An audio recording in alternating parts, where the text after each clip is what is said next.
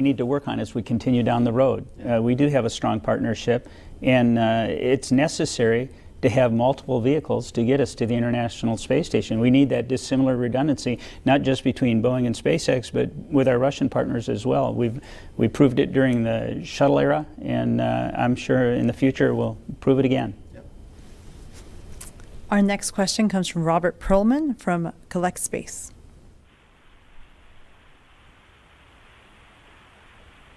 Behind you, the worm has made a return on this flight and has become more and more prevalent. I wonder if you could talk about how that came to be. Was it SpaceX's request? Was it your idea? And what will be the role of the logo type going forward beyond this mission? I missed it. I think we missed the beginning of your question. I think it's about the NASA worm, but can you repeat the question, please? Sure, if you can hear me now. It is indeed about the worm, the NASA logo type. How did it come to be that it was resurrected for this mission? Was it SpaceX's idea? Was it your idea? Or how did that come to be? And what is its role with the agency going forward beyond this mission? That's a good question. I'd love to say it was my idea. I will tell you, as the NASA administrator, I've heard from a lot of people that you ought to bring back the worm. I've heard it over and over again. Look, again, I'm the first NASA administrator in history that wasn't alive when we had people walking on the surface of the moon. Not in 1969 and not in 1972. So my generation grew up with the worm. When I say the worm, for the people out there that might not be familiar, it's the NASA logo that's red, and it's written out. And then the logo that's blue, we call that the meatball. But look, I grew up with the worm as the logo of NASA. It's kind of personal to me just because that's how I grew up. I will tell you that the meatball, the blue logo, the circle blue logo, that's a logo that's very near and dear to a lot of other people, the people of the Apollo generation, for example. The NASA style guide is very clear. The worm no longer exists, but I write the style guide. So I made a determination that for this particular mission, on this particular day, we were going to bring back the worm. And we did. This launch, and the reason I thought it was important to do it on this launch, because it got so much attention. And I wanted all of America to know that this is a $3.5 billion investment by the American taxpayer. And this is an American launch. And yes, it's commercial crew. But this is NASA. It's a little bit nostalgic for me. You know, I grew up, I'm a Navy pilot by trade. I grew up with my favorite airplane being the X-29. And, you know, it's a forward swept wing aircraft that looks really awesome, if I may say so myself. I had a big poster of it on my wall, and on the side of it was the NASA worm. So I'll be honest, I love the worm. We brought it back. But it's also important to note, on this rocket, we have both. We're bringing people together on this mission. We've got the meatball and we've got the worm. And I like both, so we're going with both. And I've noticed the difference with the worm being out there and the meatball. You see a ton of kids these days walking around, right? NASA T-shirts, the worm on their jacket and everything. I think it's just really helped to energize some of the younger generation folks that haven't seen launches maybe in their entire life, or maybe they were very young when that happened. And so you get a lot more questions when we get the opportunity to go out to schools to speak with children. And it's different, I think, than maybe when we were growing up. At least when I remember growing up thinking, oh, an astronaut, that's some far-fetched idea. Somebody does that. I don't know who they are, though, or something you see in the movies, but that's not going to be our future. Our future with the commercialization of space is that it's going to be very accessible to many young people, whether it be as an astronaut or a scientist or as an artist or as an engineer that's working on this program. And so I think the younger generation are starting to realize that and understand it's not the movies, it's not sci-fi, it's reality. Jim, I got to tell you, I'm kind of glad the worm is making a comeback. In the 70s, it was that futuristic look. It was, you know, it was the future. And my first NASA flight jacket, I still got it at home, and I got a worm on my shoulder and a meatball on the front. So Okay. I think they're both awesome. Yeah, awesome. So when Doug and Bob launch tomorrow and you watch that rocket ascend, look for the worm. It'll be there. Yeah. Fantastic. Going to our next question as we try to get in as many people possible. We're trying to wrap it up. Lauren Grush. Hi, thanks for taking my call. So about the toilet, no, I'm kidding. I was actually curious if you guys could walk us through what the scrub scenario looks like after the astronauts get on board. When do they get off? What do you have to do to make sure that they're safe? And then where do they go? What does that reset look like? And I'm having a hard time hearing that. What was that? Were you saying scrub, Lauren? I'm just trying to make sure we understand your question. Yeah, so The scrub if you scrub and the astronauts are already on board, what does that procedure look like? How do they come off? What do you have to do to make sure that they're safe? Of course, it really depends on at what point the scrub occurs, but they'll have the crew access arm will come back to the vehicle, and essentially we're going to make sure that that the vehicle is safe to approach. We'll have the folks from SpaceX will come in, unbuckle Bob and Doug, and then just escort them out down to the ground, and they'll prepare to give the next launch opportunity a shot. But it's all, of course, done in a manner that makes sure that everybody that's involved is safe. Great. Our next question is Leo Enright from Irish TV. A very unlikely scenario of a transatlantic abort. As I understand it, there are not one but two abort modes, which would involve splashing down in the Atlantic Ocean off the coast of Ireland. And so I'm wondering, what is the plan there? There don't appear to be assets stationed, say, at Shannon. How are the crew going to be retrieved in this very unlikely scenario? Or will you be waiting for a boat from Fenit in Kerry to come and collect them? Shell, I'll let you. You bet, absolutely.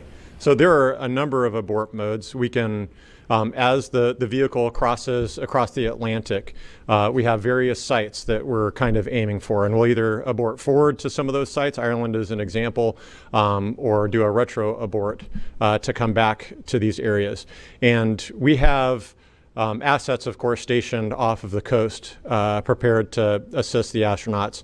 But as we get into these longer transatlantic abort modes, we'll be partnering with our military assets to deploy divers and folks to get into the water to help the astronauts, and then bring helicopters or boats alongside, whatever assets are available in that particular area. But it's our partnership with the military that really helps us, the Air Force specifically, that helps us deal with any of those more downrange aborts. Thank you. Next question, Marcia Dunn. Yes, hi. I'm wondering how many astronauts will be on site for launch tomorrow. I can imagine the entire astronaut corps emptying out of Houston. And how will you prevent launch fever from taking over on such a big mission with such high expectations with the President of the United States in attendance? Thank you. As far as the number of astronauts that are here, we've taken a lot of precaution to limit the number of people coming in general. I don't know what the total number of astronauts that will be here is. Do you guys know offhand? It's, I think, under 10. Under 10? Definitely under 10. It's a small number, yes. So we won't have a large contingent of astronauts here. What was the second part of the question? Launch fever. Oh, launch fever. Absolutely. Look, this is a serious issue, and as a naval aviator, there's what we call get-home-itis. We have to make sure that we give permission for people to say no, and I've been doing that all along. In fact, we've been so diligent about making sure people have the authority to say no. We went ahead and purchased a seat on a Soyuz rocket for October. And we did that intentionally because we want people to feel free to say no and not feel any pressure to go on this launch. I texted Bob and Doug yesterday, and I said to them very clearly, if you want me to stop this thing for any reason, say so. I will stop it in a heartbeat if you want me to. They both came back and they said, we're go for launch. So they're ready to go. But look, part of my job as the NASA administrator is to make sure people understand that their safety is our highest priority and give everybody in the loop permission to say no before we launch. Did Bob or the astronauts, you guys? Marcia, just to your point, we do have a small number of astronauts out here, obviously, just for the COVID concerns. But we're also able to virtually kind of deploy folks in different areas. So I know there's a lot of the astronaut corps is prepared to support media outlets, social media, things that are online, whether it be live or just virtual. And so I think there's hopefully that there'll be a lot of opportunity for us to reach out to maybe a larger audience than we normally would. Of course, we're not going to have the crowds here at KSC, but it is important that folks know that they can still experience the launch live with all of us just through the communications assets that we have available. And I'll just throw out, I know the launch team, I know the commercial crew program, I know the folks that are on console, and this is a test flight. And they are going to make sure that it's right before they launch, and they're not concerned about who's here to see it. They're concerned about doing their job and doing it correctly, and they've practiced this, and they'll do the right thing. Thank you. Our last question will come from Ken Chang from the New York Times. Hi, thank you very much for taking my question. This is for Mr. Bridenstine. A few days ago, you tweeted noting President Trump's leadership for getting to this moment. And Gary Reisman, a former NASA astronaut, pointed out that commercial crew started in 2010 when under President Obama, and of course commercial cargo goes back to George W. Bush. I was wondering if you could just talk about credit for getting to this milestone for your predecessors and for previous presidents. Absolutely. So this is a program that demonstrates the success when you have continuity of purpose going from one administration to the next. If we go back all the way to commercial crew, that started under President George W. Bush, commercial resupply, and then commercial crew under President Obama. And Charlie Bolden did absolutely magnificent work as the NASA administrator at a time when this particular program, and Bob, you remember this, it didn't have a lot of support in Congress. And Charlie Bolden, who is a NASA astronaut and an American hero, he's an F-18 pilot. I got to put the F-18 pilot plug in there. But Charlie Bolden did just yeoman's work in order to get this program off the ground, to get it going. And here we are all these years later having this success. I will reiterate that the human spaceflight program under President Trump has really blossomed. Our budgets now are as high as they've ever been in nominal dollars. They're the highest ever. In real dollars, they're still very high, not maybe as high as Apollo, but that was a little bit of an anomaly in the history of NASA's budget. But it's also true that it's being backed up. The rhetoric isn't just there; it's being backed up with the budgets, and it's bipartisan. I did an event with Speaker Pelosi out at the Ames Research Center. Goodness, that would have been last August, and it was Women's Equality Day, and I thought it was important. And we reached out to her and asked her if we could do Women's Equality Day. She was going to do it in San Francisco. We asked her to do it at Ames. And in a press conference after the event, we talked about Artemis, the importance of going to the moon with all of America, now going with women, and we did it on Women's Equality Day. And in the press conference afterwards, she said, we're all counting on you to get not just the next man, but the first woman to the moon. And she said, I'm so glad that you called the program Artemis. Look, this space program that we have in this country unites people, period. It always has. We look at the most divisive times in American history. We think about the Vietnam War, the 1960s, not just the war, but the protests. We think about the civil rights abuses and the civil rights protests, the very divisive, challenging times. And here we are all these years later in the midst of the coronavirus pandemic, and we have this moment in time where we can unite people again.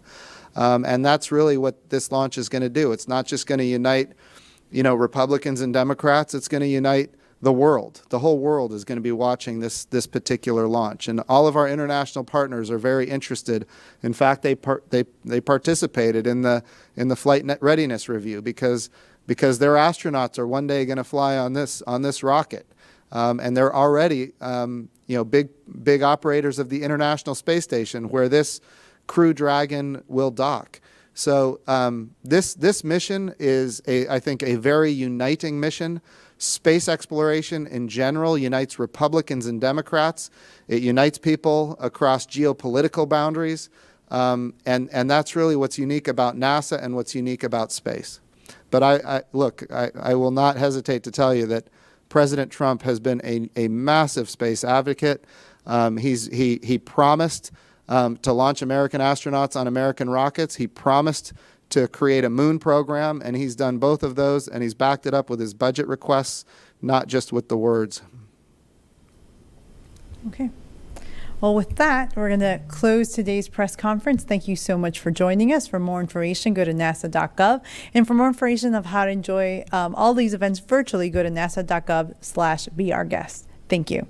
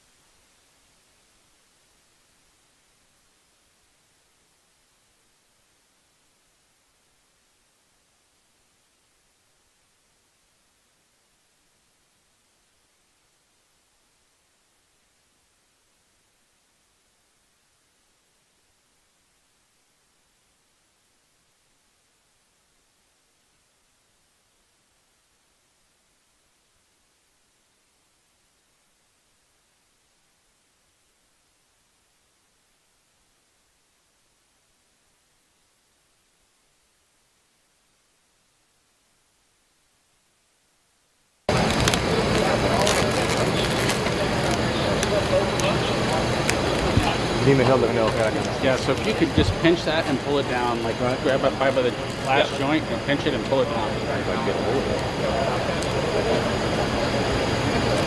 Yep, that's good. That feel better? Fat fingers, dude. Well, you don't want any folds in these things, so I got it one size too small. Understand that. Yeah. So, yeah. You're gonna hold like this? Yeah. Let me show you this. I'll let you do the second one. So I'm gonna hold like this. He's gonna push against me until he gets all the way in. Once he sees his hand, he'll bend his arm perfect, just like that, and you'll bring them together, okay? And it just clicks and that's clicks. it. And you pull the gauntlet back over top. Yeah. And then you get to the table, just tuck it under his, up here under the team. Okay.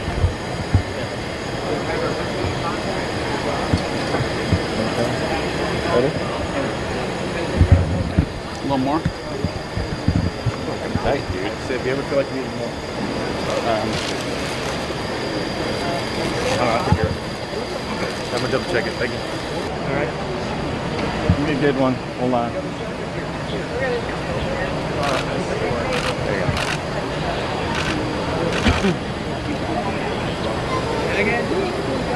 All right, good.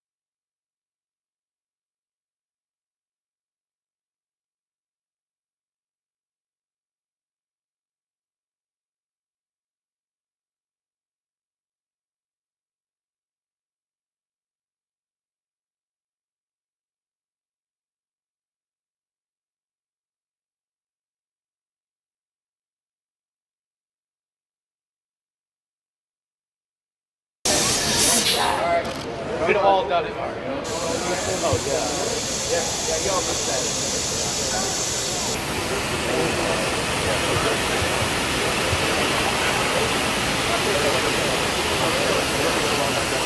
right, here's the money maker. Hey, watch that safer. You wanna? I got this one. Hold it. I'm gonna pull it.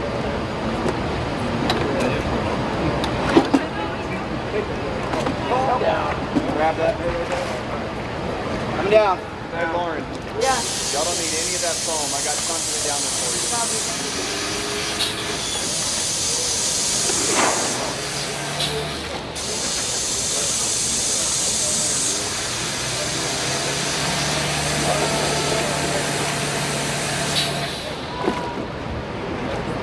All right. It's kind of significant. It's not insignificant, I should say.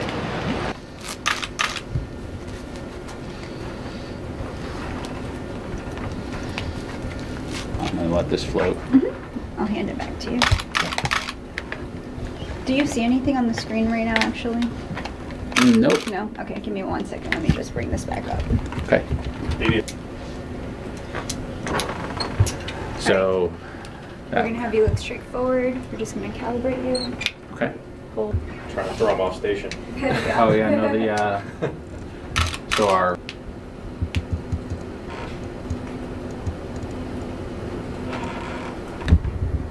There we go. All right, looks let's see, Houston, I've come off structure underneath the airlock here.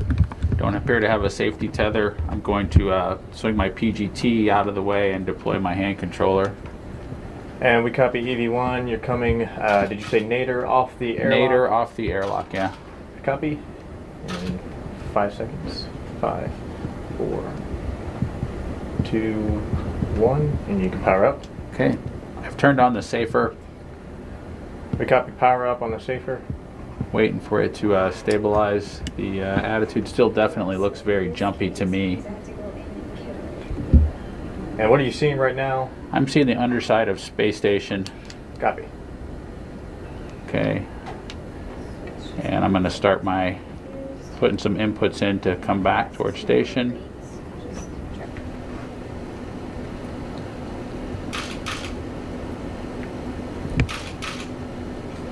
I think I'm closing the gap.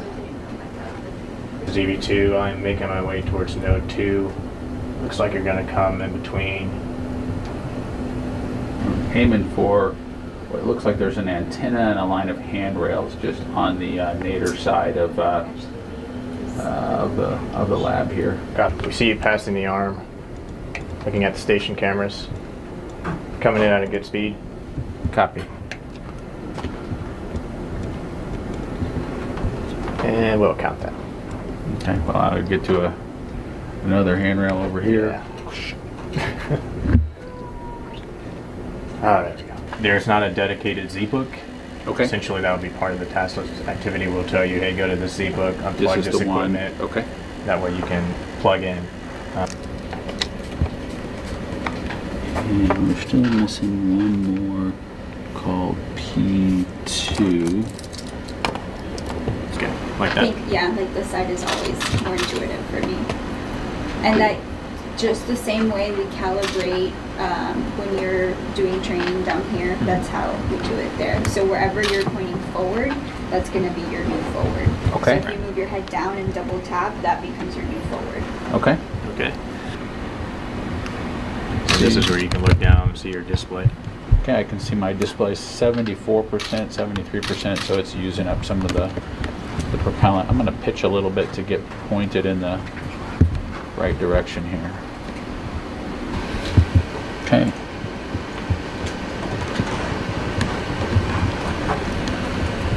It's interesting. I can see the line in the training.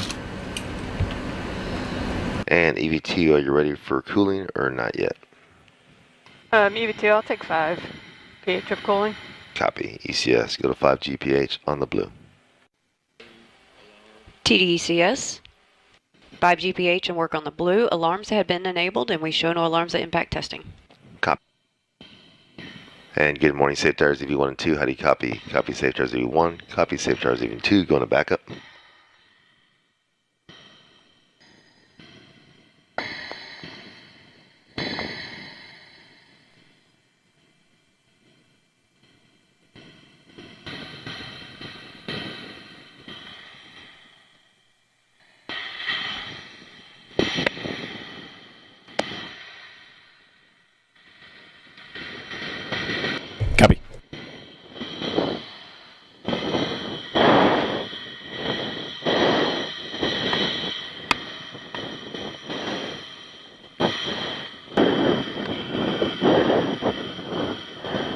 Yes, you're going to need a Bravo 7. Okay. Install torque was 23, so. Okay.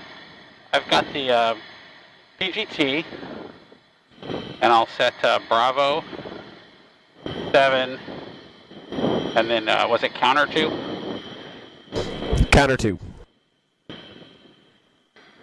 Okay.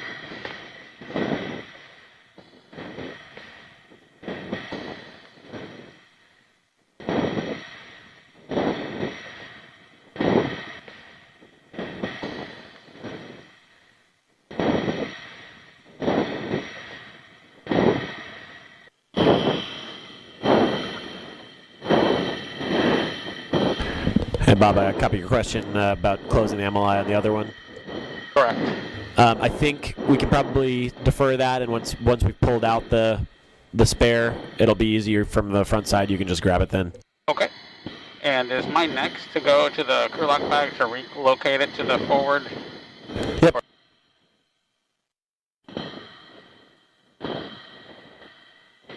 And Bob, copy your tethers are good now? Yes. Sure.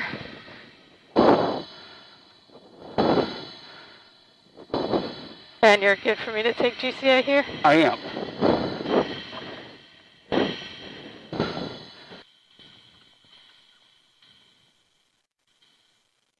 Can release my feet.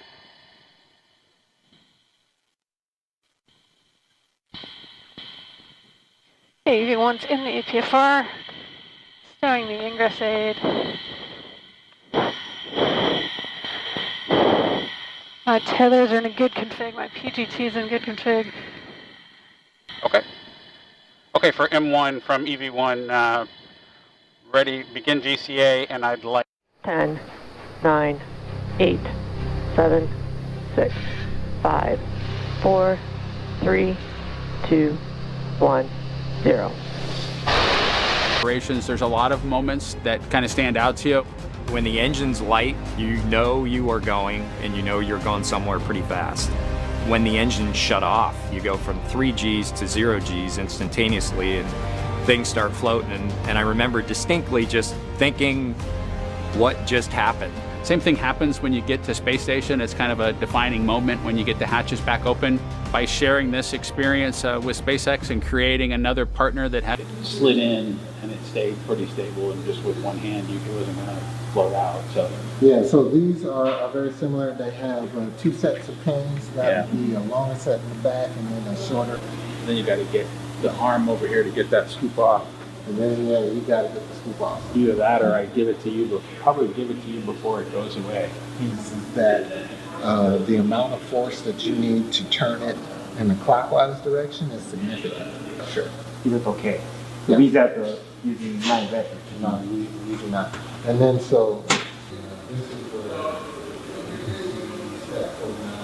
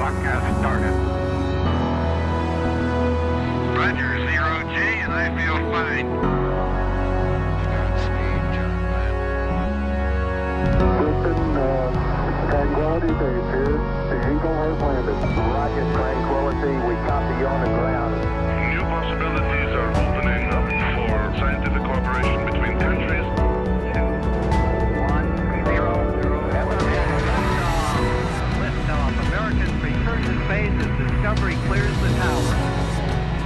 Discovery, go and throttle up. Discovery, roger, go for deploy. And everybody in the shuttle program, the crew is go for launch. Roger, nice to be in orbit. We have followed in their footsteps to get us where we are today.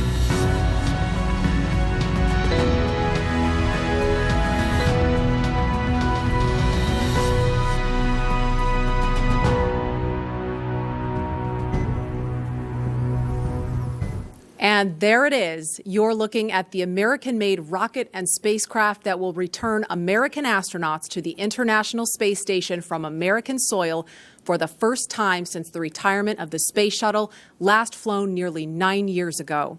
Today, with our partners at SpaceX, we mark a new first in NASA's storied history and usher in the commercial crew era of American spaceflight. At 4:33 Eastern Time this afternoon, two of NASA's finest, astronauts Doug Hurley and Bob Behnken, will lift off from Pad 39A aboard SpaceX's Crew Dragon spacecraft atop a Falcon 9 rocket. This will mark SpaceX's first flight with crew and the beginning of a new chapter in human spaceflight. Good afternoon and welcome to Kennedy Space Center. I'm Marie Lewis of NASA. And I'm Lauren Lyons, an engineer at SpaceX. And today we have special guest, retired astronaut Leland Melvin, who is here to provide a truly unique perspective on today's events. Marie and Lauren, thanks for having me here. And I am so excited. I've got rocket fuel going through my veins. And you guys, I was out there 11 years ago on Pad 39A on STS-129. And this is really hallowed ground that we have here. And you think about the storied legacy of Mercury, Gemini, Apollo, Shuttle, and now this new era, SpaceX Crew Dragon. It's an exciting time. Yeah, it's going to be awesome, and we're so excited to have you here to go through it with us. We want to talk first, though, about the weather, because that's the big story of the day right now, the headline. And teams from NASA and SpaceX are keeping an eye on the weather here at NASA's Kennedy Space Center in Florida. Meteorologists from the U.S. Air Force 45th Weather Squadron are predicting a 50-50 probability for launch, so keeping things exciting. A rain shower passed through the area just a moment before the start of our coverage, which delayed us by just a few minutes, and which is why we are indoors now. That weather is expected to pass, but teams will continue to monitor our flight rules, including flight through precipitation, as well as anvil and cumulus clouds around the launch pad. Teams look at more than just the weather around Kennedy, but also weather and sea states in the flight path of Crew Dragon. That's really important. All of those need to be favorable before launch. Now, Tropical Storm Bertha has been causing some weather that teams will continue to monitor to make sure it's okay for rescue operations, just in case that's needed. And the team will convene shortly to review the latest weather and wind trends around the flight path of the rocket and make a decision about proceeding. Now, if all is go, we will be tracking a 4:33 p.m. Eastern launch for the return of human spaceflight to the International Space Station from U.S. soil. And the team also will take another look at weather prior to propellant loading, which is scheduled to happen about 45 minutes prior to launch if we do, in fact, proceed. And we have teams all over the country covering the action, from SpaceX headquarters in California, Mission Control in Houston, our social media desk in Washington, and of course, right here in Florida. Today's mission marks Crew Dragon's second test flight and its first test with humans on board. We're about, 4 hours and 9 minutes away from liftoff, and Bob and Doug finished their lunch just recently, and now they're going through their final medical checks before NASA turns them over to the SpaceX team. Once the crew is handed over, there are a series of key milestones that the teams will need to complete as we count down to T0. The first one is suit up. The suit-up room is located in NASA's Operations and Checkout Building, or the ONC building, as we'll sometimes refer to it today. This is where the SpaceX team will help astronauts put on their suits in preparation for their journey to the launch pad. From there, next up is what we call crew walkout. Once suit-up is complete, the astronauts will leave the ONC for final goodbyes with friends and family that are gathered outside of the facility before they head out to Pad 39A. And following final goodbyes, the crew will get in their Tesla and begin the roughly 20-minute drive to Pad 39A. Now, once at the pad, the crew will ascend the fixed service structure in order to board the spacecraft in a process we call ingress. During ingress, the SpaceX team will run a series of checks to ensure the suits, seats, and vehicle interactions all are functioning properly. And after all vehicle and crew checkouts are completed, the SpaceX closeout team will close Dragon's hatch with Bob and Doug safely inside. About 40 minutes before launch, the crew access arm, which is the long walkway that the astronauts use to board Dragon, it'll retract away, followed shortly thereafter by arming of the launch escape system. Once the arm is retracted and the escape system armed, propellant loading on Falcon 9 will begin. About 5 minutes before liftoff, Dragon will be configured for what we call terminal count. This is where Dragon's onboard computers take control of the vehicle. And at T0, just under 4 hours from now, we expect to see Crew Dragon atop Falcon 9 lift off from pad 39A, carrying astronauts Bob Behnken and Doug Hurley. Roughly 12 minutes after liftoff, Dragon will separate from the Falcon 9 second stage, with Dragon officially taking over full responsibility for the remainder of the journey to the space station.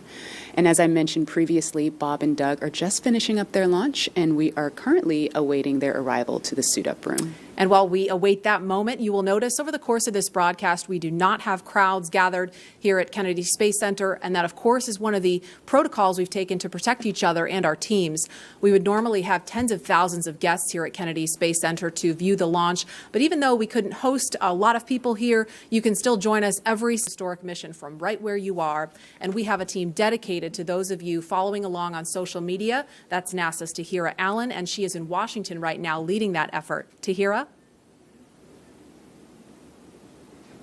Thanks, Marie. And hey, everyone, I'm Tahira Allen, here to bring you all the excitement happening across the nation today. This is a big day for both NASA and SpaceX, and we want to share it with you. You can join the conversation online by using the hashtag LaunchAmerica on NASA's Facebook, Twitter, LinkedIn, and Instagram. We'll be monitoring that hashtag, LaunchAmerica, don't forget, all day to share some of your questions, comments, and photos live on air. There will also be multiple opportunities for you to engage in a few social media polls during today's live broadcast, so head on over to NASA's Twitter to cast your votes.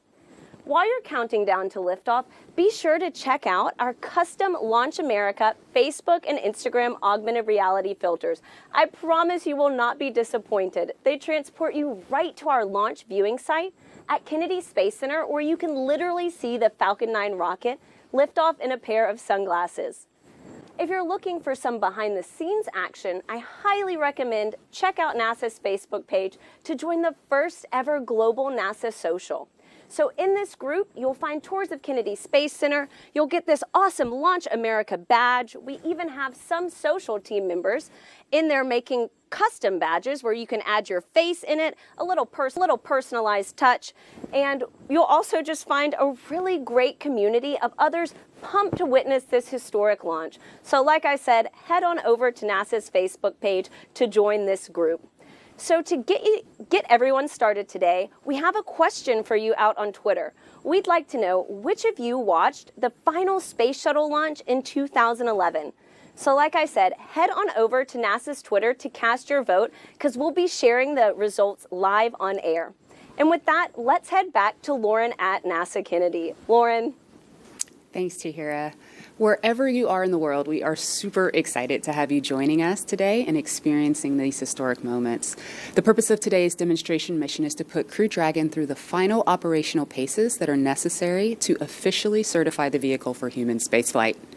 Both the SpaceX and NASA teams have put years of development, testing, and training into this effort, and we are now just hours away from seeing Falcon 9, Crew Dragon, and Bob and Doug lift off for the first time from the same launch pad that first sent humans to the moon more than 50 years ago. And we're just about 3 miles from Launch Complex 39A, where liftoff will happen in a little over 4 hours. Let's check in with the team at SpaceX Hawthorne, where NASA's Dan Hewitt and SpaceX's Jesse Anderson are keeping an ear on operations. Hi, guys. Thanks, Marie, and hello from SpaceX headquarters in Hawthorne, California. My name's Dan Hewitt. Really excited to be here today for this historic launch. And Dan, we are so excited to have you here with us. My name is Jesse Anderson, and I'm a lead manufacturing engineer here at SpaceX. We are so honored to be NASA's partner in returning humans to space from the shores of Kennedy Space Center. 10 years ago, we sent the Dragon that's displayed right behind us on its first orbital demonstration flight. And I speak for all of us at SpaceX when I say we could not be more excited to finally be sending humans to the International Space Station. It's a great day. Today's mission is known as Demonstration Mission 2 or DEMO-2. It's going to be the first time a commercially built spacecraft will launch people to the space station. DEMO-2 is an end-to-end flight test from launch all the way to docking and ending with splashdown. And it's the final test for NASA to certify SpaceX for regular crew flights to the space station. Right now, SpaceX and NASA have teams working together around the country. On the SpaceX side, team at the Cape are performing final launch day checkouts, and they're just going to make sure Dragon is healthy and good to go. At the moment of liftoff, we will transfer authority over Dragon from our firing room in Florida to Mission Control here in Hawthorne. Mission Control will have insight and command of Dragon systems for the entirety of this upcoming mission. Since Dragon is a highly autonomous vehicle, our teams in Mission Control will be continuously monitoring the health and performance of the spacecraft through the entire duration of its journey, from liftoff all the way until Dragon splashes back down on Earth. And while there are a number of people on headset in Mission Control right behind us, the mission director is the one in charge. It's also where the SpaceX Core, which stands for Crew Operations Responsible Engineer, essentially the voice talking to the astronauts, is going to reside. Dragon and Falcon 9 together have years of operational experience, or what we refer to as flight heritage. SpaceX has successfully completed 22 flights of Dragon to and from orbit since 2010, and that includes 21 trips to the International Space Station. To get us where we are today, not only have we conducted thousands of hours of testing, but we've also enhanced and added a number of safety features to Dragon. And one of those most important safety features on Crew Dragon is the launch escape system. It's a huge advancement in the safety of human spaceflight. We're able to demonstrate this system in two important tests, first back in May 2015 with the pad abort test, and then again more recently just last January where SpaceX conducted the in-flight abort test. Dragon's launch escape system is outfitted with 8 Super Draco engines that are integrated directly into the spacecraft body. This enables Dragon to separate from Falcon 9 and carry astronauts to safety in case of an emergency on the launch pad or all the way up to orbit. In addition to the launch escape system, SpaceX has completed over 80 parachute tests, which include nearly 30 tests of just the upgraded Mark III parachutes flying on today's vehicle. And this is to ensure a safe landing back on Earth, even in the unlikely event that one of those 4 main parachutes fails. And let's not forget the significance of our first demonstration mission, which took place just last year. And that was also an end-to-end flight test to and from the International Space Station, just no humans on board that time. For now, though, let's turn it over to SpaceX's Principal Integration Engineer, John Insprucker, for our first status update. John? Hello from SpaceX headquarters in Hawthorne, California. As Dan said, I'm John Insprucker, and I'll be bringing you status updates throughout the countdown. We're currently coming up at T-minus 4 hours and counting for the launch of Falcon 9 with Dragon to the space station. Listening right now to see if we get a status brief on the countdown net. While we wait for that, point out the major event that get us to this point so far was the static fire of the Falcon 9. That was 5 days ago. We rolled the Falcon 9 with the Dragon capsule to the launch pad, and static fire was performed on the 22nd. Countdown at T-minus 4 hours. We're going to wait a minute, listen to the launch director. Brief. 20 hours, 33 minutes, and 35 seconds. That is 4:35 p.m. Eastern. Still awaiting the final conjunction analysis report. The crew has just arrived in the suit-up room following the weather brief, and suit-up and leak checks are currently underway. Tracking no open issues at this time, though launch weather remains a watch item. Upper level winds currently looks acceptable for flight. We have no constraints performing a section of this procedure. A reminder, we will use procedure 52.911, crew contingency procedures, for any required crew contingency actions. One final reminder for handover CNLD that at T-minus an hour, we will ask that any personnel not intending to be in the room during propellant load and launch will need to clear out the subsequent 15 minutes. We'll look for all personnel to be in their seats, settled, and remaining in their position through ascent, through Dragon separation at T plus 12 minutes and 2 seconds. Now over to CE for Falcon 9. Falcon 9 is in good health. COPVs are at pressure. AFDS checkouts are complete, and we have a clean alarms board. We are proceeding down. No concerns on our end.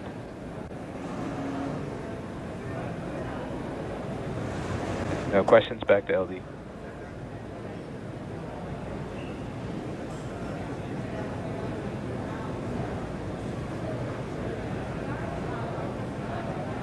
Thank you, CE, and MD for Dragon Health.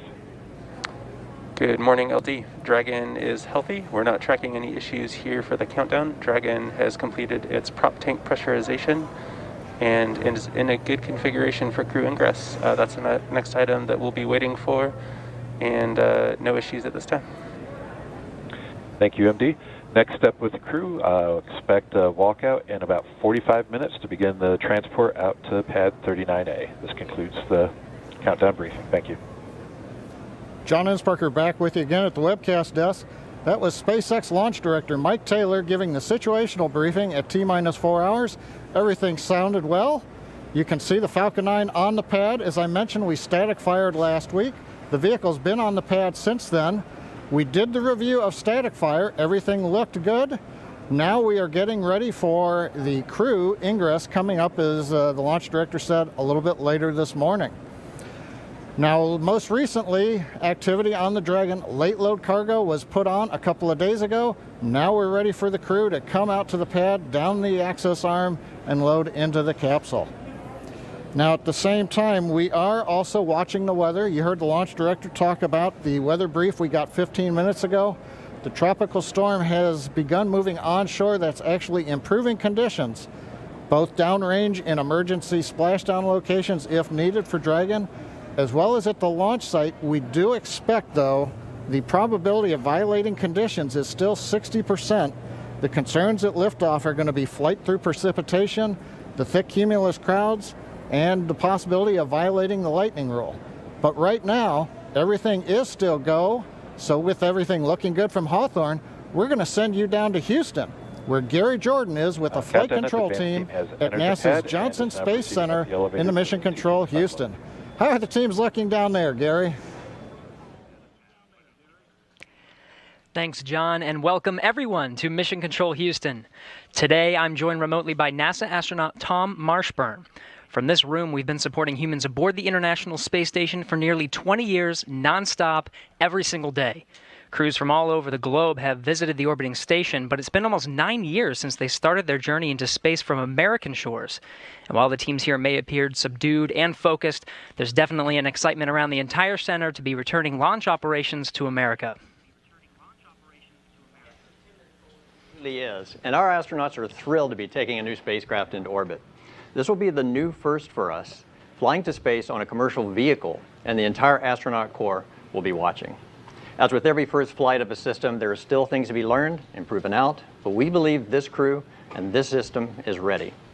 You know, many people think of Mission Control when they think of Johnson Space Center, but this center is also home to world-class training facilities and thought leaders in spacecraft development. We have drawn from both of these disciplines and spent the last 3 years alongside the SpaceX team to make sure the Crew Dragon is the best spacecraft possible and that the astronauts are prepared for every scenario. And this mission comes at a critical time for the space station, with only 3 crew members currently aboard, among them NASA's Chris Cassidy as the lone American.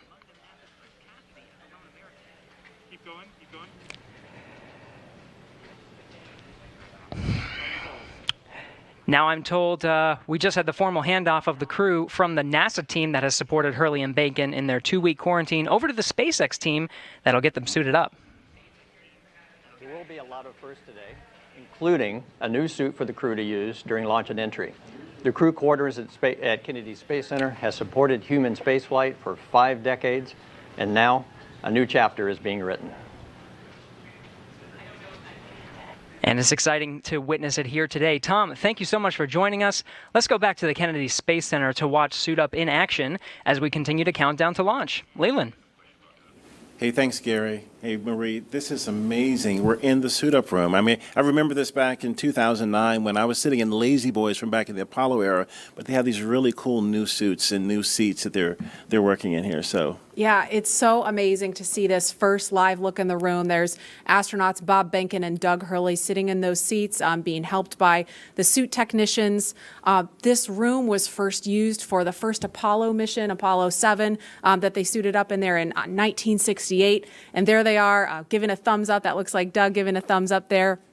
Of course, Bob was mission specialist on STS-123 and STS-130. Bob's a native of St. Anne, Missouri, so I'm sure folks in his hometown are watching. Lots of hometown pride going on right now. And same for Doug.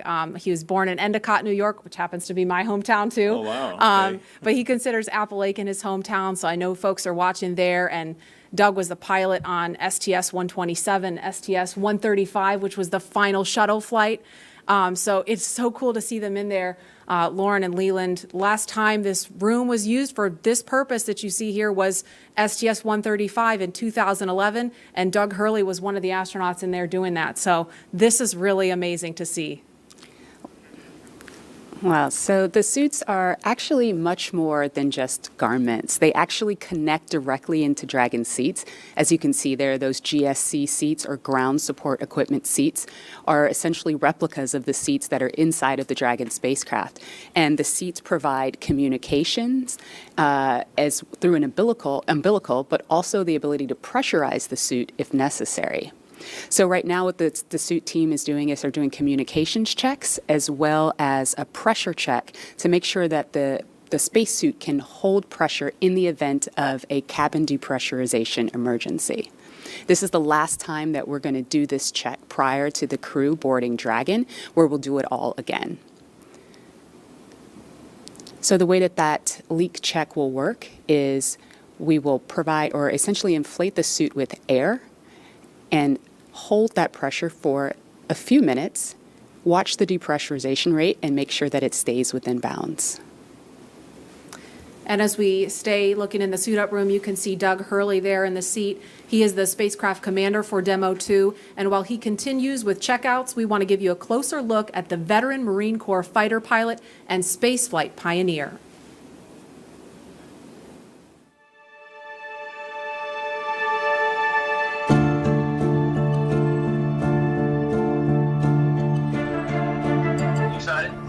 Very excited. Yeah, very excited.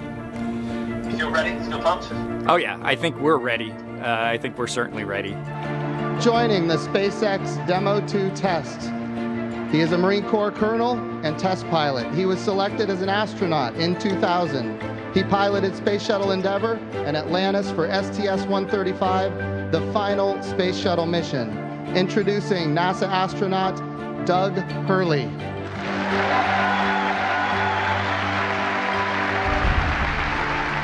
It's a life-changing process in so many ways to fly into space. It's just overwhelming in some respects.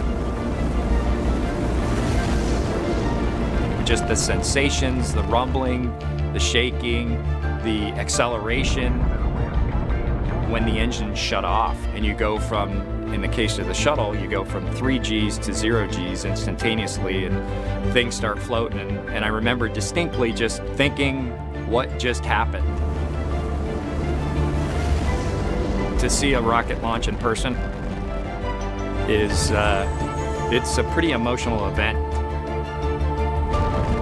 I remember the first time I saw a shuttle launch and it was amazing. And then when I saw a shuttle launch with my wife on it, that is quite the emotional experience.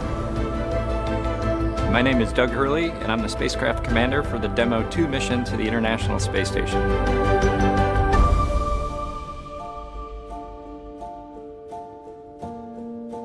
We are doing the first crewed flight for NASA and for SpaceX. So this is the test flight to prove end-to-end from launch to docking to ISS operations and then entry, descent, and landing.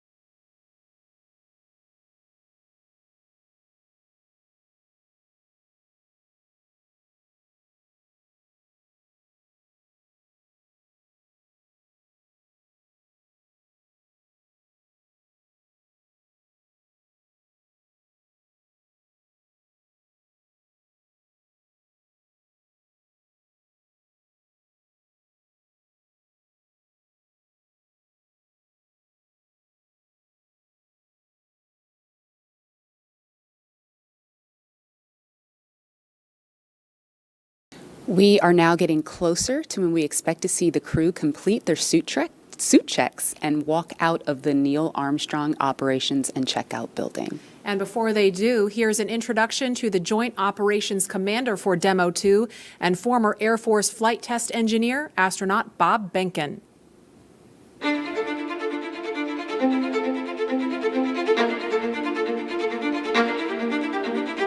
When you go through the launch day preparations, there's a lot of moments that kind of stand out to you. One is the kind of the celebratory piece of it, which is that you're walking out of the suit up room and getting in the vehicle that's going to take you to the launch pad. When you close the hatch, that's really when Doug and I are in the vehicle, and it's our vehicle, and we're really in control of the mission at that point. Test pilots, their task proved that man could fly into orbit around the Earth and return live and well to talk about it. There's always a balance of managing risk as you go forward to execute a test point and figuring out a way to collect the data. We hear a sound. Okay, is that sound an expected sound? Or we see a light, is that light an expected light? What's the source of it? Does it sync up with something else that's going on or not? So trying to dissect all of that in real time in your head is, a lot of things happen like that on launching of a vehicle. From St. Anne, Missouri, he is an Air Force colonel and flight test engineer. He flew aboard Space Shuttle Endeavour twice. Introducing NASA astronaut Bob Behnken.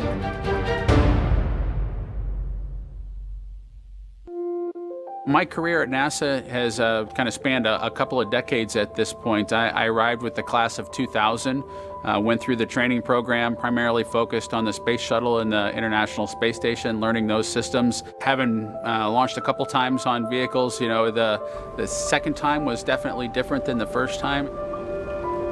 You can feel a little bit guilty of, hey, should I study one more thing? Or is there one more piece of information I should get? Am I really prepared or not?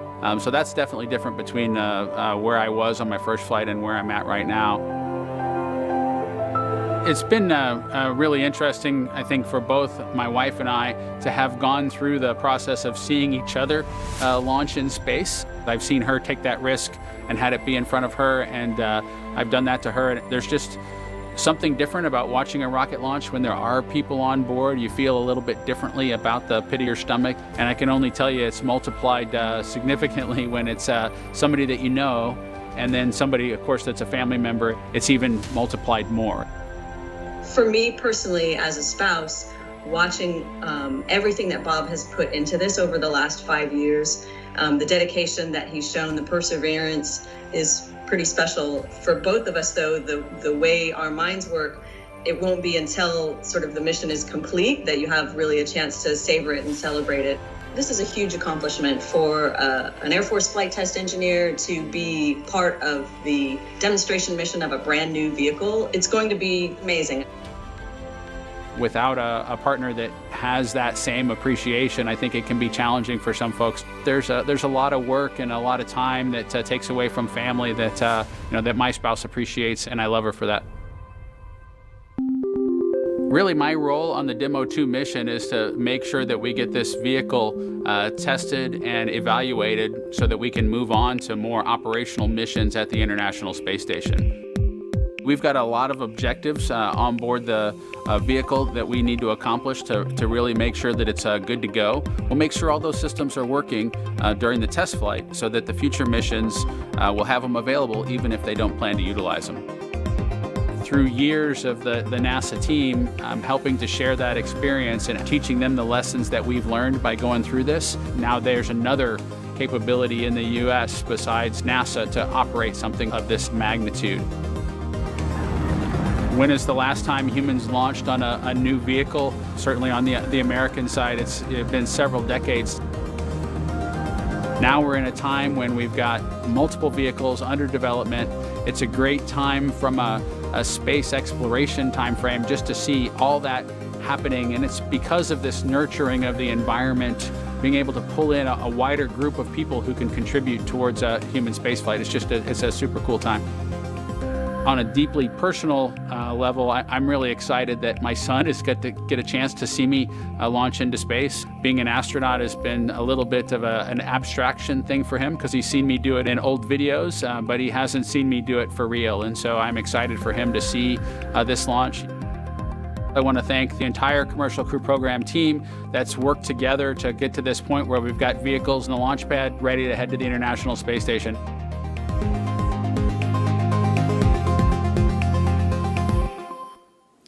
And we're back live in the room now with Bob Behnken on the left of your screen, Doug Hurley to the right. This is such a cool sight here. Leland, this must bring back a lot of memories for you. Maria, it really does. I mean, looking at these new suits and these new seats, it's a little different than what I experienced 11 years ago, but it's all the same. The suit techs, the people around you that have been with you, getting you ready for this mission, it's just an amazing moment, and they're getting excited. You can see, these military guys don't really get that excited. They don't show their excitement like civilians do, but it's a moment of history, and we're getting ready for this momentous occasion. Yeah, and it was pretty cool. We heard that earlier this morning they stepped outside with a cup of coffee in hand. Oh, we've got some visitors in the room now. It looks like SpaceX founder Elon Musk to the right of your screen, and NASA Administrator Jim Bridenstine. Of course, you see a partition there to keep them a safe distance from the crew, but they're in there to say hello, wish them well before they depart the suit-up room. That's really cool to see there, and we can't hear what they're saying, but I'd love to be a fly on the wall in there right now. Lauren, I wonder what Elon is saying. Oh, just probably telling them how honored he is to be able to give them a ride today. And I know the NASA Administrator, he talked about this yesterday. I mean, he's met with the crew before today even and said, I've told Bob and Doug, it's not too late to call this off if you have any second thoughts. And of course, they had none. They're super pumped about this, ready to go. And right now, it's just, we just need the weather to cooperate. Yeah, I try to think who could potentially be more excited than the SpaceXers, Bob and Doug. Yeah, right? And, it's amazing how we have commercial and government working together to send these two NASA astronauts to space safely. It's just it's a great combination of what we can do when we put our minds to things and be creative and innovative and work together as one community. I totally agree, Leland. I see Bob and Doug walking around our headquarters in Hawthorne all the time. They're basically family members. They're in the cafeteria. They're getting a drink from the soda machine. Every now and then, there are times when the teams can have breakfast with them, which is really cool. And we call them the dads. The dads. They are dads. It's they fitting. are, and they're incredible human beings. They really are. They're brilliant. They're sharp. They are excellent to work with, but they're just great people. Yeah, no, I'm really inspired and honored to have known these two guys, and I can't wait to see them launch in space. And I was with you, Lauren, out at SpaceX when we were doing a little tour, and I think you kind of snuck me back in to where they were training, and I got a chance to see them working and training. But when they came back out, I was having lunch, and everyone around was just like, hey, these are our team also. Yes, Yeah. yes. It's really amazing. And Lauren, you said, you talked about what they're like, and they are just two of the most humble people too. Every time I've seen them do an interview, they're getting asked questions about themselves, right? Because they're the stars of the show. Right. They're the ones getting on the rocket, but they always bring it back to the people who made it possible for them. They're Right. always talking about the NASA team, the SpaceX team working behind the scenes that have sacrificed so much to keep them safe and made sure that they are always vigilant.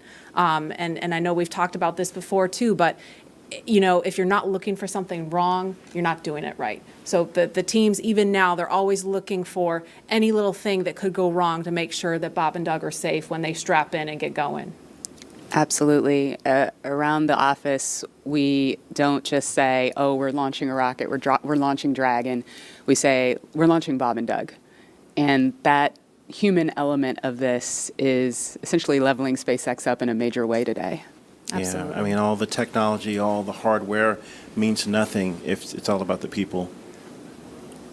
Absolutely. And We see just a handful of folks in the room, and we've acknowledged the distance that Mr. Musk and Mr. Bridenstine are standing from the astronauts, and of course they have masks on. This wouldn't really look that much different, though, even if we were not in the midst of a pandemic. I mean, Leland, you know very well what it's like to live in quarantine, getting ready for a mission, and so this coronavirus situation has just kind of underscored the importance of quarantine and keeping the astronauts protected. But can you speak a little bit about what it's like to live in quarantine, getting ready for a mission? Yeah, we start in quarantine about a week before we come down to the Cape to get ready for launch. And I think that everyone around you that comes to the crew dinners, they have to get checked by the doctors. And so we really make this a very serious thing, even without a pandemic going on. But I think once we get down here, like we have these crew parties for our families, and we can't go to the parties, we have to FaceTime into the parties, but that's a very serious thing, and we only see our spouses at the beach house and have a dinner and celebrate this momentous moment. But it's a very serious thing, even without pandemics going on. Absolutely. And obviously, Doug Hurley and Bob Behnken are two of the best at what they do, and it's starting to really sink in that the mission is on as you see them in their suits there. It's getting real. It's getting real. So I remember the very first time that I saw Bob and Doug in these suits at a crew training event at SpaceX. Not only did they look really awesome, astronauts tend to look pretty cool, but the suits looked like they were from the future. Our team designed the spacesuits to maximize safety and functionality with a little bit of style.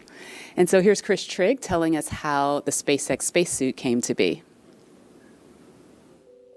I think one of the things that was important in the development of the suit was to make it easy to use, something that the crew just has to literally plug in when they sit down, and then the suit kind of takes care of itself from there. So the suit is really kind of one part of the bigger Dragon system. It's really part of the vehicle. So we think of it as kind of a suit-seat system. So the seat that the crew is in and the suit are in a lot of ways working together. And so it made sense that we were designing Dragon in-house to also design the suit. Our spacesuit is completely designed in-house. It's built here in Hawthorne, California, in the same building as the rocket and the capsule. The spacesuit is custom-made for each crew member, and that is to optimize the fit for the crew member. We definitely wanted to innovate, and we wanted it to look inspiring, but first and foremost, we wanted it to be safe and reliable. The spacesuit's primary purpose is to protect the crew in the unlikely event that the cabin were to depressurize. But the suit does a number of additional things. It provides cooling and communication to the crew inside of the suit, provides them hearing protection, and the outer layer of the suit is flame resistant, so it provides flame protection as well. When the crew gets in the capsule, they get in their seats and they plug the suit into the umbilical that's attached to the seat. And the umbilical is providing everything that the suit needs. So it provides the avionics or electronics for communications, it's providing the air to cool the suit, and then it also provides gas when needed to pressurize the suit. So it's really a single point that lets the suit do all the things that it needs to do. We designed the helmet in-house. The helmet serves a number of different functions.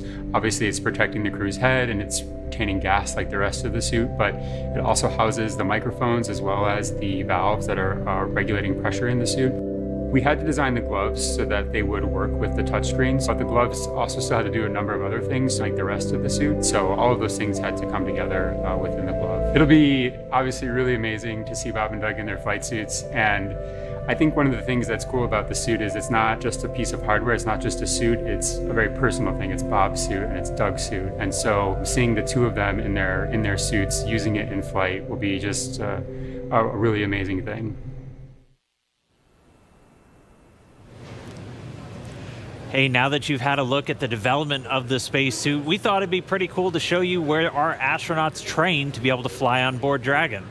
Yesterday, Dan and I had a chance to spend some time in our crew training facility here in Hawthorne, so let's take a look. So we are up in the crew training area. This is right where Bob and Doug have been training over the last several months and even years to get ready for this flight. There's a couple of things in the room that we're going to show you real quick. We're going to start off with the cockpit simulator. Now, there are 4 seats inside of Dragon the way it's configured. The 2 in the middle are where the commander and the pilot's seat. So this is the commander seat. This is where Doug Hurley is for this flight. And this is the pilot seat. This is where Bob Behnken is. Once they're in their suits, they can plug them into the seats. They get communications, breathing air, pressurized gas for the suits themselves, everything just integrated into Dragon systems. But most importantly, right in front of them, we have this set of 3 displays. And these are the touchscreen displays that give them access to Dragon. This is their window into their spacecraft. They're able to see all of the different systems. They're able to take control of Dragon. They're able to see where they are over the Earth or in relation to the space station. They're able to see even when thrusters are firing. And if you keep your eye on this little dot, you've been hearing some background noise. We actually have recorded noises of those thrusters that they're able to hear and see in real time while they're training. There's also some hard-coded buttons for some of the more important things, like the pyrotechnics, if they need to cut the main parachute after they land in the water, and of course the launch escape system. So they spend a lot of time in here just getting familiar with Dragon's control systems, but you need a bigger picture. You need to put it all together. And to do that, we can come over here where you just want something a little more higher fidelity, where you have everything from the seats, the displays, the cargo, all of it, just to really make sure you're training so by the time you get up to space, it feels like you've almost been there before. And that's where we're going to find Jesse. Oh, hey there. I was just training for my next mission to space. But since you're here, let me show you around. This is our flight simulator, which is basically a one-to-one replica of a Crew Dragon vehicle as far as the functionality and the interior. So the astronauts can get suited up, they can practice entering and exiting the vehicle, they can climb into their seats and actually get strapped in. These seats recline back so that they can access these display panels, which are actually functional. And then they can practice flying the vehicle, manually docking with the space station. They can open and close the hatch. And basically, by the time they get to a day like today, they felt like they've already done the mission 100 times before. Well, I'm going to get back to training, so let's get back to launch. We're coming up on T-minus 3.5 hours, and all continues to go well for today's launch. Now at the launch pad, Falcon 9 is powered on. Engine and stage checkouts were performed several hours ago. Everything's looking good on those. Now we're currently monitoring telemetry and pressurizing the gas storage vessels on board both the first and second stages. And as I mentioned, the good news is there's nothing significant to report on the rocket. Now on top of the Falcon 9 in the picture there, behind the crew access arm is the Dragon spacecraft. The spacecraft is ready for the crew who you saw suiting up. They'll be walking out here shortly. We'll bring that to you. Functional checkouts of the spacecraft were performed in preparation for the crew arrival. Most recently, the Dragon propellant system was pressurized to the final flight pressure just about an hour ago. And currently, all spacecraft systems are go. Right now on the pad, you can see some silhouettes in the access arm. The ingress technician team is up there. They've opened the side hatch and now getting ready for the crew to arrive a little later this afternoon. Now the Air Force Range is supporting us today with air and sea space clearance. They've got no issues at this time. We're also releasing weather balloons. The initial balloons have been released. They don't give us a go for launch, but they start to tell us that things in the upper altitude are acceptable if this trend continues. So while we're going to wait on those results to give us a better idea, all the way down to about T-minus 30 minutes, we are anticipating acceptable weather for launch at the upper altitudes. And as you heard earlier, at the ground level, things look like they'll be improving through the afternoon as well as downrange. So things are looking good with both Falcon and Dragon. The weather is cooperating as we count down to liftoff. And we want to see where you're following today's launch from. So let's jump over to Tahira at our social desk. Thanks, John. And I can tell you the excitement is really building online. Right now, we're up to 700,000 people viewing this broadcast. And Launch America is the #3 trending on Twitter in the U.S. So let's take a closer look at what's being said.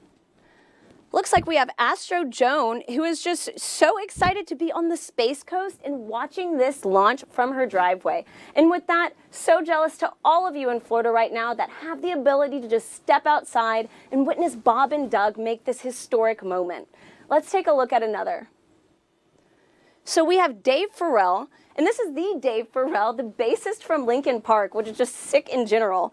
And it looks like his kids coined the term nerve-sighted for today's mission, and this is perfect. I was actually looking for a word to just describe the jitters and excitement leading up to launch. So Dave, thank you for that. I will be stealing that for today's show. So let's take just a broader look at the conversation online right now with this heat map of the United States. So you'll see that the more purple states show the states with the most mentions of Launch America. And with that, it looks like the Florida Space Coast is really coming alive for today's launch, followed by California, home of SpaceX, and Texas, where our mission control is. So great to see all these home teams showing up for today's historic mission. I want to toss it back to Florida, though, because I have to reiterate, if you have a chance to go to Florida and watch one of these launches in person, it's great. I watched my first one last year, and that was the uncrewed test flight of today's mission. And even then, uncrewed, I literally cried. I mean, you cannot describe the emotion that comes over to see this in person, so highly recommend, if you get a chance, go on down to Florida. For those of you just tuning in, we are using the hashtag #LaunchAmerica on NASA's social media channels, so join the conversation with us, and maybe we'll show it during the broadcast. So earlier in the show, we polled users on Twitter to see which of you watched the final shuttle launch in 2011, and the results are in. So, looks like about 40% of you were able to watch the last shuttle launch, but 60% of you weren't. And I have to say, I'm not going to lie, I'm with those 60%. This will be my first time watching humans lift off to space from the U.S., and I am not kidding when I tell you I am literally thrilled to do this and share it with you all today. So the next question we have for you, as Bob and Doug finish their final suit checks, we would like to know if you were in the room with them right now, what would you say to them on social media? Use the hashtag #LaunchAmerica, and we'll show it later on in the show. Now let's head back to Marie at Kennedy. Marie?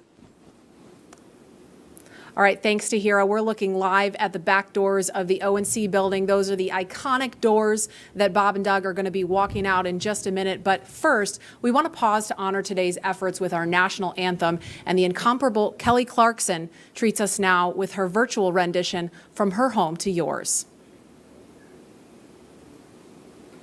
Oh, say, can you see by the dawn's early light what so proudly we hailed at the twilight's last gleaming, whose broad stripes and bright stars through the perilous fight o'er the ramparts we watched were so gallantly streaming, and the rockets rocked,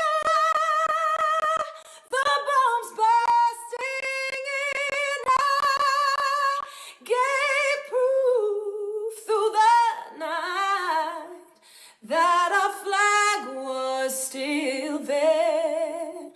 Oh, say does that star-spangled banner yet wave o'er the land of the free and the home of the brave?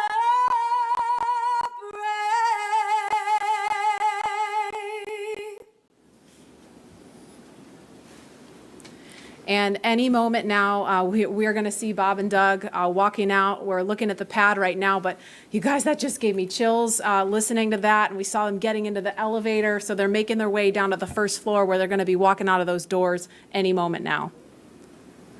Just so exciting to think, back in 11 years ago when I was going down that elevator and about to walk out those doors, it just brings back these memories of getting human beings to space, working together as a team, and having this entire community around you helping you get off the planet. Yeah, and Leland, I know you have a really cool memory about somebody special that you saw when you walked out of those doors. Oh my goodness, Marie, when I walked out of those doors, my chemistry teacher was right there from high school who inspired me to be a scientist.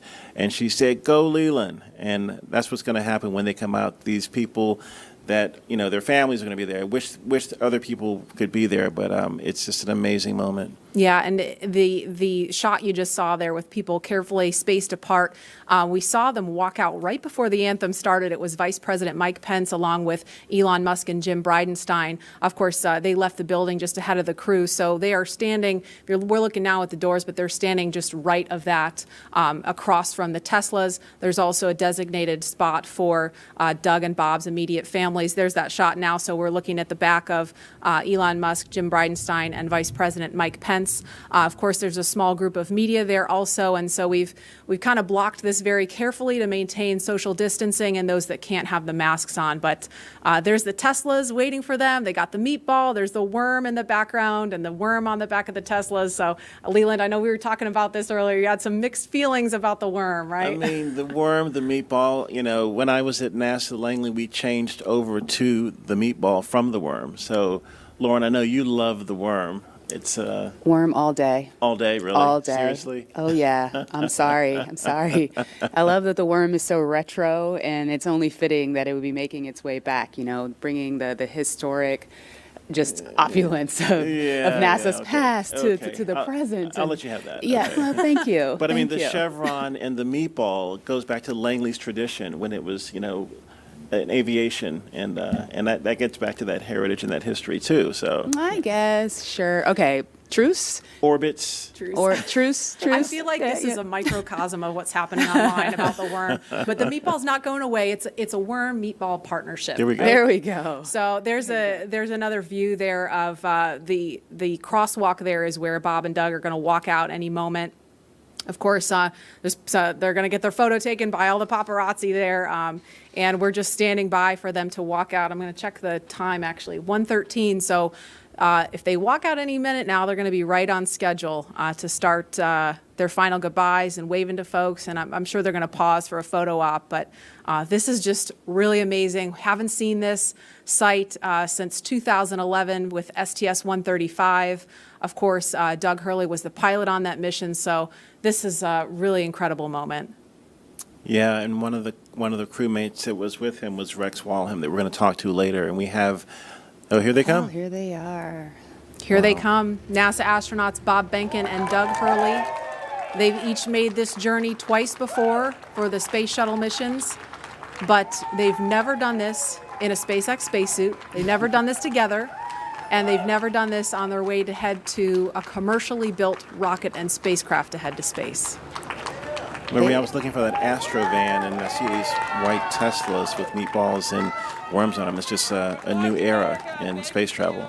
Oh, yeah, they're riding in Tesla Model X's. They've been equipped with cooling units, so once they sit inside, that umbilical that I was referring to earlier will connect to the spacesuit to provide cooling while they're inside of the vehicle. And you can see them talking and waving with their families now. Wow. We just saw them do a virtual hug with their sons. There's Megan and Karen and their sons, yeah. They're the dads. The dads, yeah. It's so awesome. Bob blowing his family a kiss. Doug actually got to take his wife and son up to the pad on the tower. Yesterday they tweeted out a photo. That was so cool. I saw that picture, and it had a prominent worm in the picture, right? Yes. Telling you, worm all day. So they're climbing through those DeLorean doors of the Model X. This is totally from the future. Are they stock? Are they stock Teslas? And then you see in the front seat there, that's our flight surgeon. He's climbing in, and the suit technicians, there's one, Chris Trigg right there, number 12. He is buckling in. They're both, the two suit techs are buckling in, Bob and Doug, and they're connecting that umbilical. And Lauren, I know you mentioned this earlier, but for folks that maybe weren't watching then or can't remember, I mean, we're in Florida. It's super hot, super muggy. So how are they staying cool?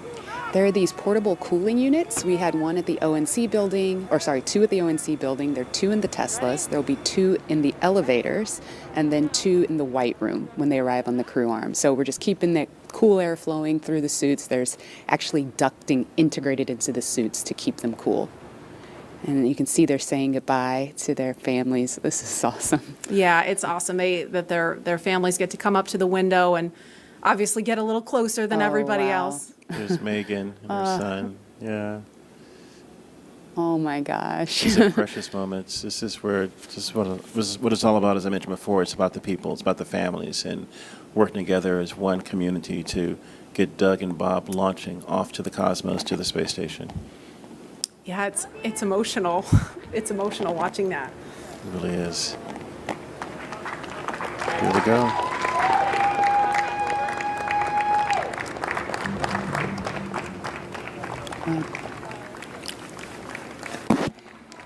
Now, as we see the convoy begin the journey to the pad, 39A, we are thinking about each and every one of you, our colleagues and friends at SpaceX and NASA, who have had a hand in seeing the Crew Dragon commercial crew program come to life.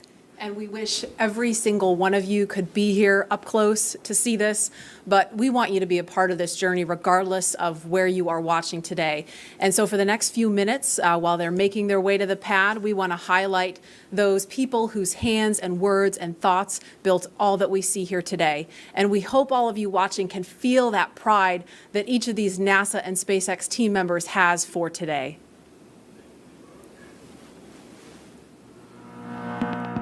This is Laura Segura from the Commercial Crew Program. We're so excited about this historical day. Congratulations on being a part of the very first mission for human spaceflight, commercial human spaceflight ever. We're behind you, Bob and Doug.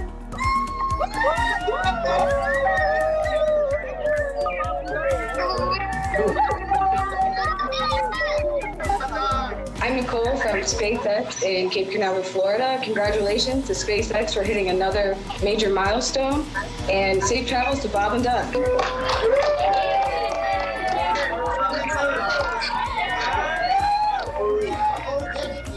and Doug, as the launch vehicle chief engineer, we've got a lot of our launch vehicle team here to wish you a very wonderful safe ride on a Falcon 9 coming up to DEMO-2. We're so excited for you. And launch America. It's time to launch. Let's go. Hi.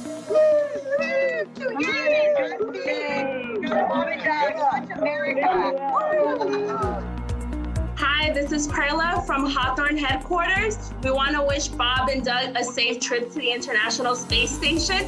Go Dragon!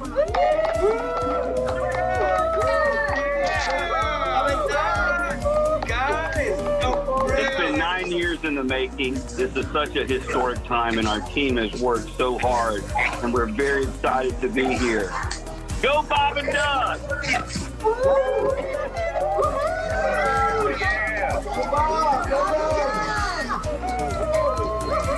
Hi, this is Sam from McGregor, Texas. Go Bob and Doug, go NASA, and go SpaceX.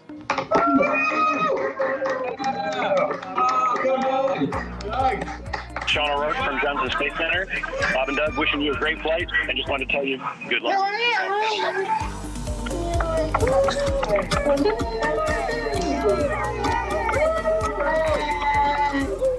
Hi, I'm Dustin Kamak with NASA Kennedy's Communications and Public Engagement Directorate, and we all want to wish Bob and Doug safe travels and Godspeed. You are both an inspiration to us all. Now, let's get out there and launch America. Let's do it. Come on, launch America.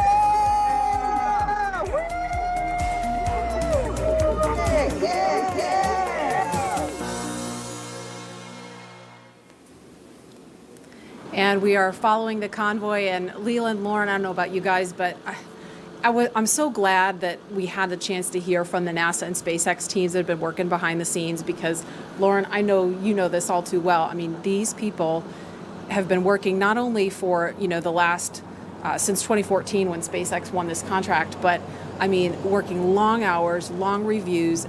Coronavirus happened, and then they're homeschooling their kids, still trying to get through all the final checkouts and closeouts to get to today, and we made it. And now we're just waiting on the weather, but it's just great that they got a chance to wish Bob and Doug good luck. Absolutely. It is a bummer that we can't all be here in person, but to have that opportunity with that wall of cheers is pretty cool. And you're right. I mean, it's been years of extremely hard work.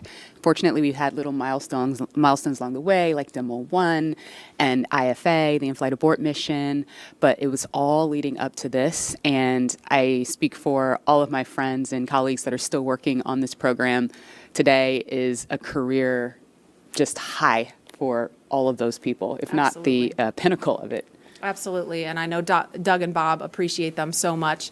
And as they continue to make their way to the pad, the next astronauts to make this journey are also watching very closely. NASA astronauts Shannon Walker, Victor Glover, and Mike Hopkins, and Japan Aerospace Exploration Agency astronaut Soichi Noguchi will also be flying. They'll be in the Crew 1 mission a little later this year. Of course, that's after Bob and Doug return home.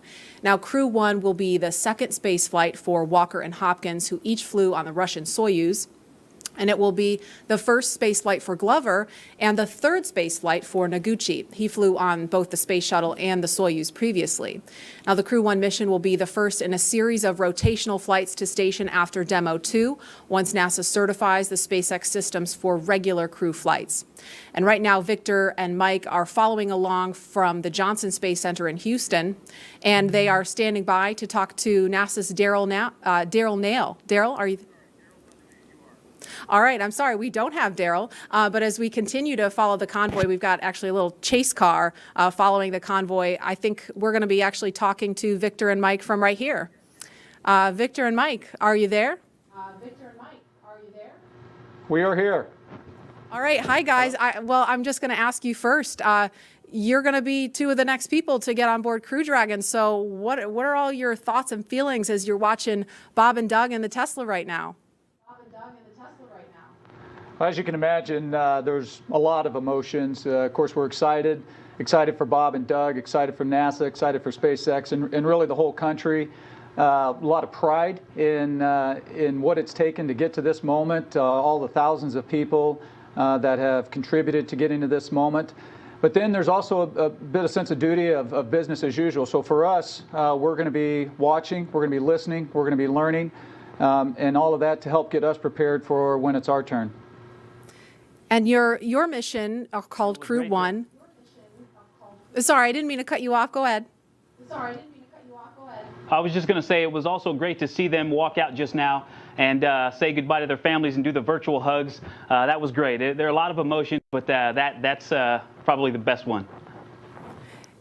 And Victor and Mike, I know recently you had Shannon Walker and Soichi Noguchi also assigned to the Crew 1 mission with you. What can you tell us about them and your relationship with them and your training so far with them?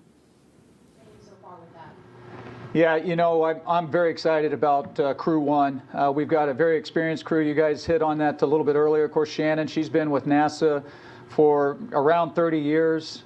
She's been with the astronaut office for more than 15 years, and of course Soyuz long duration, so she's seen a lot around here. Soichi, you know, with Jackson, he's done it all. 1996 when he first became an astronaut, shuttle, space station, short duration, long duration, spacewalks, you name it. And so, you know, we kind of late in the game here had our full crew complement, and so it's really helped getting them in with all of that experience. It's really streamlined the process for our becoming more cohesive as a crew.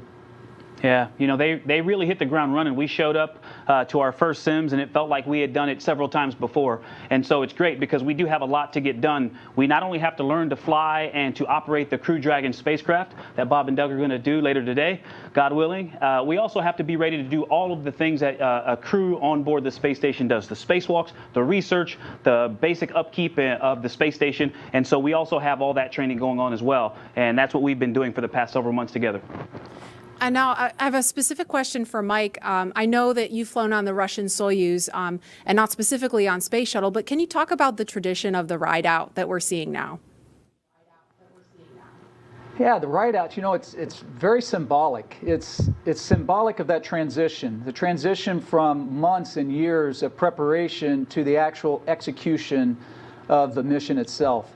And so for the astronauts, for Bob and Doug right now, it gives them an opportunity to reflect on all of the work that it took to get to this moment, but then it also gives them time to focus on the job, to really mentally prepare for game day. And then when you think about DEMO-2 and this particular mission, you know, that's this symbolic of this transition from almost 9 years where we have not had human launch capability in the U.S. to a new age of government and private partnerships that are going to be launching humans into low Earth orbit and beyond. And that's happening right here from the United States of America. And a question for Victor, because I know, if all goes well, when you fly on Crew 1 a little later this year, it's going to be your first trip to space. Can you put yourself in the seat right now, in the car with Bob and Doug? I mean, walk me through what that's going to feel like for you, knowing you're headed to the launch pad, you're going to be launching into space for the very first time. It'll be tough to, or it is tough now to imagine what those feelings are going to be like. We were able to simulate that and run through a day of launch exercise and ride out in the Teslas to the launch pad, up the elevator, up the set of stairs, and out the crew arm to where the vehicle would be.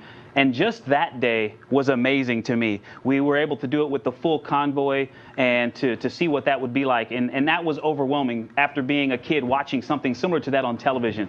And so I can't imagine what it's going to feel like on our actual day, but I tell you what, I'm looking forward to it. And again, to go back to that moment where Bob and Doug got to say goodbye to their boys, and Karen and Megan, I can't wait to see my kids standing there. It's something that I look forward to. It's going to be great.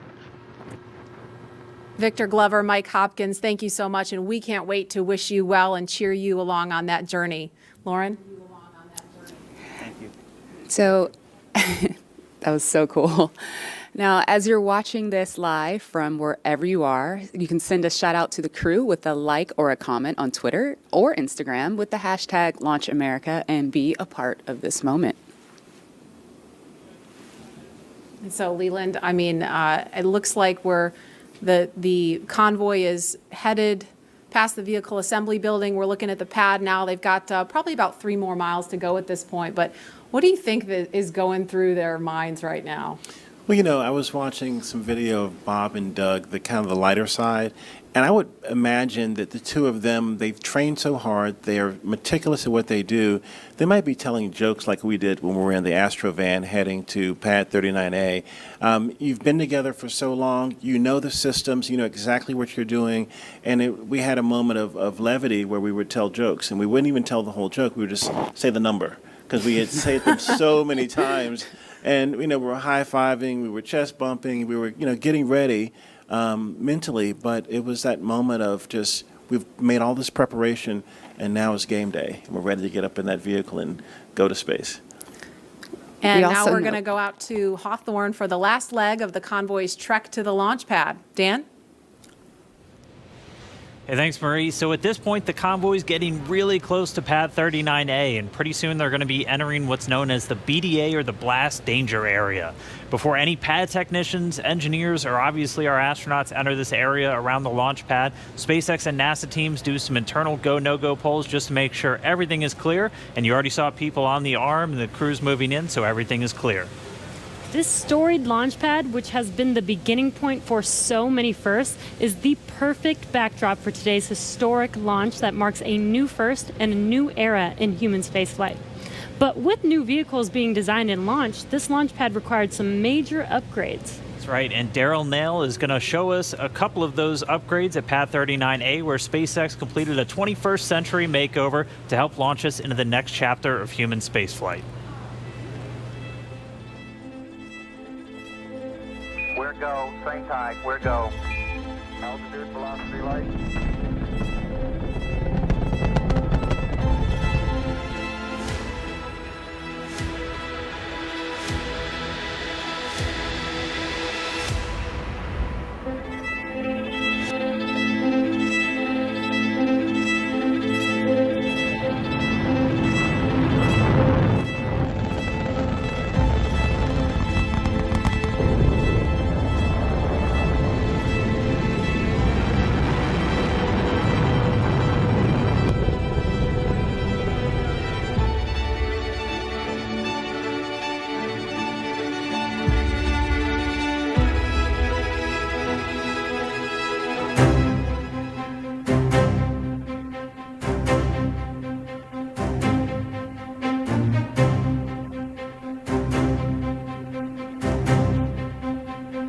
some say the moon. Why choose this as our goal? And they may well ask, why climb the highest mountain?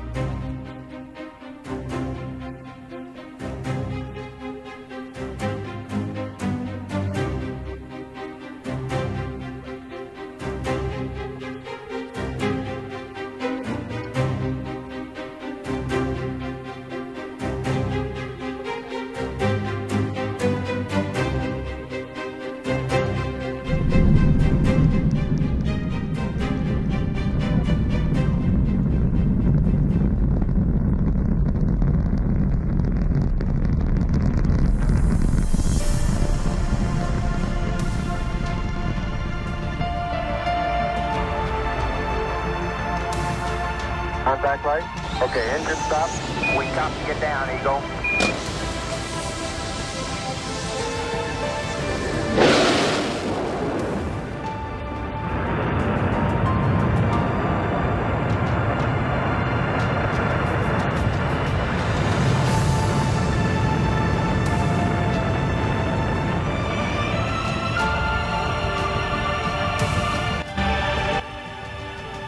Start.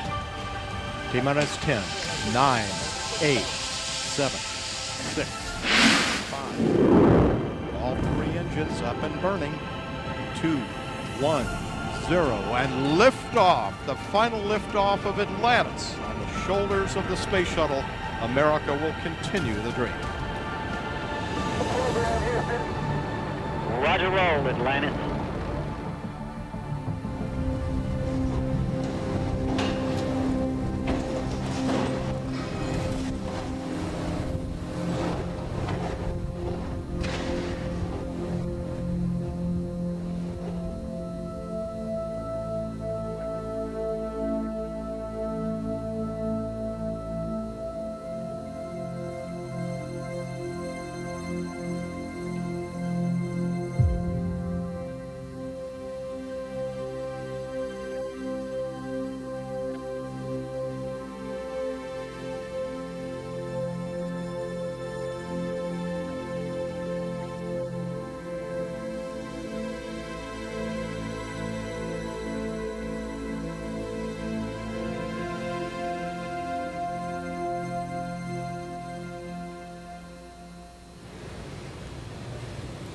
And you can see on your screen, Bob and Doug are getting very, very close to pad 39A.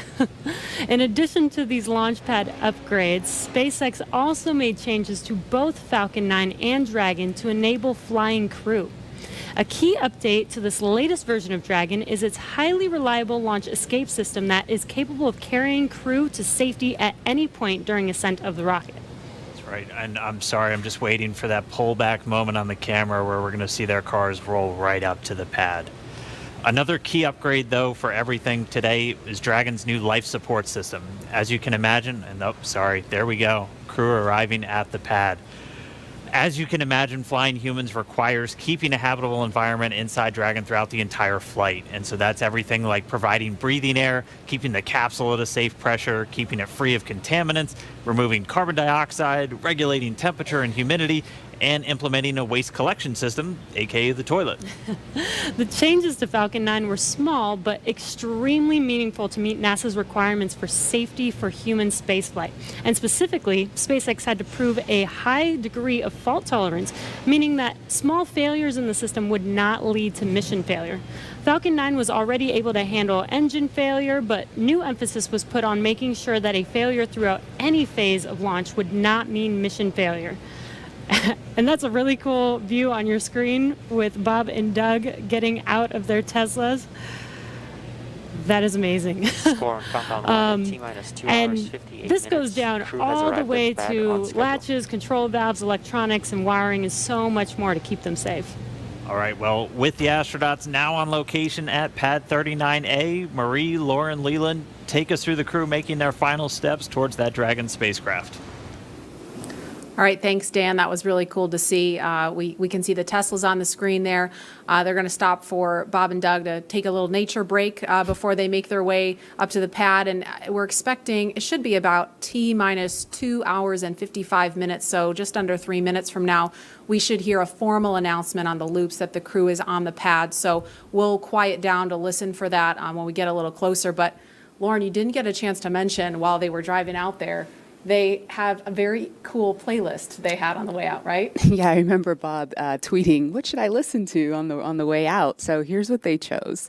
The first is AC/DC's Back in Black. I think he actually tweeted that one, or someone recommended it, which is super cool. And the reason being, they are back.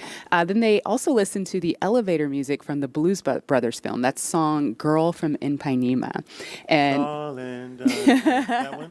I believe so, yeah. Got another career. Hey. That and meatball loving. But the sort of symbolizing the fact that they're waiting. And the third song was the Star Spangled Banner, the Army French horns version, for very obvious reasons, that one. Yeah, you got to set the mood, set the tone, right, Leland? You know all about that. Little meatball, you know, all good. Mm-hmm. And don't make me come over there, Lauren. So we're looking now at the Crew Dragon capsule on top of the Falcon 9 rocket, the impressive crew access arm. That's that black and white kind of hallway you see there. That's how the crew make their way over to Crew Dragon to climb inside. And that Falcon 9 rocket stands about 230 feet tall. The Crew Dragon trunk, from the bottom of the trunk to the top of the nose cone, that's another 27 feet on top of that. So here in just a couple of minutes, Bob and Doug are going to be making their way up in an elevator. They don't have to climb the whole way. It's just about 10 feet of stairs at the last leg of that trip. And lots of people are weighing in on social media. This person says it's happening, and I can't read the rest of it right now, but lots of people really getting pumped using the hashtag #LaunchAmerica online. Somebody says they're watching live now and wishing us a fantastic launch. We certainly hope so. Last we heard was a 50-50 chance with the weather, so it's going to be exciting.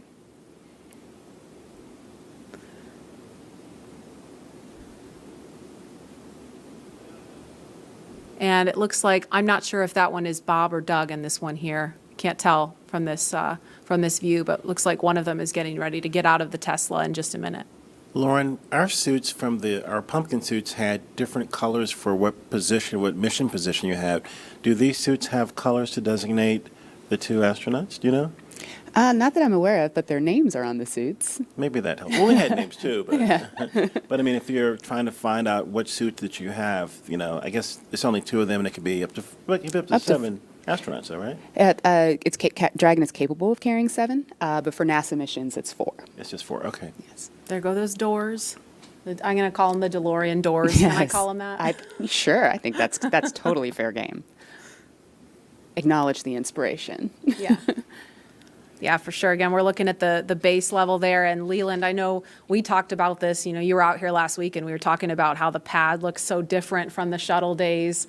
Can you talk about what you remember and kind of how it's different now? Yeah, I mean, the form and the function. I mean, this black pad with the white ticking, and it's a really beautiful. You think about STEM education, but this is totally STEAM: science, technology, engineering, arts, and mathematics. And I think SpaceX has done an incredible job of making things look really beautiful and functional, and everything just fits perfectly. And I think when we were having our launch pad, there were hoses and things hanging off, but this is a very sleek and elegant and kind of futuristic look at the next era of space travel.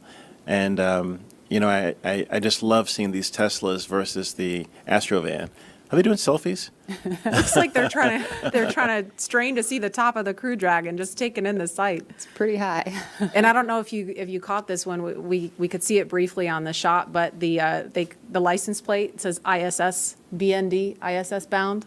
Oh, you nice. Follow? Nice. Yeah. And hopefully they will be today. We just need the weather to say, it looks pretty nice right now, right? But obviously it's not just what the weather conditions are here. They've got to think about downrange in case of an abort, make sure it's okay for recovery if we get into a situation like that, which is unlikely. So this elevator is going to take them up to level 255. It's not 255 floors, but that's 255 feet. And from there, they'll take, once they get up there, and this elevator is pretty zippy, so they'll get up there pretty quickly, they'll get out and they'll walk up another flight of stairs to level 265. And that's where they will greet the crew arm. And I don't know, well, obviously Leland's been in the elevator. Lauren, I'm pretty sure you've been out there too, but the first time I rode in that elevator, I was like, whoa, we're really moving in this. Pull some G's. A little bit of a jolt when it first goes. Yeah, you get used to it. And then the jolt is a little bit more extreme when you get in the rocket and take off. Just a little primer. It's a primer. The doors are opening.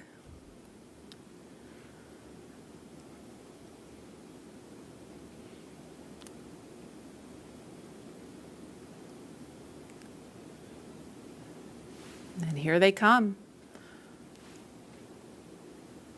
It's a beautiful view up there too of the, all of the surroundings in Florida and this national wildlife retreat that we have here. But getting ready for the business at hand of getting in the rocket and heading to the cosmos.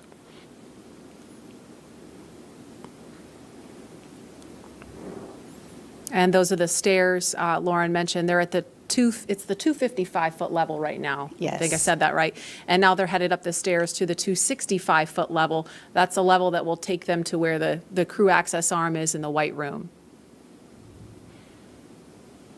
Yeah, that's the view right there that they're looking at. And Lauren, what are those chevrons, those white chevrons on the floor? What do they lead to? Those are basically highlighting the exit path. So in the event that that anyone up there needed to get away ASAP, they follow those arrows to where escape baskets await them. There's 7 baskets, and they'll hop in there, and it's kind of like a zip line. They'll slide all the way down from that fixed service structure down to the ground, safe and away from the rocket. Great.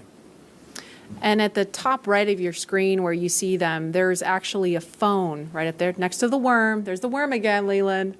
But there's a phone. I'm okay with that now. It really pops up there. Yeah, it's like it belongs there or something. It's funny, isn't it? Leland, tell us about the phone. What's the significance of the phone up there? Yeah, I mean, you can call family members that you maybe weren't able to come to the launch, and in this case, there are quite a few of them. But it's a last minute to say goodbye and say that you're going to talk to them when you get to space. Absolutely. And again, they're just kind of taking in the sights before they go into the white room, and the pad team is there. You can see them. They're in black with the white numbers on their back. They're all members of the pad team. They're going to be helping them when they get into ingress. Actually, we're at T minus 2 hours and 50 minutes right now, at about T minus 2 hours and 35 minutes. So just under 15 minutes from now is when the astronauts will ingress. That's the term we use for climbing into Dragon. And of course, they will have the assistance of the suit techs and get buckled in. And so we want to head over to Hawthorne now for a preview of what's in store for not just Bob and Doug, but future space travelers. Shortly after we begin to regularly fly NASA astronauts to and from the space station, SpaceX will also begin flying private passengers to station and beyond using Dragon. That's right. NASA is going to be enabling up to 2 private astronaut missions to visit the space station each year, just as part of our support of a broader economy in low Earth orbit. It's just one of the many ways NASA is opening access for companies to manufacture products in microgravity, for new commercial modules in space, and to enable more people to be able to explore the stars firsthand. And the more people out there exploring the stars, the closer we get to becoming a multi-planetary species. Earlier, we showed you a first-hand look at where you would train if you were to fly with us on board Dragon, but now let's take a peek inside of the spacecraft itself. When we wanted to take Dragon and make it human-rated, I think we took a different approach to spaceship design than has previously been done, because we wanted this to feel like a 21st century spaceship. We wanted it to inspire another generation of astronauts. Really, everything when you look at Dragon was driven by function. We took into account everything from the placement of all the cargo supplies to the light rail on the top, doubled as a handhold. Probably one of the biggest features of Dragon are the touch screens on the inside. We designed them not just to be very functional, but But with a user experience in mind, it's very intuitive to know what we need to do at any given moment in time. When I think about comfort for the astronauts, it's really every aspect of how you could interact with the spaceship that comes to mind.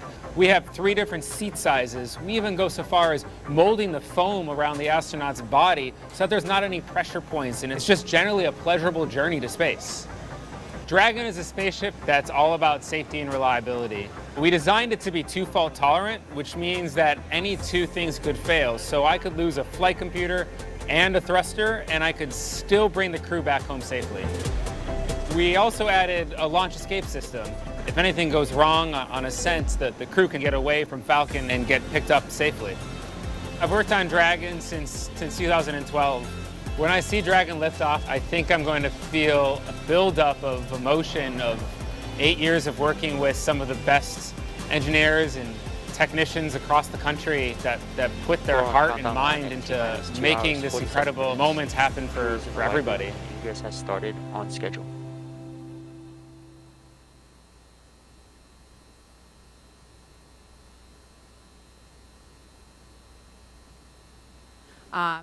We see them signing.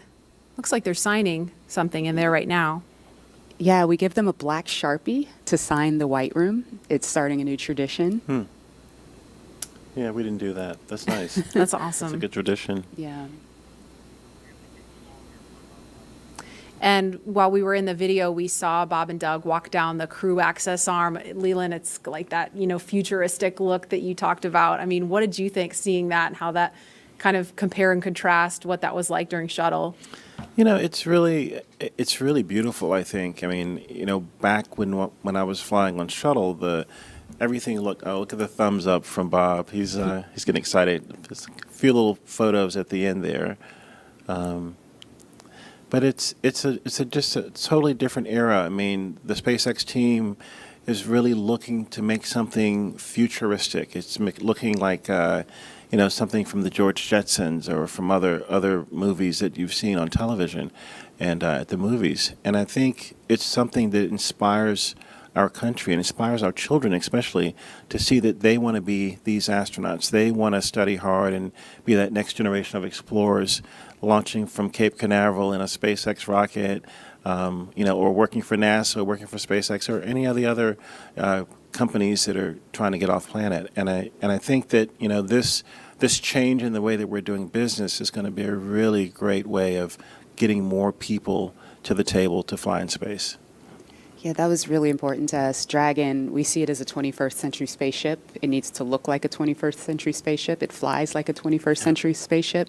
So of course, the ground support equipment should look like it's from the same era. The suits do. Mm-hmm. All of that sort of future-facing technology and aesthetic is super important to us. Actually, right now, you can see that duct in the hands of member number 5 there. That is an ECS duct, or environmental control system duct.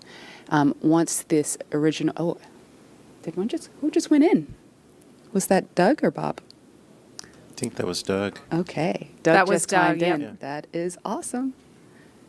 He's ahead of schedule. Somebody tell him to climb back They out. are booking. It is great. He's ready. He's like Leland. We were joking earlier about it. We were going to have to buckle Leland into his seat here to keep him from running out there. Yeah, if we had stayed outside, I was going to swim across the moat and run over and get in the vehicle with Bob and Doug. All right, But now Bob's going in. Yeah. This is great. So the suit technicians are helping the crew climb inside. They're holding back the hatch seals to protect the seals on the hatch, but also making sure that the crew doesn't hit their head or anything on the way in. Even though they have helmets, we still don't want that to happen. And they climbed in a couple minutes earlier than we expected them to, but Lauren, that SpaceX has rehearsed this over and over and over again with Bob and Doug, and and I've heard them say, well, we might be a little bit ahead of schedule if we're ready. It just gives them more time to check things out. Yeah. So right now, what the crew, the suit technicians are doing is they're strapping the crew's feet into these restraints that the boots sit inside of. They're going to close those 5-point harnesses around them. I know, Leland, you talked about some of the harnessing that you had in the past with the shuttle. Yeah, I mean, this is such a more sleek design where there's one point to plug in to get cooling, communications, and everything. And we had a 5-point harness. We, had these hoses and things all over the place. But I think this is a much more streamlined look into the future of space travel. And similar to what was going in the ONC building during the suit checkouts, that seat umbilical is going to connect to the right thigh of the spacesuit. There is a fluid module that is connected to the spacesuit, and that provides fresh cooling air and also nitrox for the leak checks that are going to come up later. But the audio system is also going through that umbilical. Mm-hmm.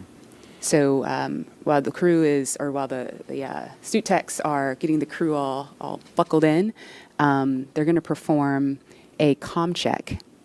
And that's, again, similar to what was done at the ONC building, but this time the integrated two-way communications between the astronauts and the ground crew.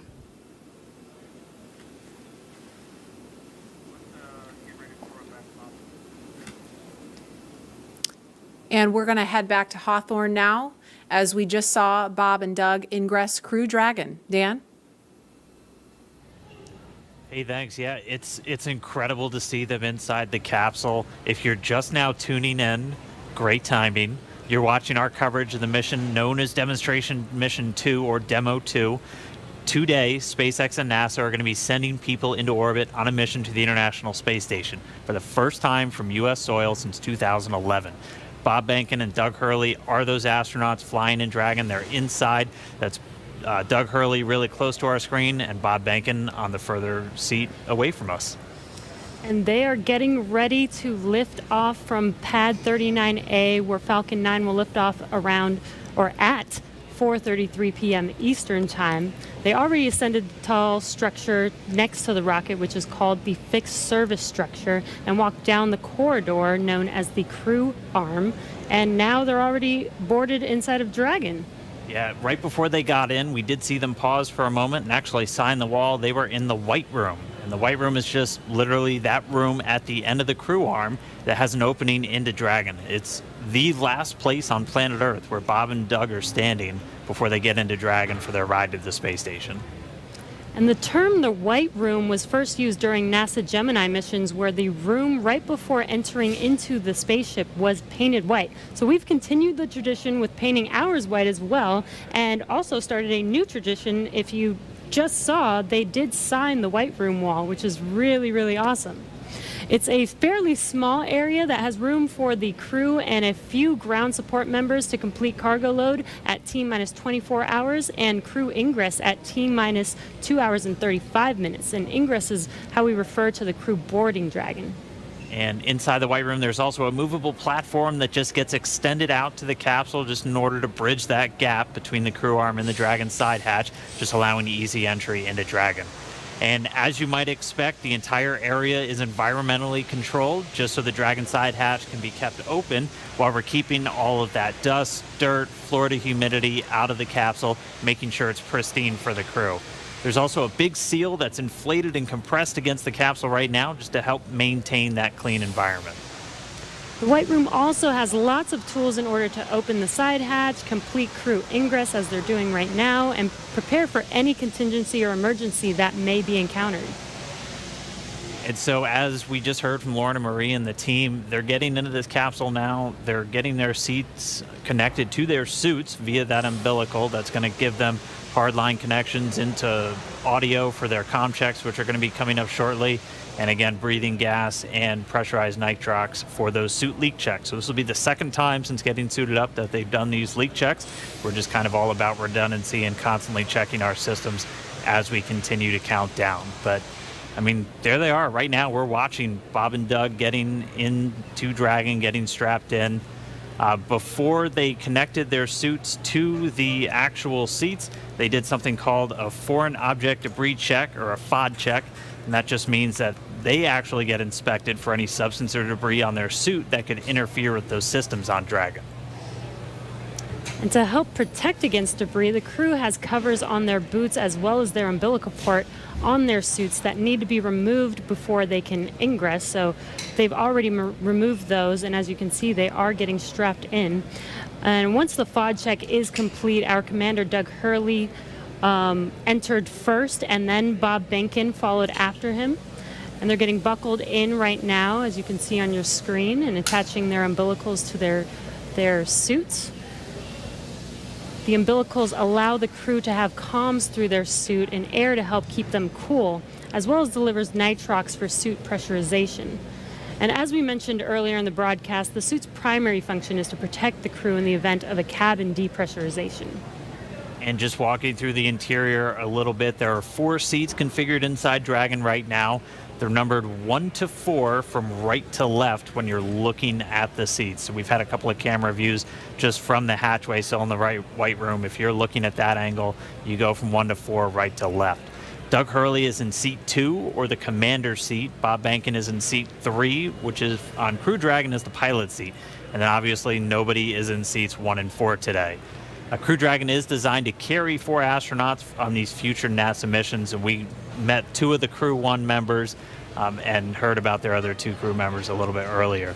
Directly in front of both of our crew members today are 3 touchscreen displays that they're going to use throughout the flight, giving them insight into Dragon's systems, seeing any alerts or issues with the vehicle, and if required, taking control and manually flying Dragon. We can see Doug Hurley manipulating those displays right now. And coming up, the crew will do a comm check to make sure that they can hear mission control, and their seats will be rotated into position for launch so that they can see those display panels right in front of them. So now let's check in with John Insprucker for the latest on the health of both vehicles. Over to you, John. We're at T-minus 2 hours, 36 minutes, 30 seconds in the countdown for the launch of Falcon 9 with Dragon to the space station. The Dragon Launch Ops team has completed their major activities to prepare the spacecraft for the astronauts. Checkouts are complete of major systems, including the escape system. And as you can see, ingress of the astronauts well underway. They're hooking their suits up to the various cabin systems. Right now on Dragon, there are no issues in work. Comm checks will be coming up shortly on the Dragon spacecraft with the crew. We might be able to hear some of that, and we'll bring it to you as it happens. Now currently the Falcon 9 team is preparing for their final checkouts and propellant load. Checkouts are due to begin at T-minus 2 hours. That's when the majority of the launch crew will actually get on console officially in Fire Room 4 at Kennedy Space Center. Currently on Falcon 9, all systems are go. The Air Force Range continues to report no problems with air and sea space clearance. Everything's looking good. Roadblocks are up around the launch pads. The weather forecast continues to be acceptable, but something we're going to watch all the way through. We're not only looking at weather at the launch site, but we are looking around the world. We need to make sure conditions are acceptable if Dragon has to splash down in the Atlantic in case of an escape. We're also monitoring contingency splashdown locations if the crew had to come back to Earth before docking with the space station. Right now, those conditions are getting better as we go through the day. At the launch pad, things continue to be a 60% probability of violating the conditions, or 40% chance if you're an optimist of good weather. But right now, the clock is continuing to count down. All systems are go. We're just inside T-minus 2 hours, 35 minutes.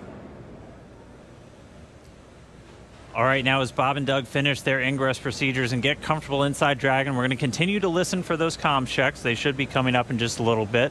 But right now, I'm joined now by SpaceX's Jessica Jensen and Lars Blackmore just to discuss a little bit more about what make Dragon and Falcon 9 a 21st century launch vehicle. So first off, thank you so much for joining me today. Jessica, I'll start with you. Yeah. Walk me through kind of Dragon's life history and how we got to where we are today. Sure. So Dragon was designed from scratch 12 years ago by SpaceX. It was designed to carry cargo to and from the International Space Station. And what that means is 12 years ago wasn't that long ago. So we got to use state-of-the-art materials, state-of-the-art, computer processors. So really, Dragon to start off with is already a modern advanced spacecraft. But then there's 2 other parts of it also that really led to commercial crew. One part of it was that we actually were able to man-rate cargo Dragon while it's in the vicinity of the space station and attached to the space station. So that was a huge learning curve for crew. We human-rated a spacecraft for a portion of the mission, and then for crew you just have to obviously expand it for the whole mission. And then the last part was Cargo Dragon has been this amazing test bed for commercial crew. And what that means is we were able to test out like heat shield materials and parachute materials on Cargo Dragon before they ever flew on Crew Dragon. Very cool. And that's just one part of the equation. Lars, walk us through, again, just the flight history of Falcon 9 from the humble beginnings to where we are today. Well, Falcon 9 first flew almost 10 years ago today. And even though the first version of that rocket couldn't carry humans, the fundamental design was made with that goal in mind. Over the course of 87 launches, we've steadily improved the rocket so that now it has twice the payload to orbit that we started out with. We can land and reuse the first stage and the fairing, and most importantly for today, we have the reliability that we need for humans. Now, what's interesting is that reliability has come from steady upgrades and almost a decade of flight experience, but it's actually quite hard to prove reliability. This is something that the commercial airline industry has been grappling with for decades. And just like them, we rely on lots and lots of testing. So for instance, if you take the Merlin 1D engine, that has to fly for about 6 minutes continuously to get to orbit. We took one of those and ran it for more than 250 minutes to get the statistical proof of reliability that we need. So it's that testing and lots of analysis that gives us and NASA the confidence that Falcon is ready to fly humans for the first time. And obviously a lot of additional upgrades, a lot of additional testing had to go just to make sure that both of these vehicles were human rated. So walk us through some of the specific upgrades to Dragon to meet that criteria. Yep. So the first one's pretty obvious. We had a Cargo Dragon. It has lots of cargo cubbies, so we took all of those out, replaced it with astronaut seats, crew displays, and crew controls. But one thing that people may not know is on Cargo Dragon, we've actually been flying mice to and from the International Space Station for years. And what that meant was we had to design an environmental control and life support system for Dragon years ago. It provides oxygen, it scrubs carbon dioxide, and among other things, controls temperature and relative humidity. So even though that was done on a smaller scale for mice, it was a great learning curve on how to help man-rate a spacecraft when you have to do it for humans. And then, Lars, same question. What kind of specific upgrades had to go into it to certify Falcon 9 for this day? Well, I already mentioned the reliability upgrades. One upgrade that I think is particularly interesting is the launch abort trigger. So people probably know that Dragon has the ability in mid-flight to separate from Falcon and boost the astronauts away to safety in the case that there's some kind of emergency. And that could be triggered by the astronauts or by the ground crew. What people may not know is that Falcon itself has the ability to cause that trigger. And it will do that entirely autonomously using algorithms, software, and sensors. And that's particularly important in the case of a time-critical fault, where aborting quickly means aborting safely. And in some cases, Falcon can do this quicker than 0.3 of a second, so much faster than a human. And Lars, I'm going to pause right there for a sec. We're getting some comm from the crew. And so coming up shortly, we're going to hear these communication checks. Bob and Doug are going to be talking to several positions down on the ground, and they're going to be using both communication speakers inside of Dragon and inside their suits in a series of communications checks. They're also going to be doing these checks over different satellites and ground stations. PLT, comm check, umbilical. CDR, loud and clear. PLT, loud and clear. Core, loud and clear. Umbilical comm check complete. Stand by for ground station comm check.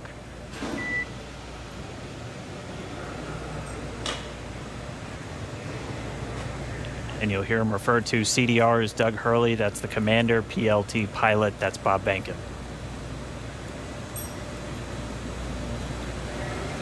And so that first one we heard was through the umbilical, so that communication linked directly into their suit. Now they're going to do a communication check over the ground stations. We'll also hear one over TDRS, that's the tracking and data relay satellites. Same satellites we use to talk to the International Space Station. That's what we'll be using to talk and track Dragon throughout its entire flight.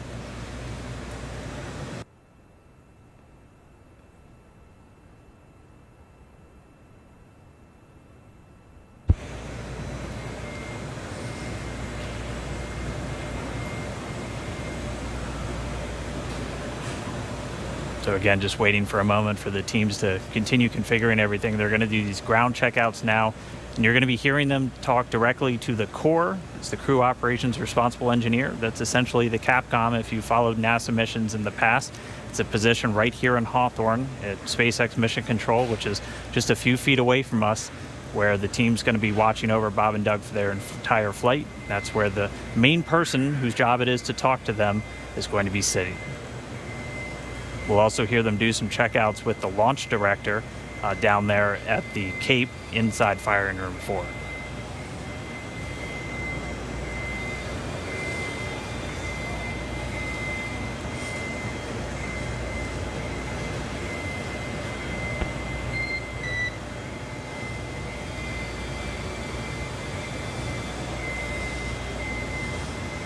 And you'll be hearing those very characteristic beeps. Dragon SpaceX contract. SpaceX Dragon, weak but readable.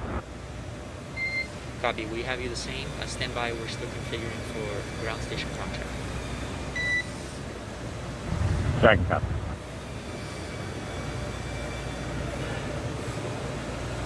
And just to further explain some of those voice protocols that you're going to hear, you might be used to hearing Houston Station or Houston Shuttle or Houston Endeavor back when we were flying those specific shuttles. You're going to hear SpaceX Dragon. That's the SpaceX team calling the Dragon team on orbit. And then Bob and Doug will be able to respond. And so they're going to continue to configure. We'll get these ground station checkouts momentarily. And just a reminder, you're going to hear that very unique beeping sound. That's called a quindar, and that's been something that's been used throughout space-to-ground or air-to-ground communications throughout spaceflight history, and that's really just for teams who are in mission control or supporting a launch. Know when you hear that sound, it's time to listen. Dragon SpaceX ComCheck ground station. Dragon has you loud and clear, much better, Jay. And core loud and clear. Ground station ComCheck complete. Stand by for TDRS ComCheck.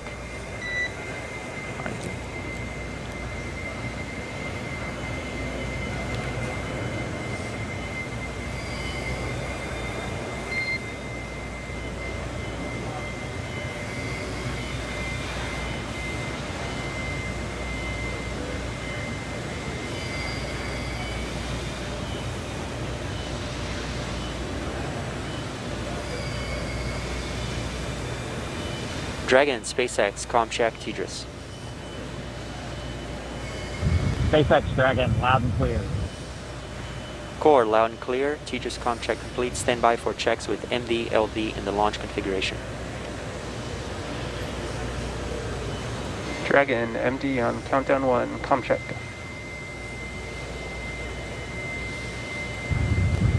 Jason, we've got you loud and clear. How you doing?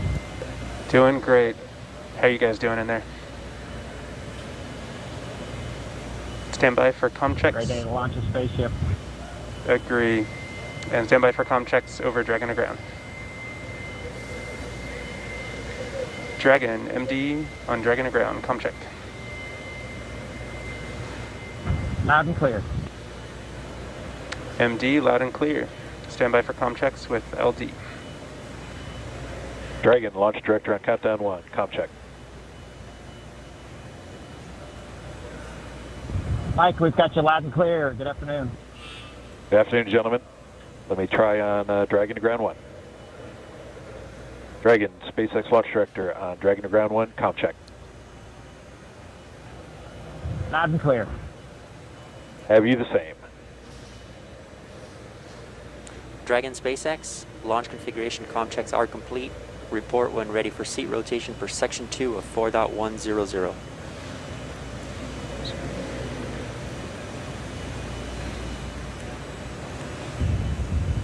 SpaceX Dragon, we're ready for seat rotation. Copy, ready for seat rotation. We will report when initiating. All right, so that wraps up those communications checks. Everything going good with the spacecraft. Bob and Doug talking to the teams on the ground. Pretty soon they're going to get their seats rotated.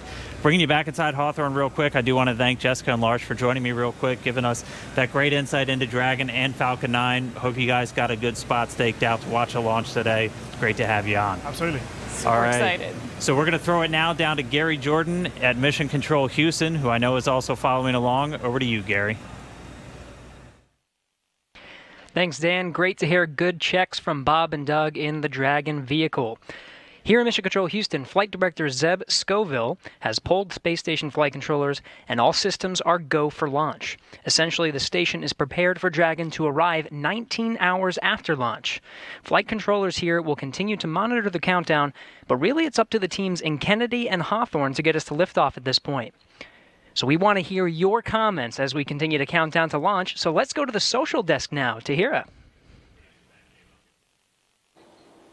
Thanks, Gary. So taking a quick look at those numbers right now, there are now 1 million people watching our coverage, and Launch America is up to the #1 trending hashtag on Twitter. So let's take a closer look at what's being said online. Okay, so right now we have Art Alexandria, and it looks like she's got a personal self-portrait, cosmic for sure, in her NASA flight suit. And guys, this is what I'm loving seeing online with this hashtag, is how everyone around the nation is making this launch uniquely theirs. And I want to point out one line in her post that says, "I believe that no matter how far the future is, we are on our way towards it." And guys, I couldn't have said it better myself. That's what today represents. Let's take another look. Oh my goodness. Okay, so right now we have Jessica with her space pup getting ready for liftoff. And guys, I'm not gonna lie, we love to see it. So please, if you have any space pets, comment using hashtag #LaunchAmerica. As you can see, everybody is thrilled to be a part of this launch today, and I know of one special guest in particular. I'm so pleased to welcome Diana Cohort of Physics Girl. Diana, I hear you have a burning question for Mission Control, so go for it. Hi, Tahira. Thank you so much for including me on this incredibly special day. I'm Diana from the YouTube channel Physics Girl, and I've always been so fascinated by space and especially space exploration because we bring together so many people for such a complicated task to send a rocket up into space. So my question is along the lines of what goes into a mission like that? What we all know, I think we're familiar with how much preparation and training astronauts have to do, but preparing for a mission like this, and maybe preparing in the future for a mission to the moon or to Mars, what kinds of things does the whole team have to do in order to prepare to launch a rocket? So Diana, that is such a great question because, I mean, sometimes I think it does get overlooked what all goes into making a moment like this happen. So Gary, what has the team there in Mission Control been doing to prepare for this historic launch? Thanks, Tahira. And Diana, that's a fantastic question. Really, the operations here are not just starting today. There has been a lot of training and a lot of simulations that have been going into preparing for this moment. Really preparing and getting everyone familiarized with every step of the mission, from launch all the way through docking, and throwing different scenarios at them just in case something were to happen. Every flight controller you see behind me will be prepared to respond effectively. Now, I do want to make a shout out that it's not just the flight controllers here in Mission Control Houston that have dedicated so much time to this launch. In fact, I've been talking to Zeb Scoville, the flight director here in Mission Control Houston, who said that even before he was a flight director, back in 2014, they were working on some of the operations for commercial crew missions. But really, this team expands across the country. You've already seen a lot of people working in Hawthorne, in Florida, in Houston, and really it takes an integrated and dedicated team to make a mission like this possible. Diana, thank you so much for the question. And really thanks to everyone sending in questions and for sharing in this historic mission today. Remember, as you're posting, to use the hashtag #LaunchAmerica. I do want to make a shout out to the flight controllers here in Mission Control Houston. In fact, some traditional flowers have been sent to Mission Control Houston. This dates even back before the shuttle days for every mission to dedicate it to the operations and the controllers here who are working so closely and are integrated in every part of the mission. But now let's head over to Hawthorne for the latest status on the crew and on Dragon. Dan. All right, thank you, Gary. As you can see, Bob and Doug in a little bit different position now. Their suits have been rotated to the launch position. So this just puts their backs a little bit more horizontal with the ground itself, or parallel with the ground itself, and places those displays directly in front of them. We've also already moved into suit leak checks, so this is the second time they've had these leak checks done in their suit. So pressurized nitrox now flowing into those launch and entry suits that they're going to be wearing throughout the dynamic phases of this mission.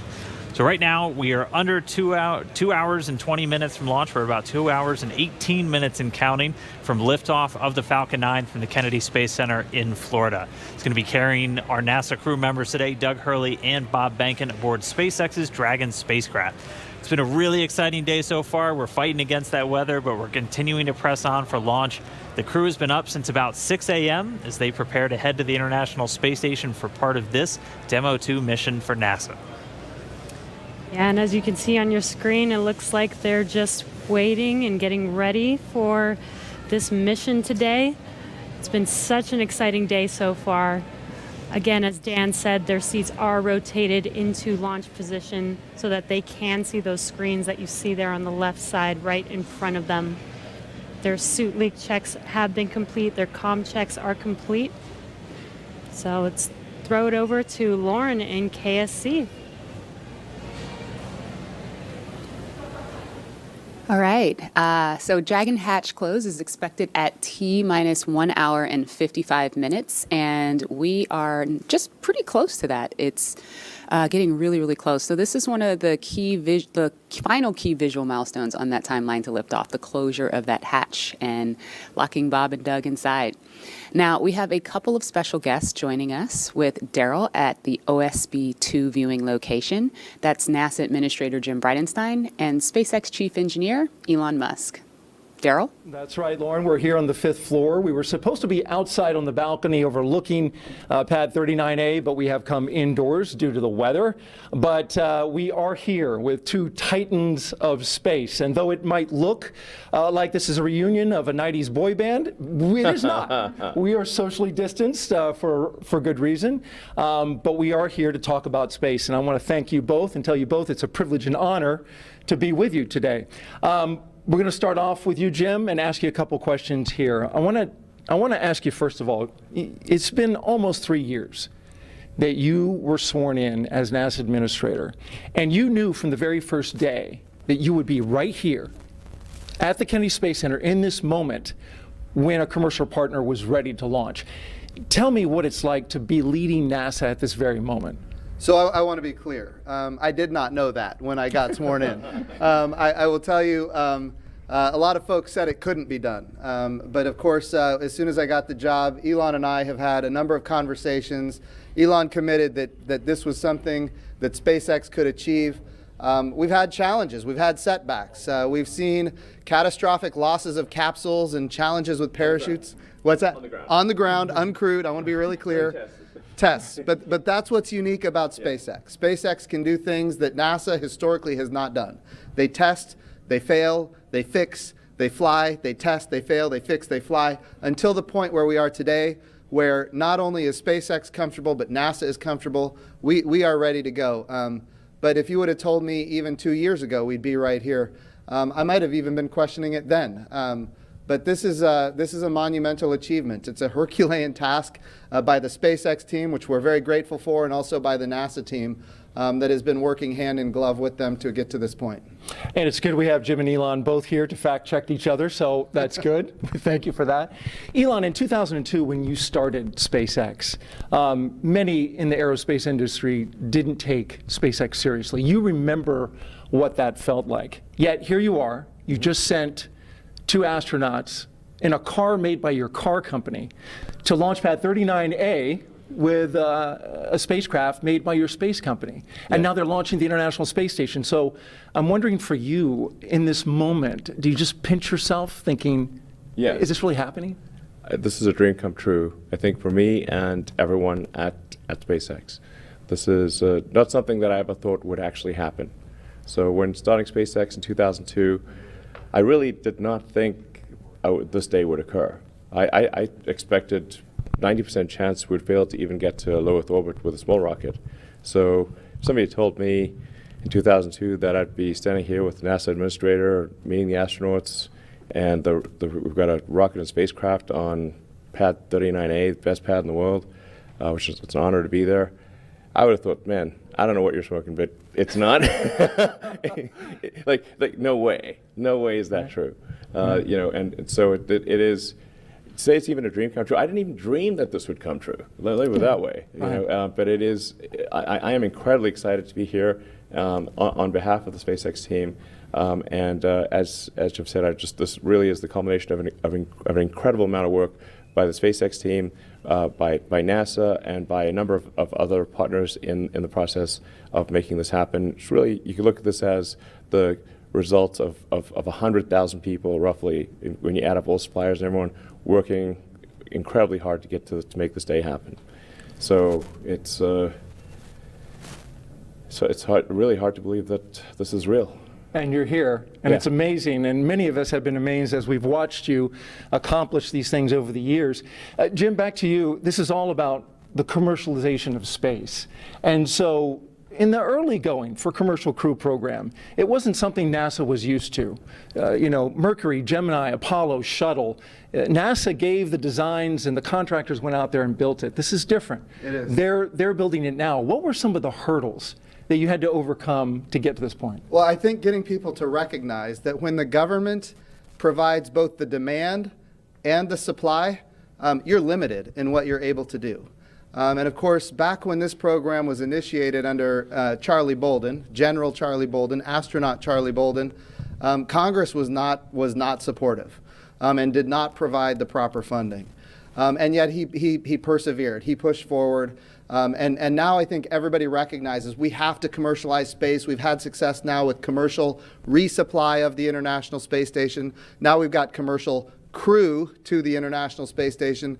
Eventually we need commercial space stations. So what we're using the International Space Station for right now, we're proving that we can compound pharmaceuticals in a way that you cannot do on Earth. We're able to create immunizations in a way you cannot do on Earth. We're printing human organs in 3D. Right now it's just tissue, but eventually we're going to print human organs in 3D using adult stem cells, your skin cells, your own DNA. It's going to transform how we do medicine here on Earth. We're creating advanced materials that you can only create in the microgravity of space, things like an artificial retina for the human eye. So if you have macular degeneration, you don't have to lose your eyesight. Bottom line is this: these markets are the future. And when they materialize, and they are materializing because of the work of NASA, we're going to see capital investment, not just into launch, but also into habitation. And that ultimately is what's going to be transformational for commercial space. Very good. And Elon, in getting all of that going, the ISS and all the activity that takes place on board, it's key that this Crew Dragon operate on a regular basis. As the chief engineer, what were some of the biggest hurdles you had to overcome to get your spacecraft ready to fly this mission? Well, the spacecraft and the rocket have gone through literally thousands and thousands of tests and reviews, both by SpaceX, by NASA, by third parties. We've also, as Jim was alluding to, we've done a lot of flights. So one of the things I think that's very helpful about this flight, about what we're about to do, is that the rocket has flown many times. Mm-hmm. In fact, even in this, essentially this configuration, it's flown about 20 times. Mm. So that means we really have, and I don't want to tempt fate, but a well-proven rocket. And we've flown Crew Dragon to the space station once successfully and brought it back. We've done a tremendous amount of testing on the ground, and when you do the testing on the ground, you always push the limits. Mm-hmm. So you want to try, you push it way beyond what you'd expect in flight. So sometimes you'd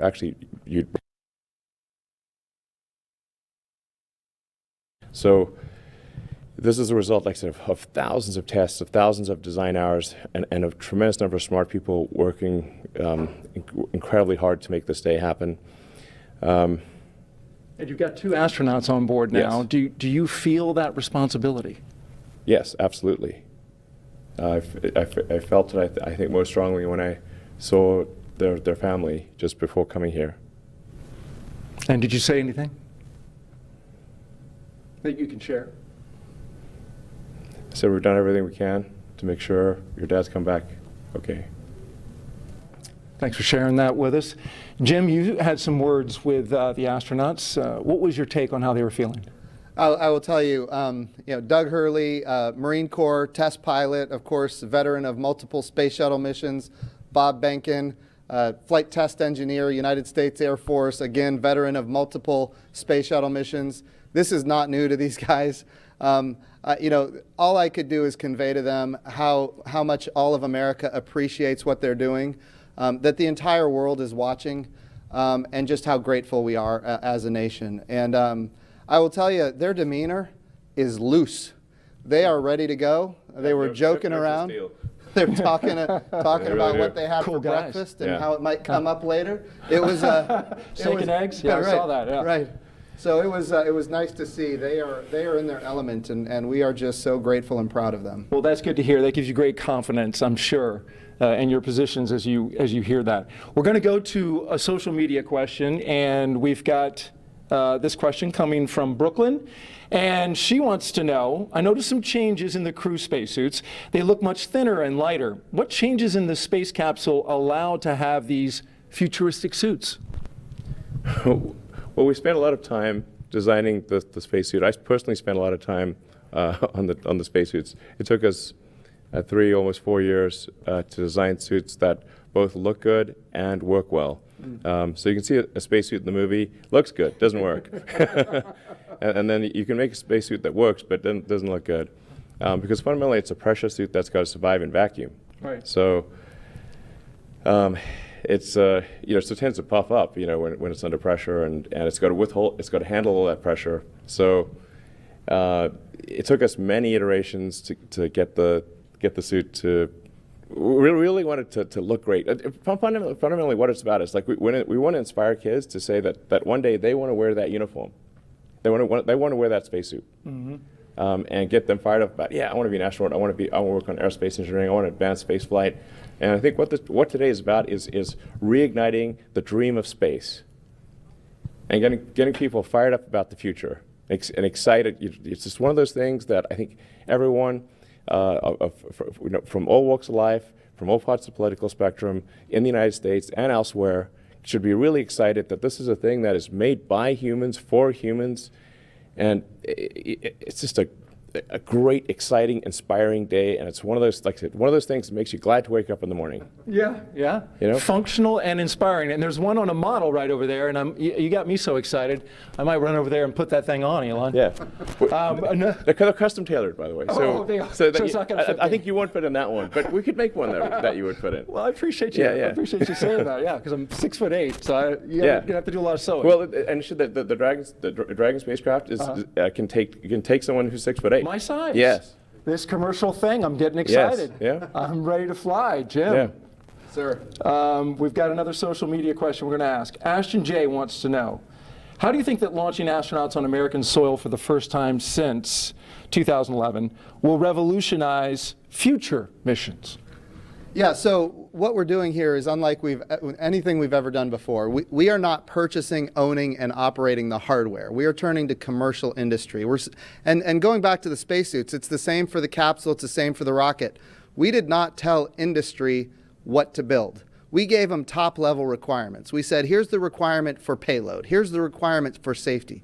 And then we let the innovators, commercial industry, American commercial industry, innovate. And they came up with solutions that had never been dreamed of before. And that's the success of this program. So we're really revolutionizing how we do spaceflight. And I really think when we look into the future, we're going to see these models of doing business with public-private partnerships apply not just to low Earth orbit, which is what we're doing today, but we're taking this model to the moon and even onto Mars. And I hear something about Tom Cruise shooting a movie at the International Space Station. Is that right? I'll tell you what I told Elon just yesterday, and that is this. People ask me about Tom Cruise all the time now, and the answer is yes. We would love Tom Cruise to fly to the International Space Station and make a movie. I'm all for that, and we're going to do what we can to make that happen. But you should know this. There was a day when I was in elementary school, and I saw the movie Top Gun. And from that day, I knew that I was going to be a Navy pilot. It's just the way it was. The goal here, and this is what we're doing today. Exactly. And Elon is all about this. Get the kids fired up about wanting to wear that spacesuit. That's exactly. Wanting to fly that, go to orbit, go to the moon, go to Mars. reigniting the dream of space, and just getting, people of all walks of life, young, old, excited about the future. Excited. I think anyone who has within them the spirit of exploration should love what's going on today. And if we can get Tom Cruise to inspire an elementary kid to join the Navy and be a pilot, why can't we get Tom Cruise to inspire the next Elon Musk? That's what we need. We need a new generation of many Elon Musks, and that's what this launch is about today. I want to say, speaking of this inspiration piece, it's not by chance that we have the Secretary of Education of the United States of America here. This is all about the next generation. If we have great success in our generation, it's not enough. It has to continue. The challenge with the Apollo program is that it ended. What we're doing now is sustainable, and that's why we have the public-private partnerships and commercial capabilities that are coming online. Very good. And the good news for Tom Cruise is he does a lot of his own stunts. Yeah. So in zero gravity, he should get hurt a lot less. I think it's going to be super cool. Yeah. And as Joe said, it's like this is going to, you want to capture the public imagination, have them see cool things happening in real orbit, real space stations. It's like, I think I'd want to watch that movie. Yeah. And it's like, like I said, you can think of this like this is really just the beginning, because we want to go from low Earth orbit, we want to go back to the moon, and the moon to stay, have a moon base like Moon Base Alpha, and have build a city on Mars and be a spacefaring civilization out there among the stars. This is a super exciting future that I think that's the kind of thing where you're like, can't wait for it to happen. If you can't get excited after listening to you guys, I'd say you need to have your pulse checked. Yeah. Elon Musk, SpaceX CEO and Chief Engineer, thank you very much. Thank you. Jim Bridenstine, we appreciate you leading NASA in this time, Administrator for the agency. And we're going to send it back to Marie. All right, thanks a lot, Daryl. We saw in the meantime, while that interview was going on, the hatch actually closed. So that happened a few minutes earlier than we expected to. Our timeline has that happening at T-minus an hour and 55 minutes. So a few minutes ahead of schedule right now with hatch closed. And you can see the pad teams there just working on things now. Yeah, right now it looks like what they're doing is, what are they doing? So they perform a leak check. There's a mechanism there called a side hatch mechanism. That is what actually closes the hatch and seals it. And what we'll do is perform a leak check on that for a few minutes to make sure that that's nice and tight, that those O-rings are sealed really, really well. And after that, we will install the, you can see the leak check ground support equipment there in the technician's hands there. And while we're watching this, Leland, I mean, we just heard them talk a lot about inspiring the next generation. And you're a man of many talents. I know after your flights yourself, you used to head the head of NASA education. I mean, what did that stir up in you? Marie, what Elon said about reigniting the dream of space is so important, that we get our young kids thinking about themselves being in these seats. And when I first became an astronaut in 1998, I was riding on the back of a fire truck celebrating John Glenn's return to flight on a space shuttle. And I saw these two little kids. They had on orange pumpkin suits. And when their dad turned them around to look at me on the fire truck, and it was almost as though when they saw my face, they started launching into space with rocket fuel because they were inspired, because they saw someone who looked like them. And I think that if we can reignite this dream through SpaceX's launch, through the partnership with NASA, we can get so many more kids to believe in themselves and know that they can be just like Doug and Bob flying on the SpaceX Dragon. Absolutely. I mean, it's really just breathtaking to see them there in their suits now and looking at the screens in front of them. Lauren, I know we've talked a lot about the spacecraft. We've heard about that. But for folks that maybe are just tuning in, what are they looking at in front of them now? Yeah, so they have 3 different touch screens in front of them. Overall, that whole assembly there is called the control panel. So you'll have those 3 LCD touch screens in front of them where they have the displays are showing them details on the vehicle's pressure, its temperature. There's audio control. That center screen has the procedures that they're going through today on day of launch. You can also see the vehicle's attitude. You can see its velocity, its apogee, its perigee, its inclination, details on the status of the hatch, the thermal control system loops, basically all the cool stuff that helps them have situational awareness of the vehicle. That's displayed on those displays. Additionally, there are some actual buttons on that button panel that you see down below. And some of the things that allow them to do is if the crew ever needed to do any sort of manual overrides like that right in the middle, right underneath that center LCD screen, that's the crew's ability to initiate an abort. It's called an abort handle, and it's right in the middle where both crew members could use it if they needed to. And the audio controls are also on those button panels. When they're not in their suits, there's actually speakers that are coming off of the control panel that allow them to hear mission control, hear the core, hear ISS, when they're not in their suits where the audio systems are integrated into that.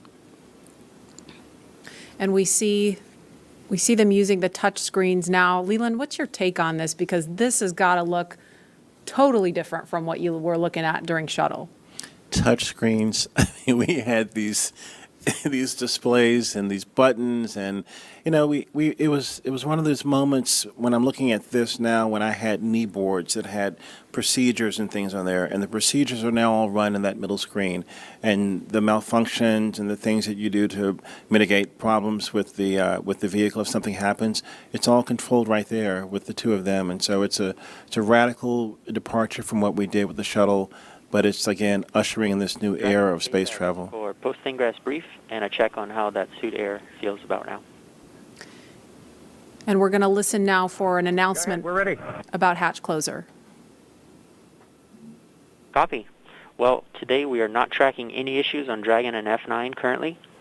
For a weather update, the weather line that is overhead, which is what you saw when you were ingressing, is now moving offshore.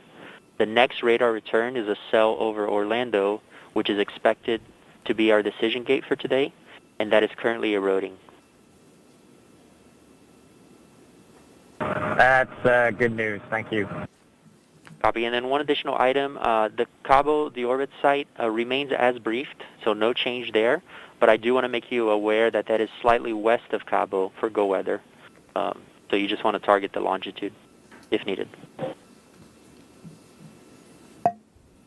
Okay, Dragon copy, slightly west. We'll target the longitude, and the suit air has cooled off, so we appreciate that as well. Copy, outstanding. Let us know if you have any questions, and we'll keep you posted as the closeout team completes the leak check. Dragon copy.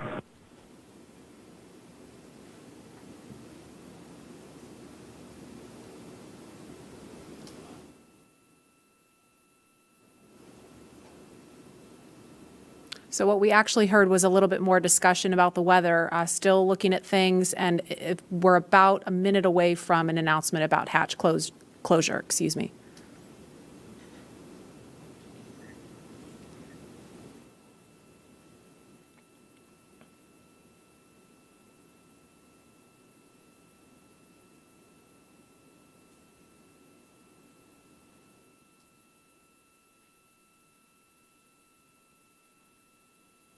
If you're just joining us, we're at T-minus 1 hour, 55 minutes and counting, and we're expecting an announcement to confirm hatch closure in just a few seconds.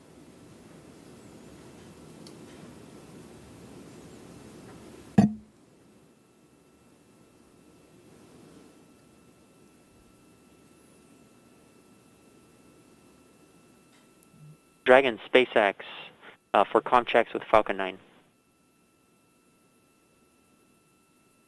Go ahead. Okay, we are ready for that at that time, if you are ready. We are ready.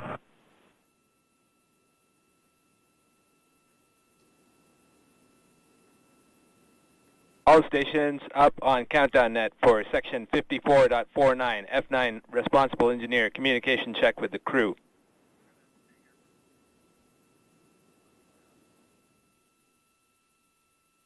Start with guidance, navigation, and control. Dragon GNC on countdown 1, comm check. GNC Dragon, loud and clear. GNC loud and clear. Stand by for comm check by the propulsion engineer. Dragon, prop on countdown 1, comm check. Prop Dragon, loud and clear. Prop, loud and clear. Stand by for comm check with the avionics engineer.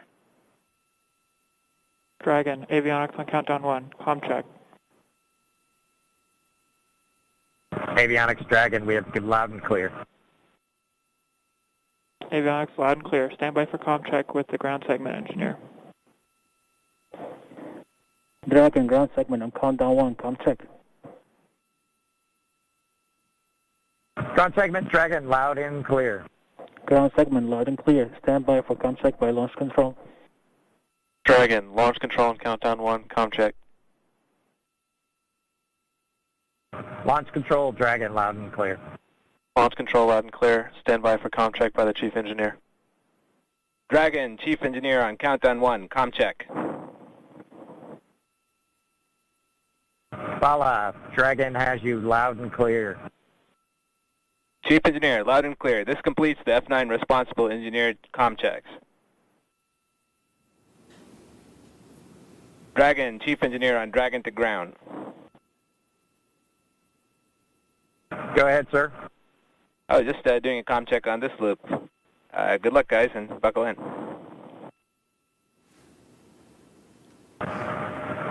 Thanks to you and the F9 team, Bala. We really appreciate it. Thank you. Thanks, Bala.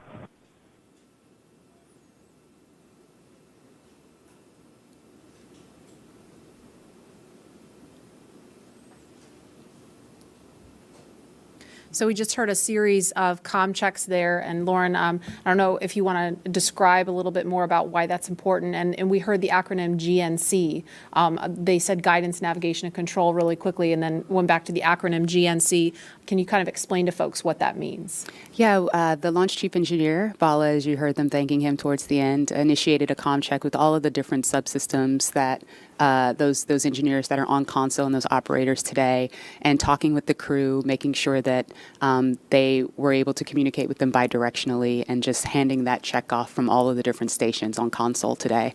That was really, really cool. We obviously don't do that when there's a satellite on top of the rocket, so this is the first time for a real flight that we've done that operation, which is very awesome. And now that the hatch is closed, a lot of the work of this team is done, but I mean they're obviously not finished. They're not ready to leave the white room just yet. You were talking to some folks about what's going on in this room now. Yeah, that's right. They should be completing the hatch leak check. That's you sort of pressurize that area between, there's two O-rings that are there, and we want to pressurize that area, see if it holds pressure. It's a very, very sensitive test, very high criteria for passing. And so once that leak check is shown to be okay, and that the capsule or that those O-rings are able to hold pressure, what the team will do is they'll go back into that area, into that access panel, and install what we call the SPEP, which is the side pressure equalization plug. Once that is plugged, you've really closed everything up. And when the crew splashes down, what they'll actually do is pull that plug to equalize pressure across the hatch so that you don't cause the hatch to buckle due to a pressure, or sorry, the hatch or the capsule, the weldment, any of the vehicle to buckle due to a pressure differential. So they should be adding that plug, and then they'll cover up that side hatch access panel with the TPS panel or thermal protection system panel, close it up, and that'll make sure it stays safe on ascent. And now, obviously, we're looking at a view from the outside, the top of Falcon 9 and Crew Dragon. We can confirm a good side hatch leak check. All right. Dragon copies, good leak check.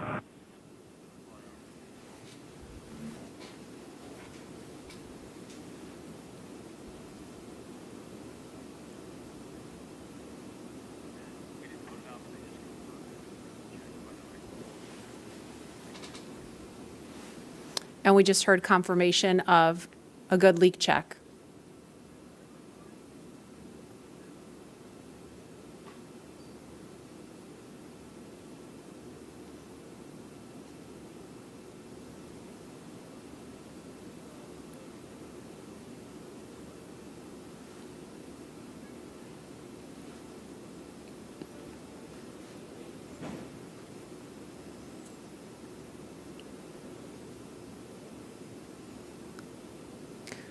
If you're just joining us, you're looking at the Falcon 9 rocket with Crew Dragon sitting on top. Inside that capsule on top are NASA astronauts Bob Behnken and Doug Hurley. And we are inside of 2 hours until liftoff, if the weather holds up.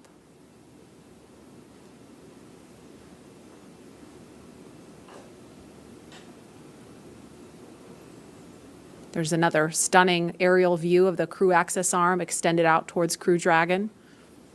That is the final path that the astronauts took to climb aboard Dragon before they strapped into their seats and the hatch closed.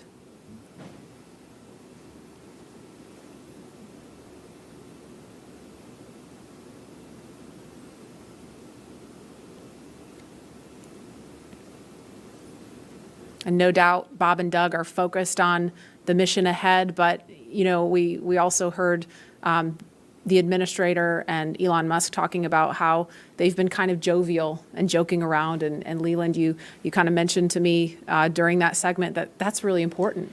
It really is, Marie. When we were in the vehicle, after we got to this point when the hatch was closed, we were all going back to those moments of our training, you know, when we were going through, you know, ascent and entry training on the shuttle and just different phases of flight that we would be going through.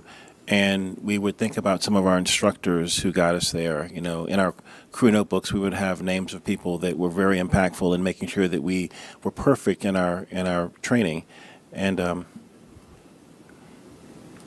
that looks like a view of Air Force One. Flying near Launch Pad 39A for a special guest to have a special view of the astronauts on the launch pad. President Trump on board, making his way to Kennedy Space Center to hopefully view a launch at 4:33 this afternoon.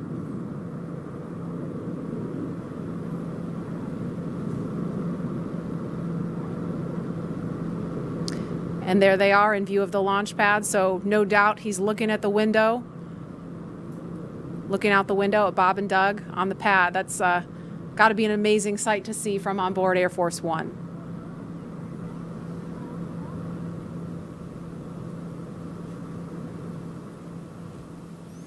And we are at T-minus 1 hour, 46 minutes, 22 seconds and counting from launch. And guys, the last time we actually did a little bit of research when we found out that the president was coming. The last president to witness a launch from here at Kennedy Space Center was Bill Clinton. That was back in October 1998 for STS-95. So it's been a minute.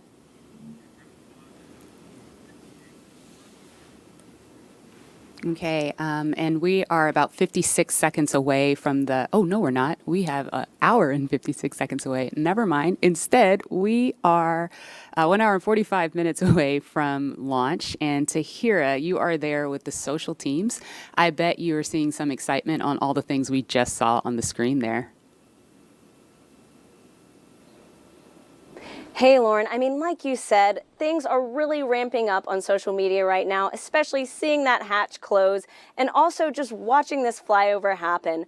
We are up to 1.7 million viewers across all of our social media channels. And let's check out what people are saying on Twitter right now. So it looks like we've got more creativity still going on. Some people are crying with pride in Houston, feel it. We even have Elizabeth Banks, who from the Hunger Games. That's awesome. We have more just good luck and well wishes for Bob and Doug across the nation. This has been a constant online today, which is so great to see. More just future astronauts and kiddos getting excited. We even have the band Bastille tuning in for launch. This is awesome. And just looks like more people standing by to witness this historic launch today. And so, guys, on top of what's being said on social media, we've also got a lot of well wishes from everyone across our country showing us what today means in their creative way. So let's take a look at that video. I am so ready. Everybody excited for today's launch? If that doesn't get you pumped, like, come on, let's go. We even got to see astronaut Snoopy in there, which is a personal favorite of mine. I actually have my lucky Snoopy pin here. You probably can't see it, but he is literally my spirit animal. Anyways, guys, get excited. The time is almost here. And with that, let's toss back to Lauren at Kennedy. Lauren. Thanks, Tahira. Tahira likes the Snoopy. I like the little girl doing the worm, Leland. She wasn't doing the meatball. She was doing the worm. There's someone out there doing the meatball, I'm sure. I want to know what that looks like. No, I don't. I don't. Clearly, this is capturing the attention of people all across the country and the world. So please continue to join the conversation by using the hashtag #LaunchAmerica across Facebook, Twitter, LinkedIn, and Instagram. And we've had the opportunity to share with you a lot about the SpaceX Crew Dragon vehicle the crew is sitting in right now, a lot about the crew themselves and the significance of today as the official return of human launch capability to American shores. And now we want to turn our attention to where the crew is going, the International Space Station. And for that, let's take you to Mission Control in Houston. Gary? Thank you, Marie. The International Space Station is an incredible facility whose construction, operation, and ongoing science, all these efforts have been made possible by an unprecedented international collaboration.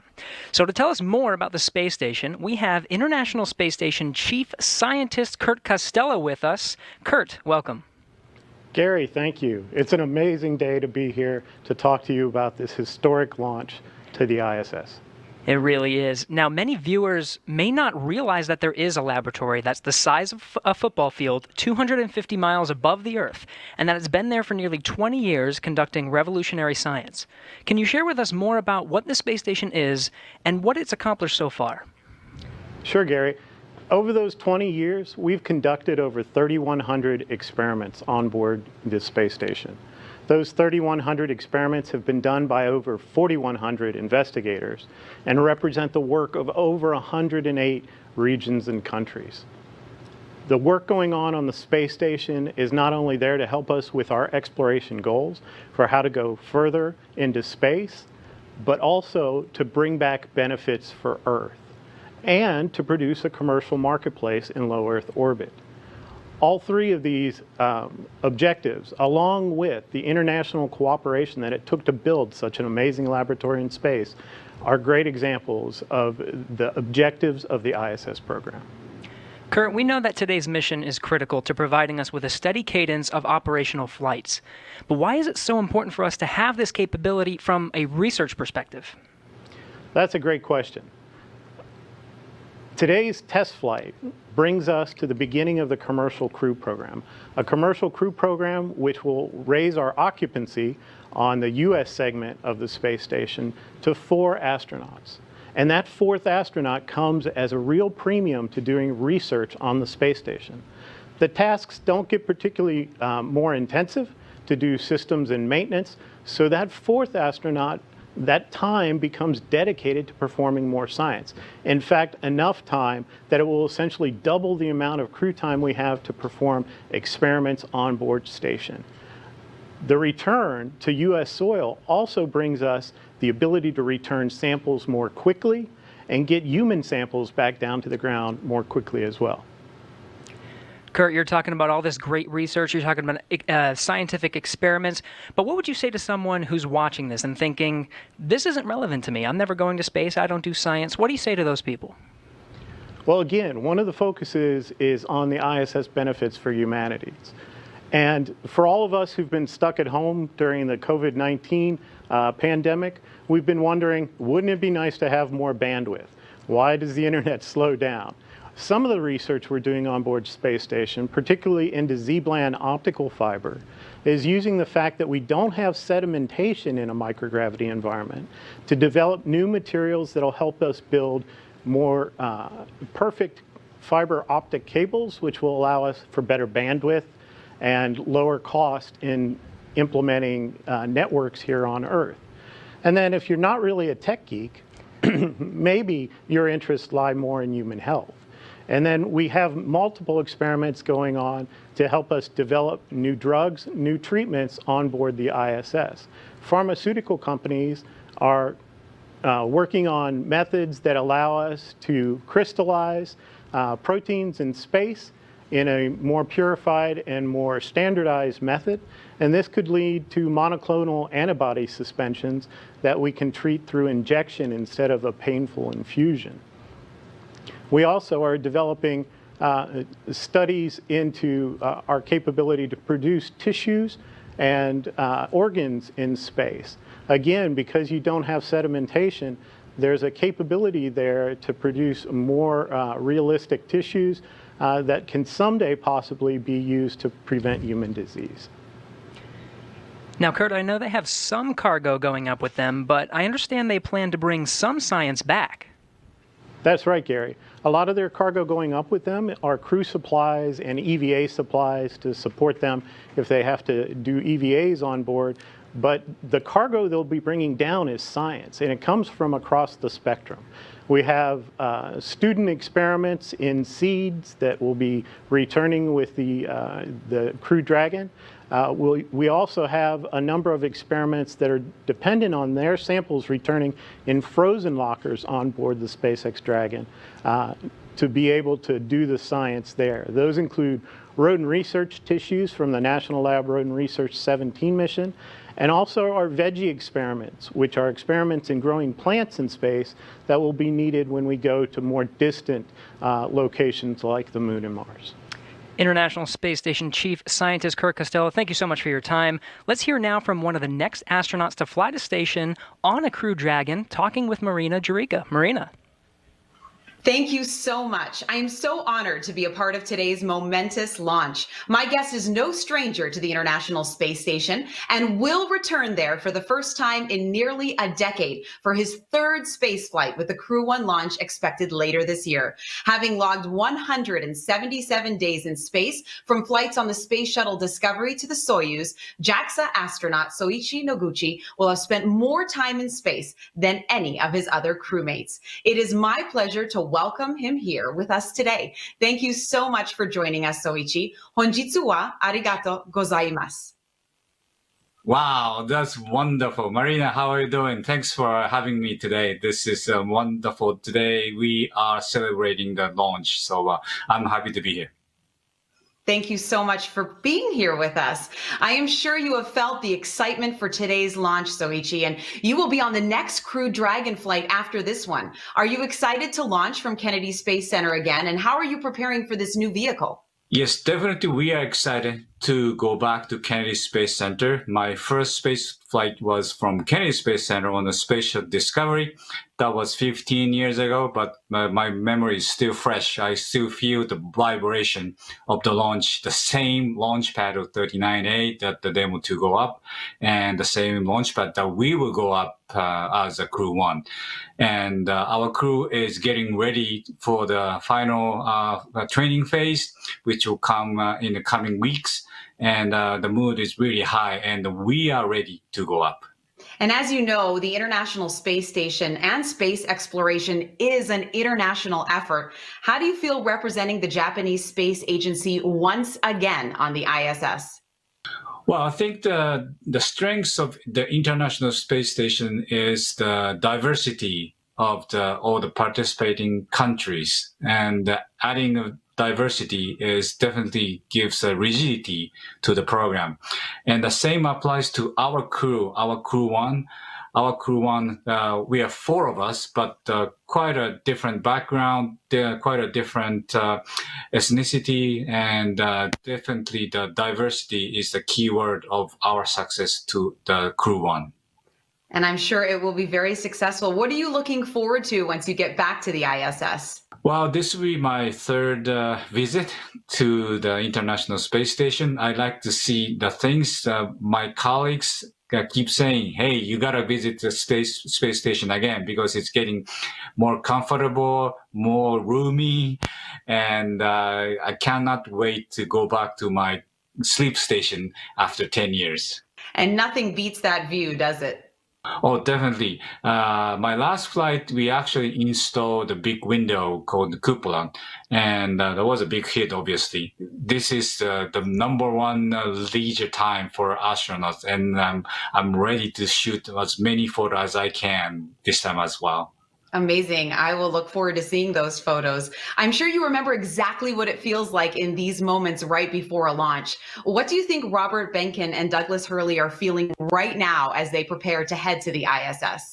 Well, Doug and Bob's space shuttle veterans, they know the drill. They have launched. They experienced the launch before, so I think they're pretty relaxed. And so far through my training, I learned that most of the steps before the launch is quite similar to what we have in the space shuttle days.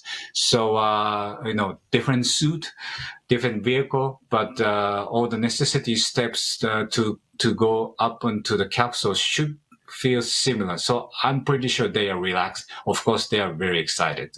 I'm sure they are. Gokatsu yaku wo oinori shite imasu. Honjitsu wa arigato gozaimashita. Thank you so much, Soichi, for joining us today.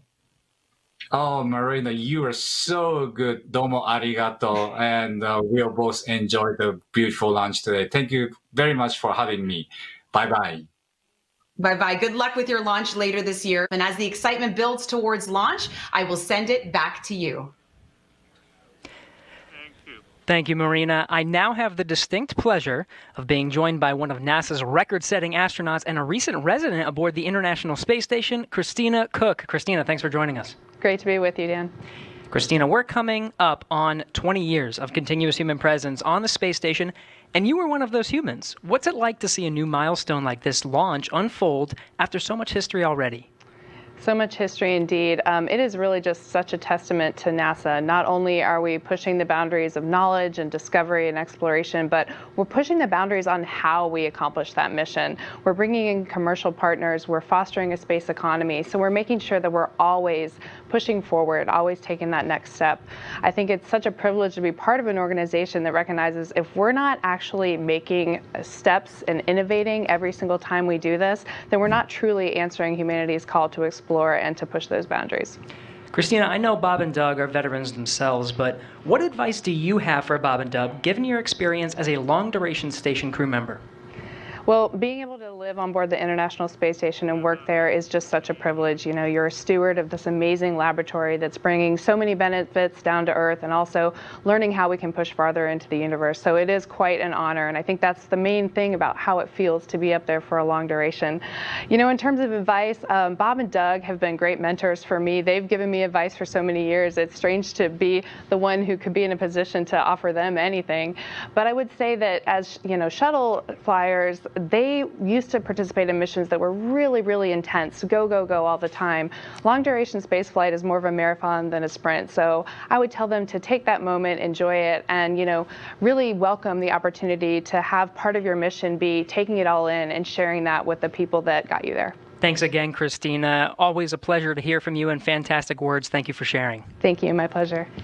So once again, once Bob and Doug arrive at the station, they'll be greeted by astronaut Chris Cassidy, but before we do that, let's toss to a briefing.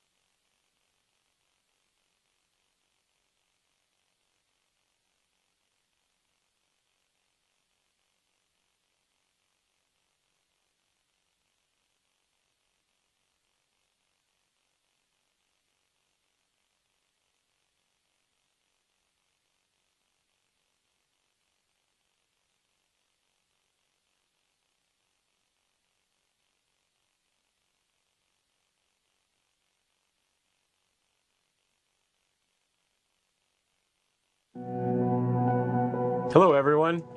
I'm astronaut Chris Cassidy, commander of Expedition 63 on board the International Space Station, flying 250 miles above the Earth.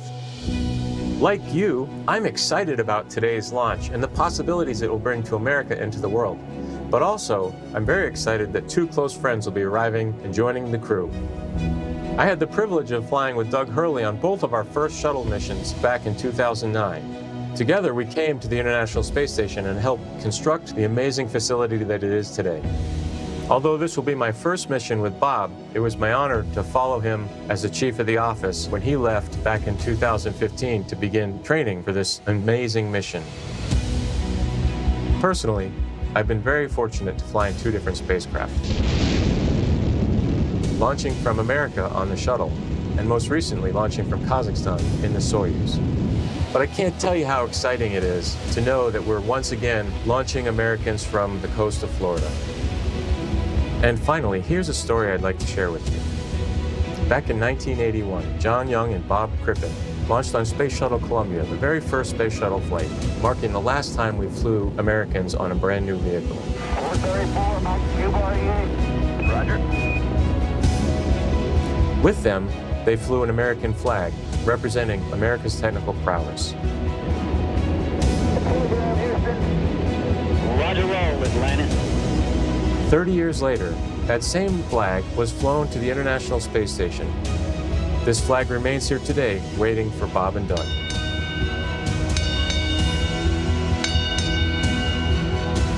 Our flag means so many things to our country, and this small piece of America represents what we'll be able to achieve together. We'll never stop exploring.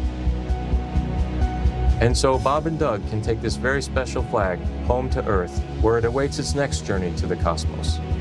In a few years, the first Orion crew will take this flag with it around the moon. All of this starts today. I'll be watching outside the window along with everyone else in America and around the world. I can't wait to look out the window and see my friends on close approach. Go Falcon 9, go Dragon, and go Bob and Doug. I'll see you soon. And that was a very special message from NASA astronaut Chris Cassidy. Right now, the lone American aboard the International Space Station, so he will be ready and waiting to welcome Bob and Doug when they arrive tomorrow, if liftoff happens today, a little later tomorrow morning. The countdown now stands at T-minus 1 hour, 25 minutes, 54 seconds, and counting until launch. And we'd like to share with you just how much has happened here at Kennedy Space Center since the last time we had a crew on the pad launching from here. As you can imagine, the end of the shuttle era was a bittersweet moment for many people across this spaceport. But in the end, we knew we were striving for this day, and here we are. Joining us now is Kennedy Space Center's Deputy Director, Janet Petro, on the comeback we've seen across Florida's Space Coast. She's with Daryl Nail now at OSB-2. Daryl? Yeah, thank you, Marie. Janet, you were just telling me you were there at the crew walkout. Tell me a little bit about what you saw between the astronauts and their families. So it was very historic. It was very emotional. So when Doug and Bob first came out of the doors, of course, a cheer went up from everybody. The Vice President was there, Elon was there, the crew families was there, and of course, Bob, myself, and the rest of the center leadership was there to cheer them on. But then, when they came out and then they went to the families, and Bob Behnken said, "Virtual hug," and he shouted out, "Virtual hug," and he did this motion, and of course his child also did that virtual hug, and so I guess that's the tradition of doing a virtual hug with the families. And then they, then they walked and got in the Tesla, either side, and the family walked right up to the window of the Tesla and were talking, having a private last moment with their father, hand on the window. It was very emotional. I had tears in my eyes.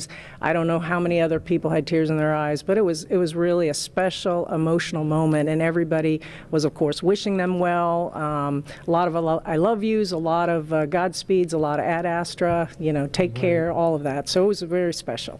Thank you so much for sharing that with us. And in the context of why it's so important, Janet, you remember, you've been here since 2007. Yep. You were here at 2011 when Shuttle Atlantis came to wheel stop.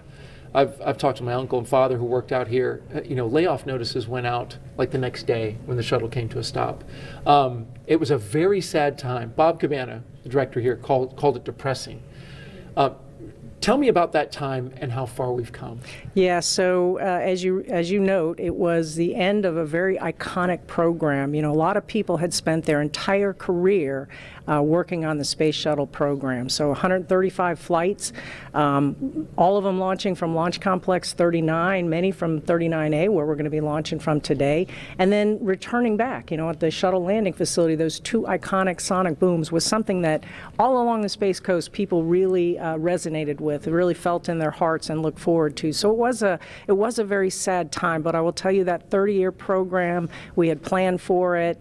The workforce was incredible. There was a lot of people who, as I said, spent their entire career here, and they wanted to safely fly that shuttle out, and then they retired. There was also another large group of people that just wanted to put on their resume that they had been privileged to work on the space shuttle. So the workforce I was incredibly proud of, because they were resilient, they were dedicated, they were committed to safely flying out that shuttle. They didn't skip any steps, and regardless, as you said, that they knew they were getting their layoff notices. I think it landed on a Wednesday. They were getting their layoff notice on a Friday. They were in it till the end to make sure we safely flew it out. And of course, we had 14,000 workers out here then, which we have a lot fewer here today.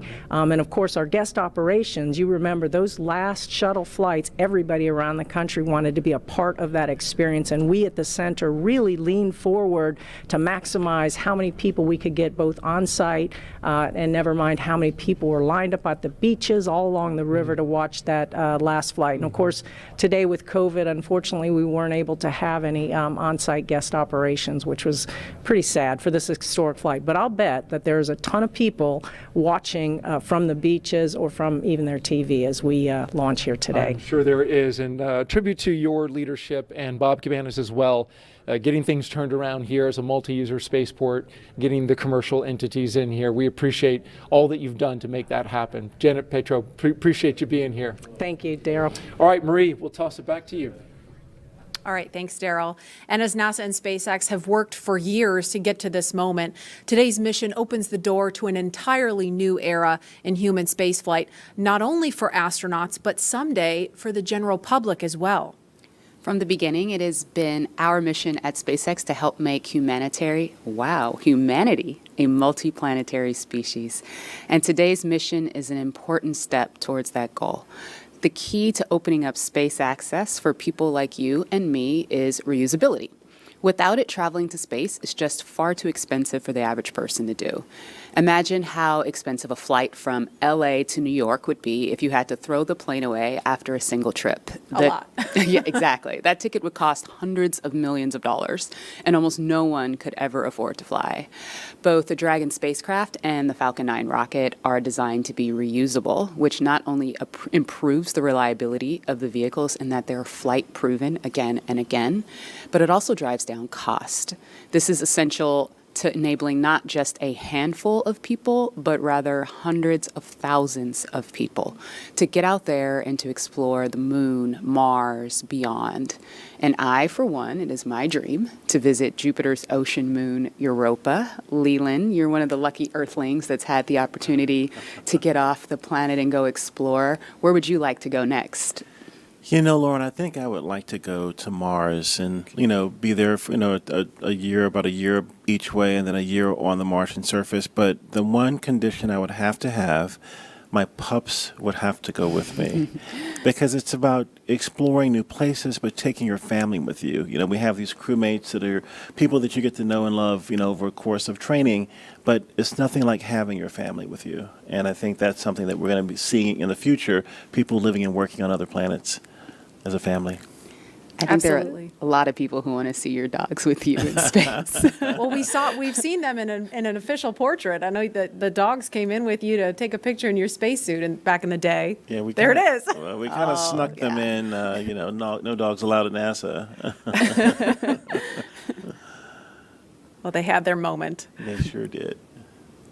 And knowing that the opportunity to fly to space as a private citizen or a private dog maybe one day is right around the corner, we have a new poll question on Twitter for you. So if you were given the opportunity, would you travel to space? Let us know, and we'll share the results a little bit later. All stations come All right. Well, there is not a lot of cargo. Chief engineer technical poll for launch escape arming and propellant loop. All right, now while there's not a lot of cargo in today's mission, Dragon is carrying 2 special payloads, aside from Bob and Doug, of course.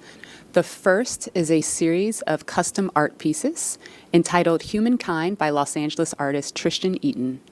These indestructible, double-sided paintings are made from gold, brass, and aluminum, and they celebrate how far humanity has come, as well as how far we still have to go.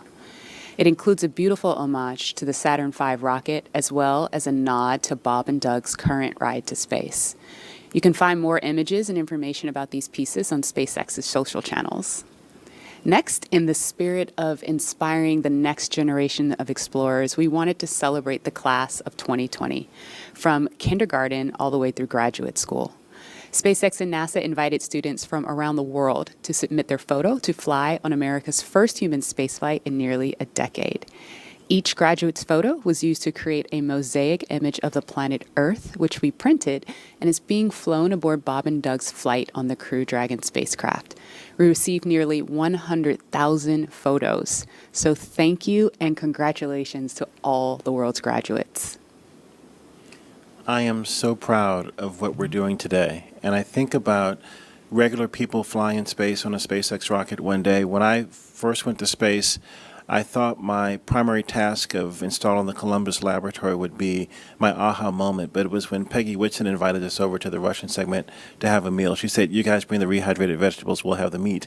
And we're doing this, having this meal, and it's with African American, Asian American, French, German, Russian, the first female commander breaking bread at 17,500 miles an hour, going around the planet every 90 minutes. And when I think of that perspective shift that I got looking out the window, flying over my hometown, flying over Leo's hometown in Paris, flying over Yuri's hometown in Russia, it brought us all together as a civilization. And I think that's what spaceflight does for us. The more people that have the opportunity to go to space will feel like it's an international family of people working together for the good of humanity and all humankind. Absolutely, and it's exactly what that piece of art was all about. Yeah. And following today's mission, we will be one step closer to a future where we can all have that experience. We can all have that orbital perspective and the ability to explore new worlds. In just over an hour from now, Bob and Doug will be the first people to launch on an American vehicle in almost a decade. For the team at SpaceX, it's really hard to put into words how honored we feel about the trust that Bob, Doug, and NASA have put into our team to carry out this critical mission. I worked on Crew Dragon for 2 years, and I can just imagine what all of my friends and colleagues are thinking right now as they sit in anticipation and excitement for what's to come. Absolutely. And speaking of those who have carried the hopes and dreams of science and exploration, we have a few shout outs to share with you from some big fans of NASA and SpaceX. Wow, we're making history again. The NASA program. I am there with you guys in spirit. Bob, Doug, good luck. I know you'll be fine. I'll be watching and got everything crossed, arms, legs. I'm tied in a knot. Can't wait for you to get back safely. This is the first time a U.S.-built rocket has taken people into space in 9 years. It's quite an accomplishment. So for us at the Planetary Society, more rockets means more exploration.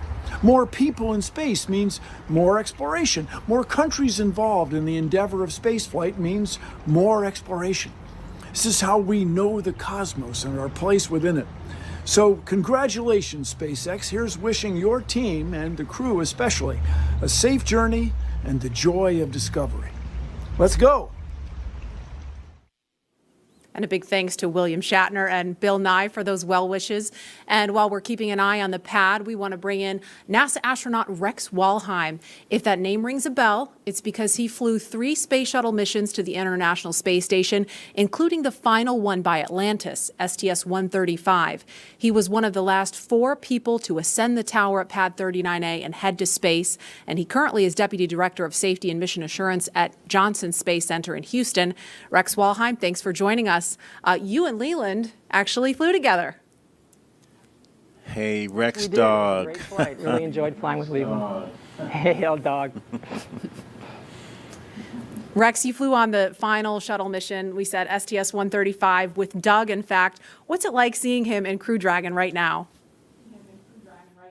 It's great. This is what we've been looking forward to. You know, after the end of the shuttle program, you know, it was a very important time where we wanted to transition to this commercialization of space flight to allow these commercial companies to take our astronauts to and from the space station. So in the 9 years we've had since we last landed on Atlantis, we've really worked hard for that. We've worked with our SpaceX partners and our Boeing partners, and here we are. Today's the day. We're taking that first step in this new era. What do you remember most about launch day for STS-135? I think it was just you felt the weight of it. The space shuttle was a storied program, 135 flights, and thousands of people had poured their lives into this program to launch probes to the planets, to launch the Hubble Space Telescope, and then of course to build the International Space Station. So you knew the incredible accomplishments of this program, and so you wanted to finish strong. And then when it finally became launch day, you'd finished the studying, you'd worked really hard, and now it was time to kind of soak it in. And I think that's what Bob and Doug are doing right now. They're sitting on the vehicle, talking to each other, listening to the sounds, and feeling the vibrations as it starts up. And it's going to be a great experience for them. Hi, Rex. What is your take on private astronauts going to space? I think it's great. I think the more we can do to commercialize space, to make access easier, the better we are. And I think that's part of this whole program. You get the cost down, then more people can afford it. And you get the cost down, you can do more things in space, more science, more research. And it is a transformative experience to fly in space, and I wish more people could see that. When you look out on the planet, like Leland was talking about earlier, with your crewmates from different countries all around the world, it gives you a different perspective. It gives you a perspective that we're all crewmates on this planet Earth. And we kind of get that now with the pandemic. We understand that we're all in this together. And that's what the space program does, and I want to see more people get a chance to see the Earth from that vantage point. And I think it'll bring us all closer together. Okay, Rex, a very serious question here. The worm or the meatball? Leland, I saw you dissing the worm earlier. How can you do that? The worm is awesome. I'm so glad to have the NASA worm insignia back. It's great. All right. Well, thank you very much, Rex. We appreciate you. And as we watch Bob and Doug there in the capsule, we are an hour, 10 minutes, 57 seconds and counting from launch, and we're going to send it over to Hawthorne for an update. Jesse? Thanks, Marie. We're just an hour and 13 minutes away from launch, and things are really getting ready to pick up here. Since arriving at the spacecraft, Bob and Doug were helped by our closeout engineers to get into their seats, attach their suits to special umbilicals that provide breathing air, pressurized nitrox, and a communication link to Dragon systems. They conducted leak checks, which were successful, and communications checks with the Corps here in Hawthorne, which is the person who will speak to them directly throughout the entire mission, as well as the launch director in Florida. This is where they are checking their comm path through both ground stations and the tracking and data relay satellites that we'll use to talk to the crew the entire way to the station. That's right, and after those suit checks were complete, the closeout team was able to seal up the hatch, which also got its own leak check, and we confirmed that it was good to go. The closeout team at this point has already departed the area around the pad. They're about 25 minutes ahead of their schedule, and right now weather operators are kicking off their final check on wind speeds at the pad, which are going to be used, and they're really important for that final go, no-go for launch. Before we get to that final go, no-go, various teams at both NASA and SpaceX are going to do some internal go polls, just making sure conditions are good with Falcon 9, the Dragon, the crew, the range, and the space station before the final go is given. So let's check back in with Houston real quick for a status on the team there supporting the space station on their readiness for launch. In Mission Control Houston, led by Flight Director Zeb Scoville, has been polled, and we're go for launch. All systems on board the station that are required to be healthy for the mission are reported good, and we're standing by. Station conditions are normal, and the trajectory is meet right up with the orbiting complex as planned. Chris Cassidy aboard the International Space Station is finishing up some tasks, going into his pre-sleep period, and will be able to watch the launch of Bob and Doug.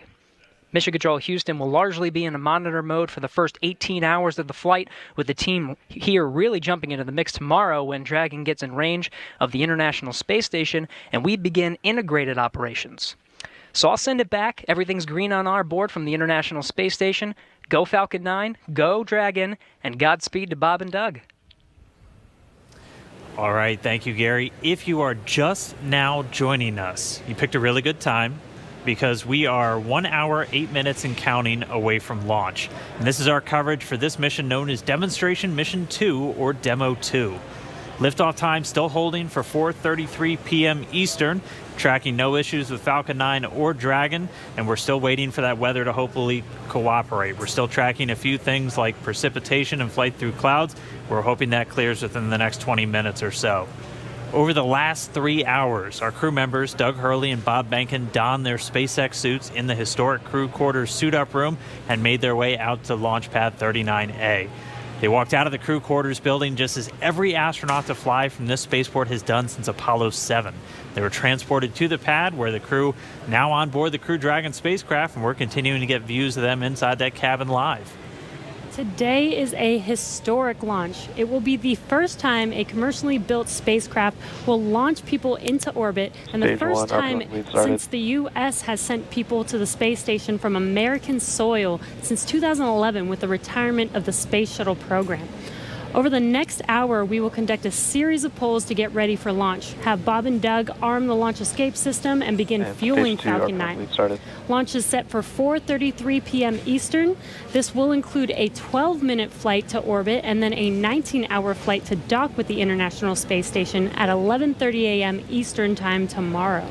Today's mission is the culmination of years of work between the teams at SpaceX and at NASA.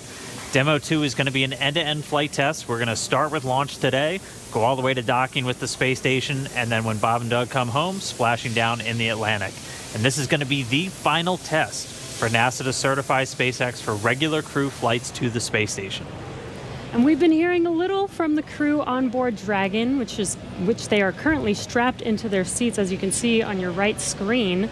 They're already through their seats, or they've already been strapped into their seats, and through communications and leak checks, they're able to follow all the milestones still ahead on those displays just above them that you can see there. Go ahead. Yeah, we're going to equalize the pressures in the common manifolds just to raise them a little bit. So we will be momentarily cycling the tank isolation valves. I just wanted to let you know for awareness. Just wanted to take a pause to listen into the nets. Okay, we appreciate that, Jay.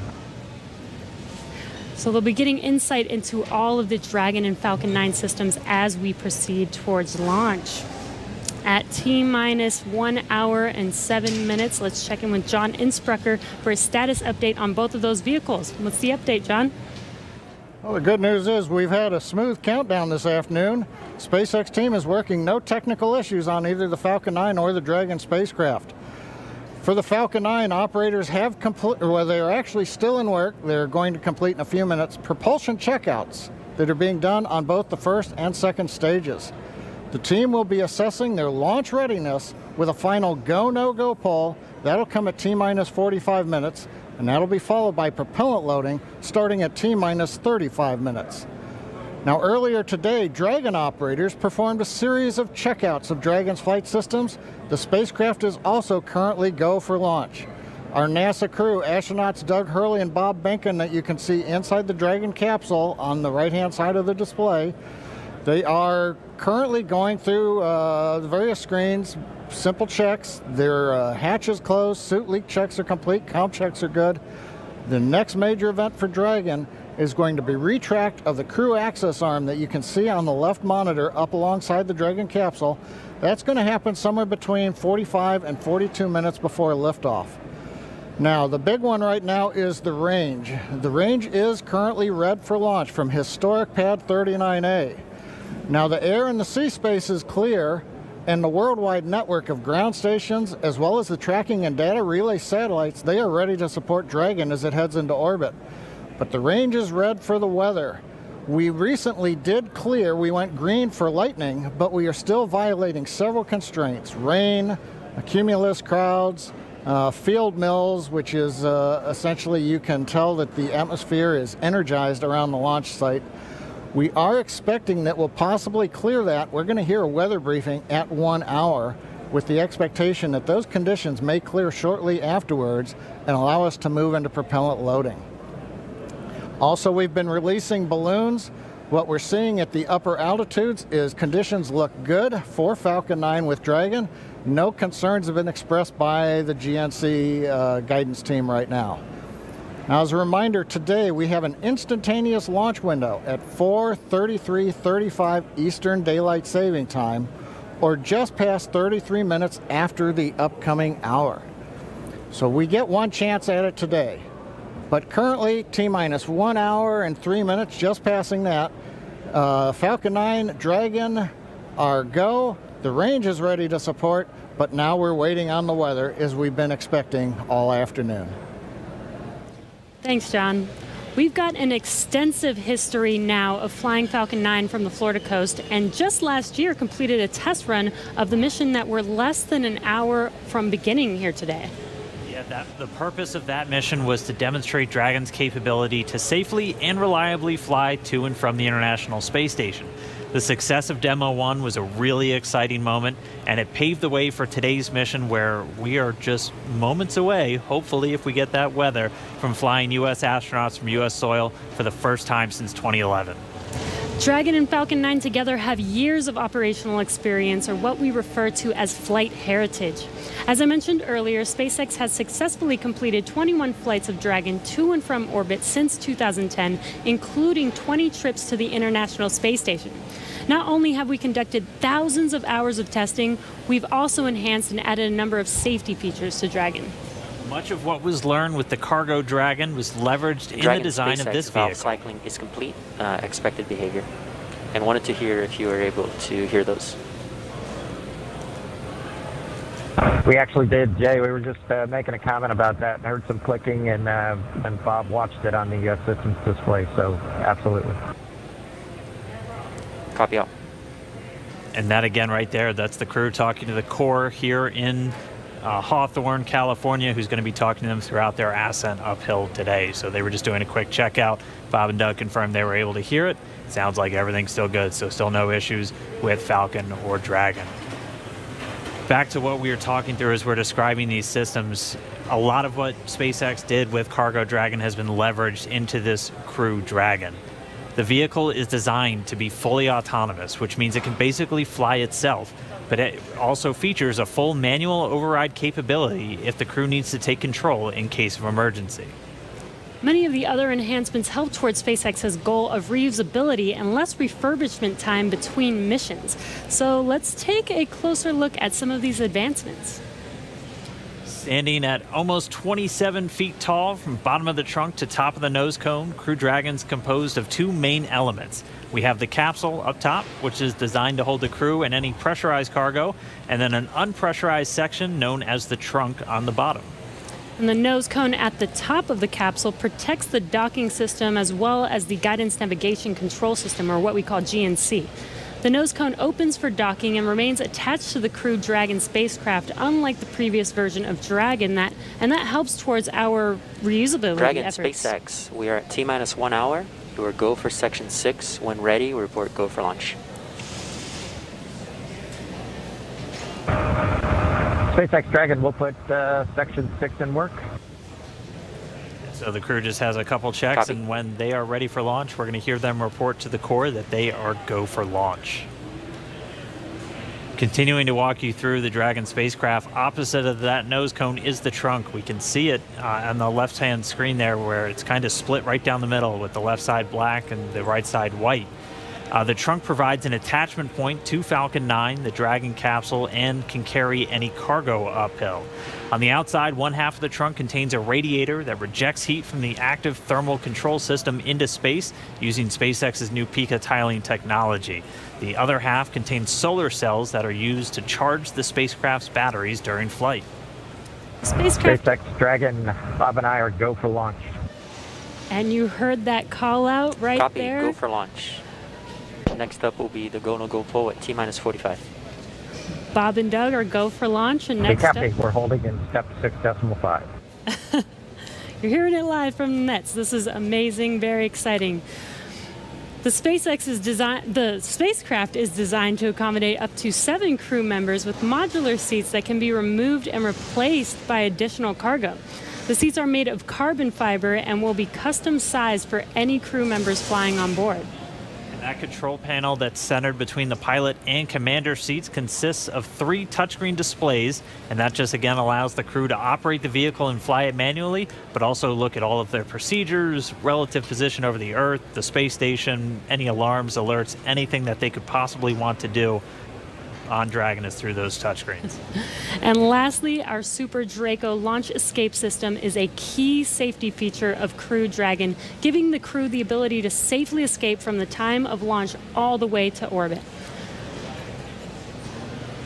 And that launch escape system was put into work a little bit earlier this year, again on that in-flight abort test. As we look to the future beyond this test flight, the first operational SpaceX crewed mission for NASA will be a little bit later this year after Bob and Doug come home. NASA astronauts Mike Hopkins, Victor Glover, and Shannon Walker, and Suichi Noguchi of the Japan Aerospace Exploration Agency, or JAXA, were chosen to support this mission, being called Crew 1. But today, Doug Hurley is the spacecraft commander for this mission. He previously flew on 2 space shuttle missions as the pilot on STS-127 and STS-135, which was the final space shuttle flight. Here's a closer look at Doug Hurley. Please review your launch commit criteria. Again, this is to review and confirm no violation of launch commit criteria. We are tracking one issue with weather still. And I think we'll need to track that all the way down to launch to clear that. This polls also go for arming and launch escape system and a go for propellant load. And this is the on Countdown Net reporting that the technical poll was completed. All systems are proceeding. We're monitoring the weather, as LD briefed. We're also looking at a watch item on a hydraulics QD rod ring. Ring pressure will come up at -8 minutes 30 seconds, and we'll be able to verify decay rate. No concerns at this time. Everything's reading nominal, but watching that item. No other constraints on Falcon 9 or ground systems.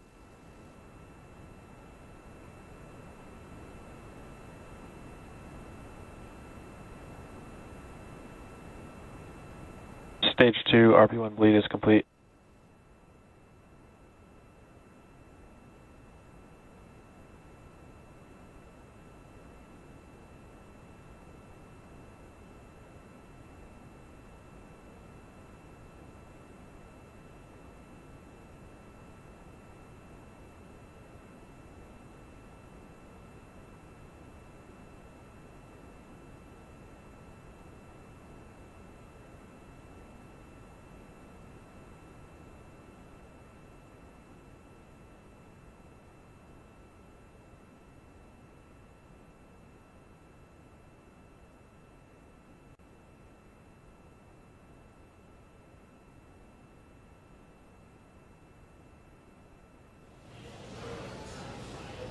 All right, we just crossed the 55-minute mark away from launch. Sitting right next to Doug Hurley, who's closest to your screen, is NASA astronaut Bob Behnken.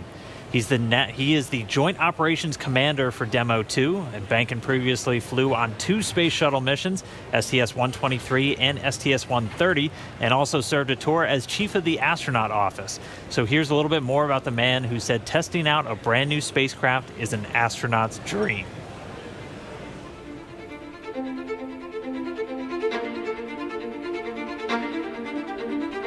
When you go through the launch day preparations, there's a lot of moments that kind of stand out to you. One is the kind of the celebratory piece of it, which is that you're walking out of the suit up room and getting in the vehicle that's going to take you to the launch pad. When you close the hatch, that's really when Doug and I are in the vehicle, and it's our vehicle, and we're really in control of the mission at that point. Test pilots, their task proved that man could fly into orbit around the Earth and return live and well to talk about it. There's always a balance of managing risk as you go forward to execute a test point and figuring out a way to collect the data. We hear a sound. Okay, is that sound an expected sound? Or we see a light, is that light an expected light? What's the source of it? Does it sync up with something else that's going on or not? So trying to dissect all of that in real time in your head is, you know, a lot of things happen like that on launching of a vehicle. From St. Anne, Missouri, he is an Air Force colonel and flight test engineer. He flew aboard Space Shuttle Endeavour twice. Introducing NASA astronaut Bob Behnken.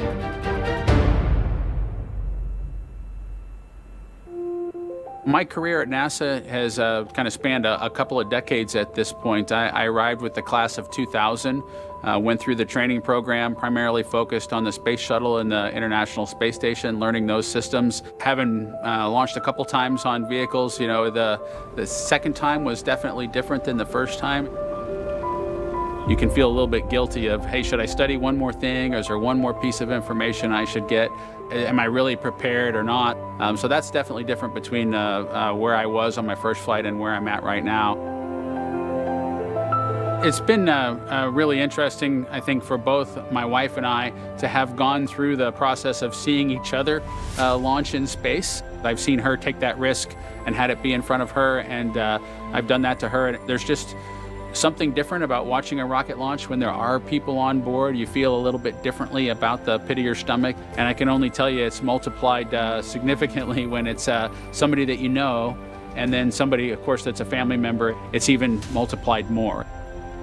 For me personally, as a spouse, watching everything that Bob has put into this over the last 5 years, the dedication that he's shown, the perseverance is pretty special. For both of us, though, the way our minds work, it won't be until sort of the mission is complete that you have really a chance to savor it and celebrate it. This is a huge accomplishment for an Air Force flight test engineer to be part of the demonstration mission of a brand new vehicle. It's going to be amazing. Without a partner that has that same appreciation, I think it can be challenging for some folks. There's a lot of work and a lot of time that takes away from family that that my spouse appreciates, and I love her for that. Really, my role on the DEMO-2 mission is to make sure that we get this vehicle tested and evaluated so that we can move on to more operational missions at the International Space Station. We've got a lot of objectives on board the vehicle that we need to accomplish to really make sure that it's good to go. We'll make sure all those systems are working during the test flight so that the future missions will have them available even if they don't plan to utilize them. Through years of the NASA team, helping to share that experience and teaching them the lessons that we've learned by going through this. Now there's another capability in the U.S. besides NASA to operate something of this magnitude. When is the last time humans launched on a new vehicle? Certainly on the American side, it's been several decades. Now we're in a time when we've got multiple vehicles under development. It's a great time from a space exploration time frame just to see all that happening, and it's because of this nurturing of the environment, being able to pull in a wider group of people who can contribute towards human spaceflight. It's a super cool time. On a deeply personal level, I'm really excited that my son is going to get a chance to see me launch into space. Being an astronaut has been a little bit of an abstraction thing for him because he's seen me do it in old videos, but he hasn't seen me do it for real. And so I'm excited for him to see this launch. I want to thank the entire Commercial Crew Program team that's worked together to get to this point where we've got vehicles in the launch pad ready to head to the International Space Station.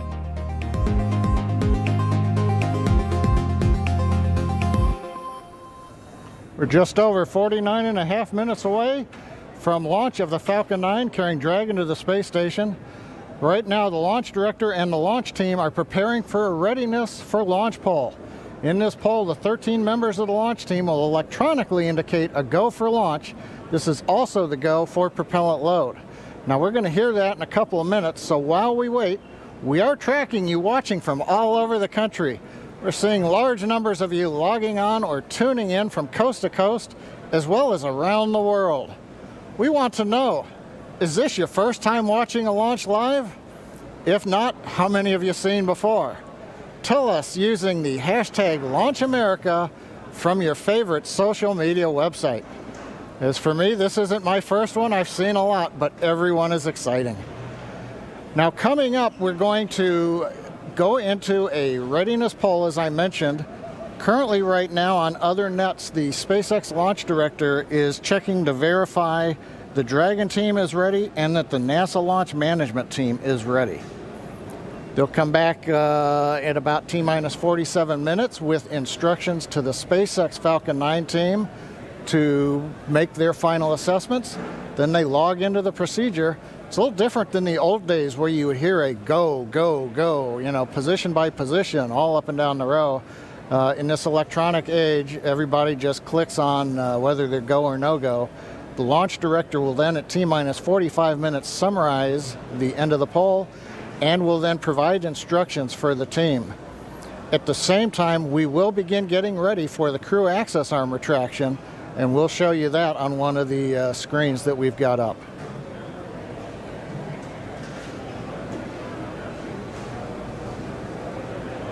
Now currently we are continuing to monitor the weather. The weather is still red. It is improving. We're looking at one cell between the radar and the pad. We're keeping our fingers crossed that conditions will improve, but we're going to be watching that for about another 15 minutes.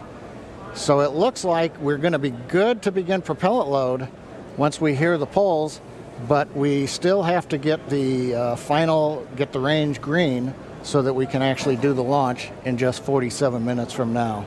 Let's listen to the countdown net for a moment.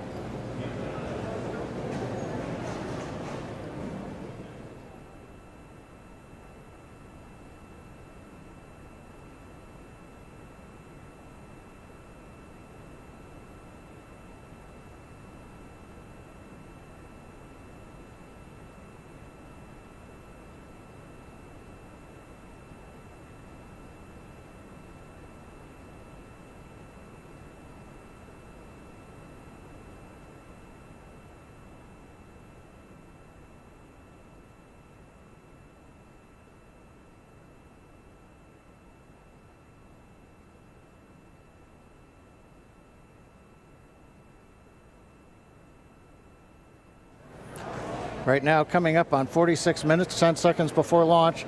Didn't hear any significant chatter coming over countdown one. Yes, launch director in the countdown net. Poll is complete, and we have a go to proceed with propellant load. Launch control, proceed with swing into crew arm. Arming crew arm movement for T-minus 45 minutes. Thank you, launch control. A reminder in control room on hold and launch escape protocol. For non-urgent no-go conditions, brief CE or LD, and it will approve aborting the launch auto sequence and proceed to launch abort. For urgent issues affecting the safety of the operation, operators shall call hold on the countdown net. Launch control will abort the launch auto sequence immediately and proceed into the launch abort auto sequence. Operators shall also advise the launch director whether structural breakup or fire is imminent or occurring per Dragon manual escape flight rules. Remainder on fire alarm instructions. Here in Fire Room 4, in the event of a fire alarm, key operators, previously briefed, will remain at their post while the alarm is evaluated. In the event that personal safety is threatened, we will evacuate to the south-facing emergency exit, which leads directly outside. One final reminder, they'll be arming the launch escape system momentarily. Need all personnel, please stay in your seats from now through orbit insertion and Dragon separation from the second stage. Crew access arm retract has started. And you've heard Mike Taylor, the SpaceX launch director, give instructions to the team. We've also just heard the call. The crew access arm retraction is underway. Great view from the camera inside the White Room as we see the arm moving away from the Dragon capsule, one of the major events necessary to get down to T0. The next one coming up will be arming of the escape system on the Dragon capsule. Now, right now, the next plan for Falcon 9, T-minus 35 minutes, we will begin loading propellant onto the first and second stages. Now, currently, Falcon 9's looking good, Dragon's looking good. The range continues to be go for launch in terms of the clearance around the launch pad, both the air and the sea space. Looking at the flight corridor, the ground stations, the NASA tracking and data relay satellites are ready to support. And we just continue to monitor the weather Our team is getting constant updates. We're monitoring weather data sensors around the launch site, looking to make sure that we can get everything into the green position. The one that we're mostly looking at right now is how much rain we're going to get between now and liftoff, whether it's just going to be mild precipitation that's within the rules for loading propellant. That's what the expectation is, but we're going to continue to watch that. So fingers crossed, but right now coming up at T-minus 43 minutes, 18 seconds and counting, everything but the weather's go, and the weather is trending in the right direction. So we've got our fingers crossed here.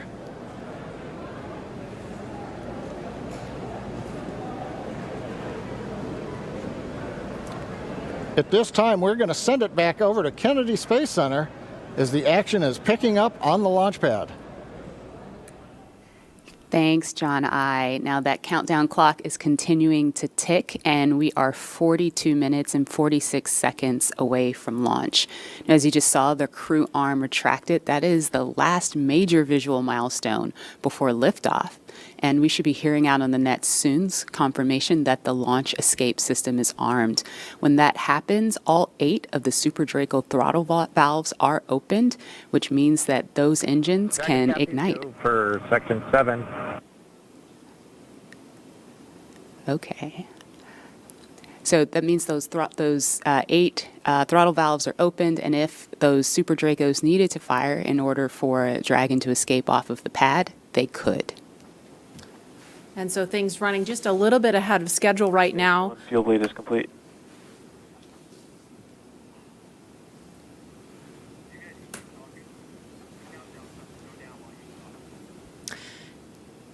Now, we just saw the crew access arm retract just a minute ago. We saw NASA astronauts Doug Hurley. In 7.2, our visors are closed, and we're arming the launch escape system. So we just heard the astronauts confirm that they are about to arm the launch escape system.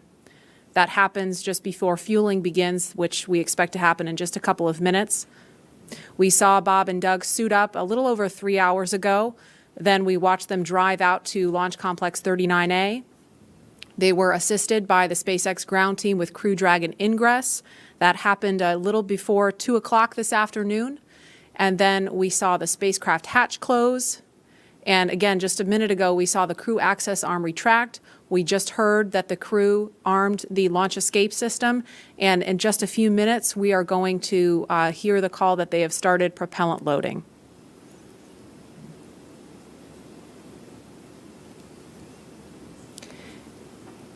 Launch escape system is verified armed.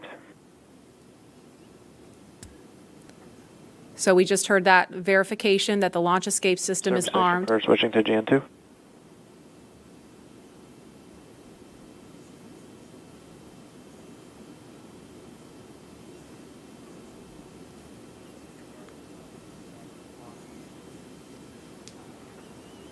And we are going to send it over to Hawthorne to take us through prop loading. Jesse? From the parachutes to the launch escape system, SpaceX has designed Crew Dragon and Falcon 9 to be the safest launch vehicle ever flown. And joining us today, we have SpaceX's Nick Picone, who was our mission manager for our in-flight abort mission earlier this year and currently works on the Starlink team. Thanks for joining us, Nick. Hey, Jesse. I'm here at the Launch and Landing Recovery Center with the recovery team and our Dragon ground operations team monitoring the launch. Awesome. Can you tell us more about the critical safety features on this new version of Dragon? Sure. So Dragon 2 was designed with long-term reuse and reliability in mind. So fundamentally, there are multiple layers of redundancy to any of the failure modes that we could conceive of, that NASA could conceive of when we were working to design and test this vehicle over the past few years. But in the event that we encounter an unforeseen failure mode or multiple failures which push us outside of our design space, Dragon also has backup systems and operational controls intended to keep Bob and Doug safe. I'm sure you've heard a lot about it today, but the launch escape system is the primary backup system that we have from the moment that the vehicle is here on pad being fueled all the way up until orbital insertion. At a high level, the launch escape system, in the event of major Falcon anomaly or emergency, will terminate Falcon thrust, separate Dragon from Falcon, and it'll use Dragon's 8 Super Draco engines to quickly pull the vehicle away from any kind of Falcon anomaly. And you talked a lot about the launch escape system. How exactly is that activated? Is it autonomous? Is it manually activated? Definitely. So for this system to work as designed, you have to remember that the vehicle could be flying at hundreds or thousands of miles an hour through the lower atmosphere. So it's really important that it's extremely fast and highly reliable with very low chance of false positives. The launch escape system fundamentally is set to look at a set of pre-programmed criteria which are on board the vehicle. Dragon and Falcon are looking at high rate telemetry, looking for abnormal vehicle dynamics, loss of communication between critical systems, or manual commanding. Our launch director and chief engineer, who you've heard a lot from today, are capable of sending a manual command to Dragon to initiate a launch escape. And Bob and Doug are also always able to actuate the launch escape handle and initiate a launch escape themselves as well. Now that the system is armed, all of this is currently active on the vehicle. Wow, it sounds like there's a lot that goes into it.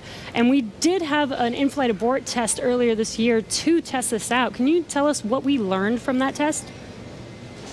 Definitely. It was possibly the most flight-like test of an orbital class booster in history. It was a fully flight-like test using a full Falcon 9 rocket, which we had to knowingly destroy in order to get this fully integrated system. For folks who didn't get a chance to see it, the vehicle followed a normal crew launch trajectory. About a minute and a half into flight, we had Dragon autonomously trigger the launch escape system based on a reconfiguration of those triggers I was just talking about. For propellant and load. thankfully, we had some we continued through flight, had a successful parachute deployment and splashdown, and we did see Falcon rather spectacularly blow up about 10 seconds after separation. It's important to recognize that all of that happens from command to actual separation of the vehicle in under half a second. Wow, yeah, that sounds amazing. Thank you so much, Nick, for joining us and talking through those details with us. Enjoy the launch today.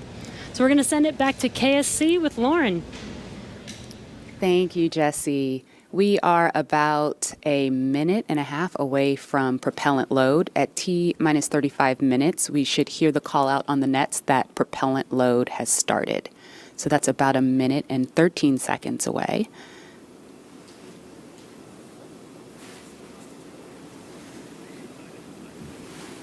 Hey, Marie and Lauren, I am getting goosebumps over here. This is an exciting moment. When I was sitting in the vehicle, when we retracted everything, when all the prop was getting loaded up, I was just going through my crew notebook. I was thinking about, what my first step would be if there was a malfunction, because usually everything goes nominally when you fly to space, but you have to think about the things that you have to take care of, the first steps you have to take care of. And on my mission, I was calling out the abort calls, like if we had lost an engine, where would we go next, when the different abort calls around the country and around the world. So I think that's what those guys are probably thinking about now, and just really getting ready for this mission to go off.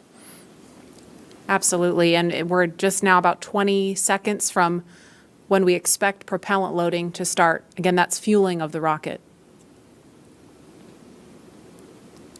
All right, we're getting close. We should hear that call out any second now on the nets. So let's listen in. Propellant load has started. Fantastic. So prop load has started. We've started loading liquid oxygen on stage 1 and stage 2. And liquid oxygen and RP1, which is our rocket grade kerosene. So now that we are 34 minutes and 42 seconds away from the first launch of astronauts into orbit from American soil since 2011, we know that the launch escape system is armed, which happened just before fueling. Dragon prop load happened weeks ago, actually just a few miles down the road at what we call Dragon Land. And those propellants, which are MMH, or monomethyl hydrogen, that's our fuel, and NTO, or nitrogen tetroxide, that's our oxidizer, those not only feed the Draco engines that propel Dragon on orbit, but they also supply those 8 Super Draco engines of the launch escape system. So I have one right here, a little model. Oh, it doesn't come off the stand. Don't break it, Lauren. All right, I know, it's very nice. So as you can see, the Dragon is actually broken up into 4 quads, and each quad has 2 of the Super Draco engines for a total of 8 of them. And as I mentioned, they are biprop engines. They have MMH and NTO as their oxidizer. Now, most abort systems from past space vehicles, I believe like Soyuz, Mercury, Apollo, they all had a pointy escape tower on top where there was essentially like a mini rocket engine or a series of rocket engines on top.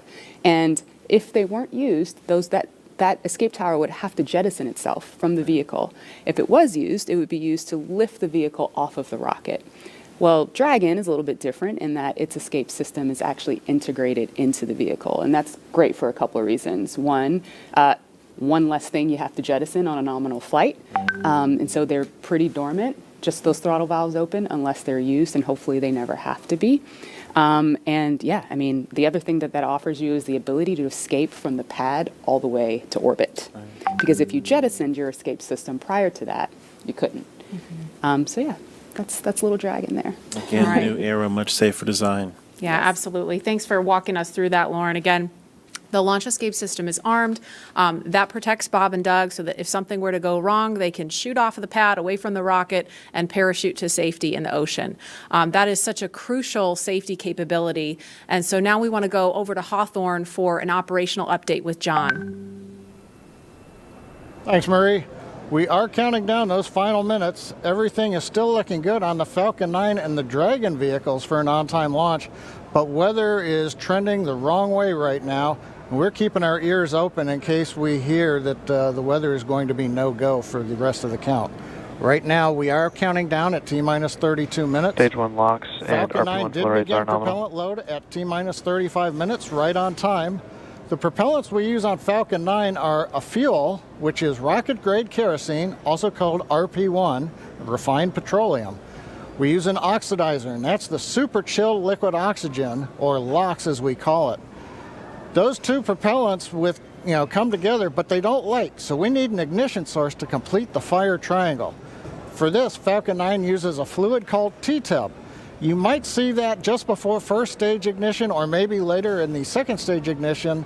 You get a green colored flame as the T-tub comes out into the oxygen, and that ignites the main engines right before the rocket takes off or the second stage engine lights. Now currently in the fueling, RP1 fuel is about 10% full on the first stage. That's the bottom 2/3 of the stack of the vehicle you can see on the left. The first stage is that long white cylinder at the bottom, plus that black cylinder called the inner stage. That's the entire first stage that we're loading with LOX and RP1 kerosene. That's the part that comes back to Earth. The second stage just above it, the white cylinder, and then above that will be the Dragon trunk and the capsule. Now currently, the second stage is also loading fuel with RP1. That's about 8% full right now. We are loading liquid oxygen on the first stage. The second stage liquid oxygen load will begin at T-minus 16.5 minutes if the weather cooperates. So LOX loading will then continue on both the first and second stage until the last few minutes of the countdown. Helium loading is also underway into pressure vessels on the second stage. We use that to pressurize the tanks in flight as the propellant is being pulled out by the Merlin turbopumps.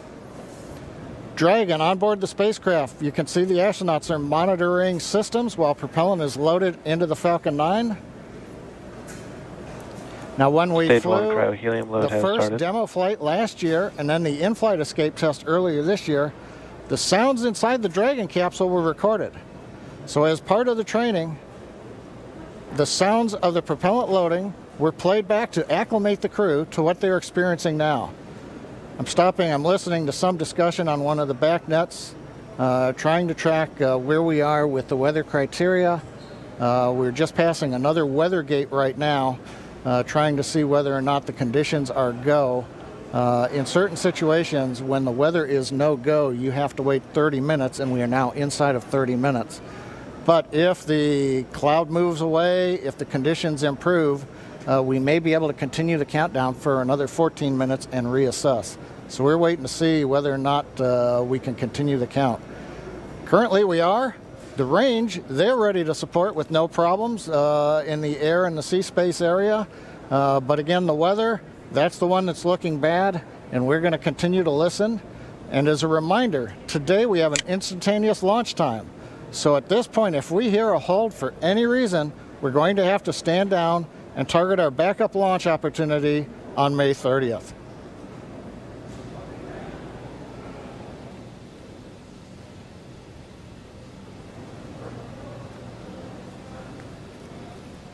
For DEMO-2, Bob and Doug's flight to station will take about 19 hours, and their journey is fairly similar to the trip our Cargo Dragon makes back and forth to the International Space Station, with two noticeable differences: docking and splashdown. As we await T-0 in just a little over 28 minutes from now, ground operations teams just doing those final series of system checks, making sure both Dragon and Falcon 9 are ready for liftoff, and really keeping an eye on that weather. And you're just continuing to get live views of the teams. You've got Falcon 9 and Dragon on your left, and then Bob and Doug on the right as they prepare at the Cape for liftoff. Once we hit T0 and a successful launch occurs, we will watch Falcon 9 and Dragon make their ascent until Falcon 9 and first and second stages separate and send Dragon on its way to the space station. And once it gets on orbit, mission operators will prepare Dragon for on-orbit operations, where Dragon will execute a series of burns that are going to gradually raise its orbit to align more closely with the International Space Station. And you're seeing some of that track in the animation on your screen right now. After doing enough of Dragon, those burns, SpaceX they'll for put weather Dragon... Oh, sounds like we're going to get a weather update real quick for the crew. Go ahead, SpaceX. Yeah, we're currently just evaluating a constraint on the field mill rule, which looks at lightning energy dissipation. We expect to have an update at about T-20 and more information there on whether we would be able to continue into the prop load or scrub at that time.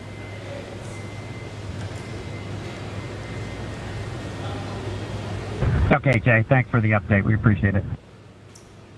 Copy. So I'll give you some more words in about 6 minutes. Okay, so it sounds like we're going to find out in about 6 minutes if we're going to have enough time. And John, I was referring to a couple of those weather situations where we have to have a certain amount of time. In this case, with the field mills, about 15 minutes. So they have until about 16 minutes and 30 seconds to really make sure that we're going to have enough time for that to dissipate. So we're going to be listening for that weather update in just a couple of minutes, but it is going to be a pretty interesting trip uphill for them once they actually get on orbit. And a very exciting countdown with 6 minutes to figure out if we are launching today. But targeting back to what we were talking about, next Dragon will make its approach and actually dock with the space station. This is a very different process from what we've seen with Dragon cargo deliveries in the past, which used a process called berthing. Now, berthing requires a spacecraft to approach the station and then stop so a crew member can maneuver the station's robotic arm to capture the spacecraft.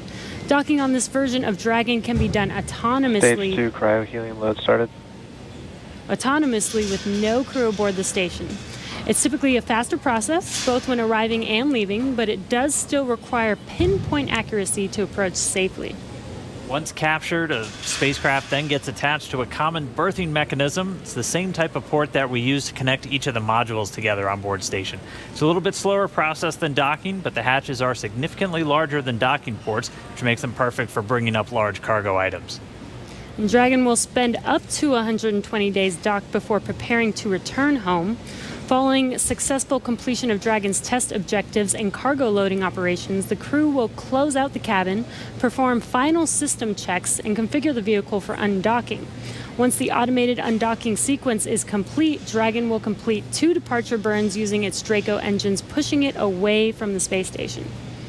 And then after Dragon departs the station, it's ready for its trip home. And that'll have deorbit entry and landing and a number of other operations. If you're looking at this animation, it might look like we're playing the one we played originally in reverse, because that's kind of how it goes, but just a little bit quicker.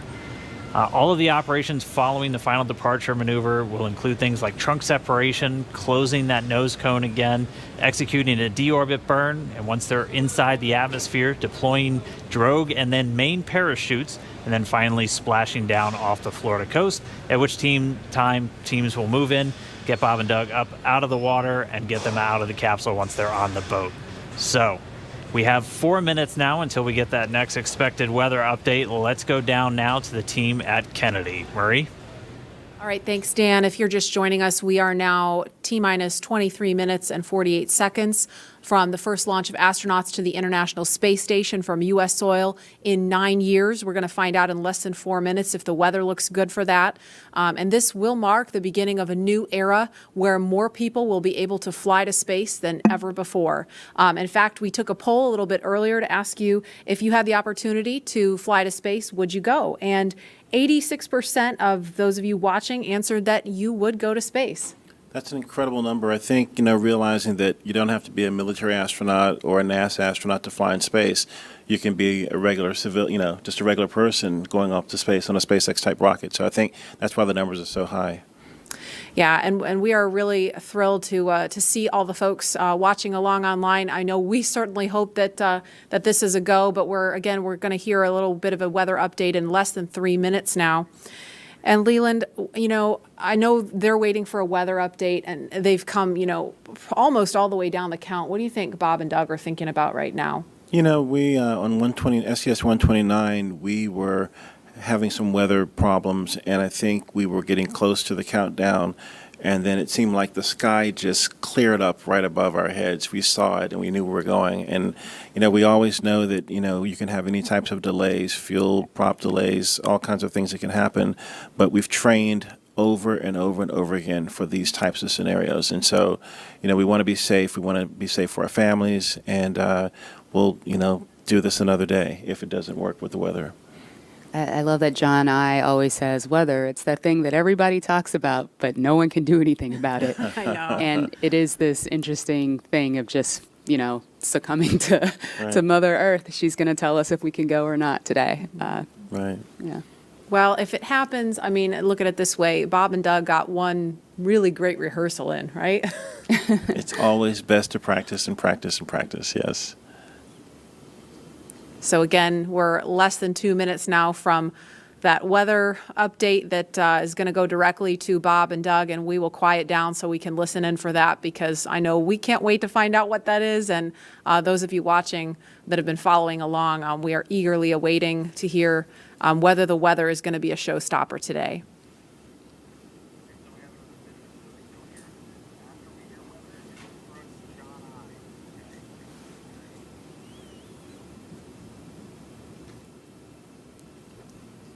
These clouds can seem really deceiving at times, right? You see the blue skies peeking through and you think everything's fine, but you just don't know. That's why we have those launch weather officers. Absolutely. And I know, we've talked about it before, but it's not just the weather in Florida that they're looking at. They've got to look at weather downrange. If they were to have an abort in flight and they needed to come down somewhere in the ocean, they need to consider what the weather's like out there, because recovery teams have to go out and get them in a situation like that. So there's so many variables, and that's why not just with this flight, but with every human space flight we've had in the past, there's always a very good chance of a scrub, because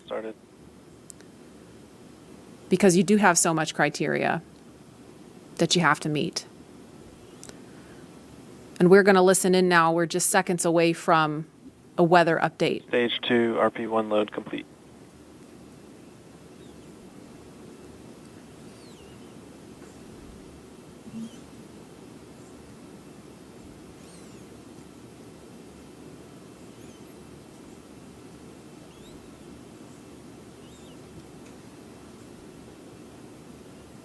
That is liquid oxygen you see venting off the rocket. That's completely normal and expected.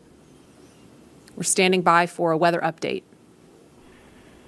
Unless you can give us another 10 minutes, I don't think we're going to get there with any of the rules today. I'm going to give you 10 minutes. I mean, another 10 minutes past T0. Oh, 16:45 local. I think we'll probably be clear on all the rules, but not quite going to make it for this. Okay. We're going to check back in with you in about 2 minutes, and then I'll call it up at about T-minus 17 minutes. Okay. Yeah, there's some of them are starting to count down, but we still have one above 2,000. So if that gets below,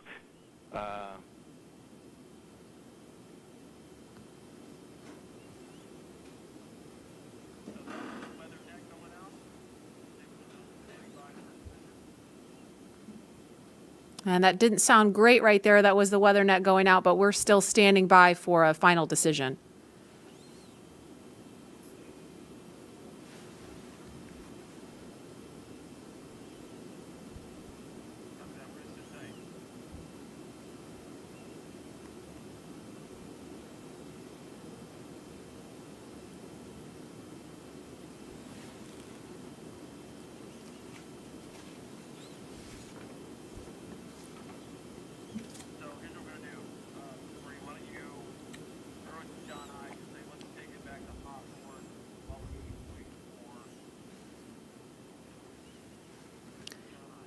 And we're going to continue to listen in for an update. But in the meantime, we're going to go over to John Innsbrucker at SpaceX headquarters in California. John? And Dragon SpaceX on weather. We're still T-minus 18 minutes and counting. LD is we are still red some on weather. Expect an update from LD. We're waiting in about another minute for one final check with weather. We're going to check at T-minus 17 minutes possibly. We don't really expect that things will have improved. The weather officer was not optimistic that the weather would clear up that rapidly. We did hear the launch director, Mike Taylor, joke that, you know, if we could move 10 more minutes past the T0, weather conditions may improve, but Mike was not able to do that. We have an instantaneous window today. So at 17 minutes, we want to make that call because shortly after that, we will begin loading liquid oxygen onto the second stage. So if we're not going to have the opportunity to launch, if the clock's going to run out, stand by. Continue to violate a couple different weather rules that we now do not expect to clear in time to allow for a launch today. We go ahead and end today's launch attempt. Launch control. Go ahead and end the launch auto sequence and proceed into the launch abort auto sequence, please. Launch abort has started.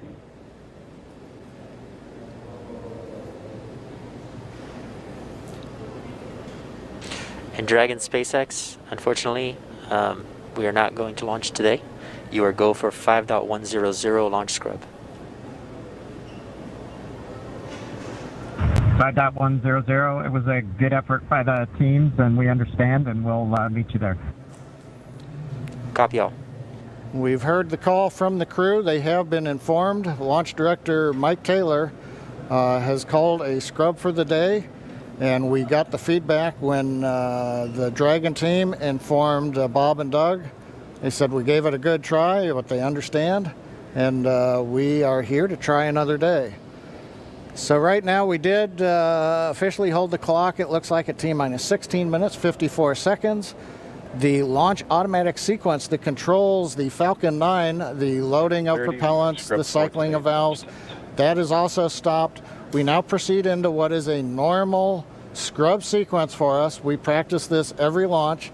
So now we move into safely taking the propellants, the pressurization gases back off the first and second stages. As things get into a safe configuration, then we will disarm the escape system on Dragon, and we'll bring the crew access arm back around the spacecraft. So right now, we got down to just inside 17 minutes. The hardware was working very well on both Dragon and spacecraft. We had the fuel loading going on. We had liquid oxygen loading going on, everything but second stage. And the weather just needed a little bit more time to clear the conditions. We didn't have that time because we had an instantaneous window. And so with that, SpaceX launch director had to call upon the input from weather. Dragon, copies had to all call about 30 a minutes. scrub Thank for you, the bye. day per the safety rules that we have for this flight.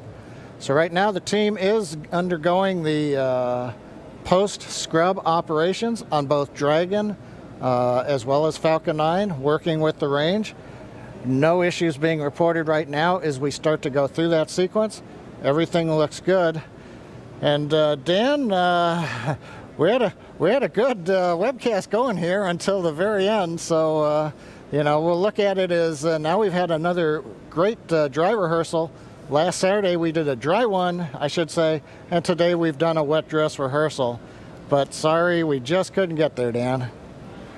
Yeah, thanks, John I. And obviously we can't control the weather. We came right down to the wire there, hoping we could just squeeze in between those cloud systems to get a launch today, but it wasn't to be. But It doesn't mean we're done. We're going to have another attempt coming up in just 3 days. So we're going to be doing this all over again, essentially, on Saturday, on the 30th. And that launch attempt is going to be coming at 3:22 p.m. Eastern Time. So a little bit earlier in the day. It's going to look largely the same to everything that we saw today, with the crew waking up, going through suit up, making their way to the pad. So we're going to feel a lot of deja vu, I think, on Saturday. Yep. But still exciting. Safety is always first, so if weather was not there for us today, hopefully Saturday it will be there for us and we will have a safe launch on Saturday. Yeah, the initial weather report still had us at about, I think, a 40% possibility of violation. So weather a little bit better, but we're still going to be kind of rolling the dice. It is Florida in the spring and summer, so storms are always a possibility. Mm-hmm. One of the good things, though, the vehicle appeared to be in great health throughout the day, both Dragon and Falcon 9, so we didn't have to scrub for any technical issue. We're going to continue and follow along with Bob and Doug until they're out of that capsule, as again, they had started loading fuel onto the Falcon 9 rocket, so they'll have to wait until all that fuel comes off. They'll disarm the launch escape system, which still stays armed because they're still sitting on a partially loaded rocket, and then once they're able to disarm that launch escape system, the crew arm will swing back out. They'll make their way once again back the way they came, and then it'll be back to crew quarters for Bob and Doug for a few more days.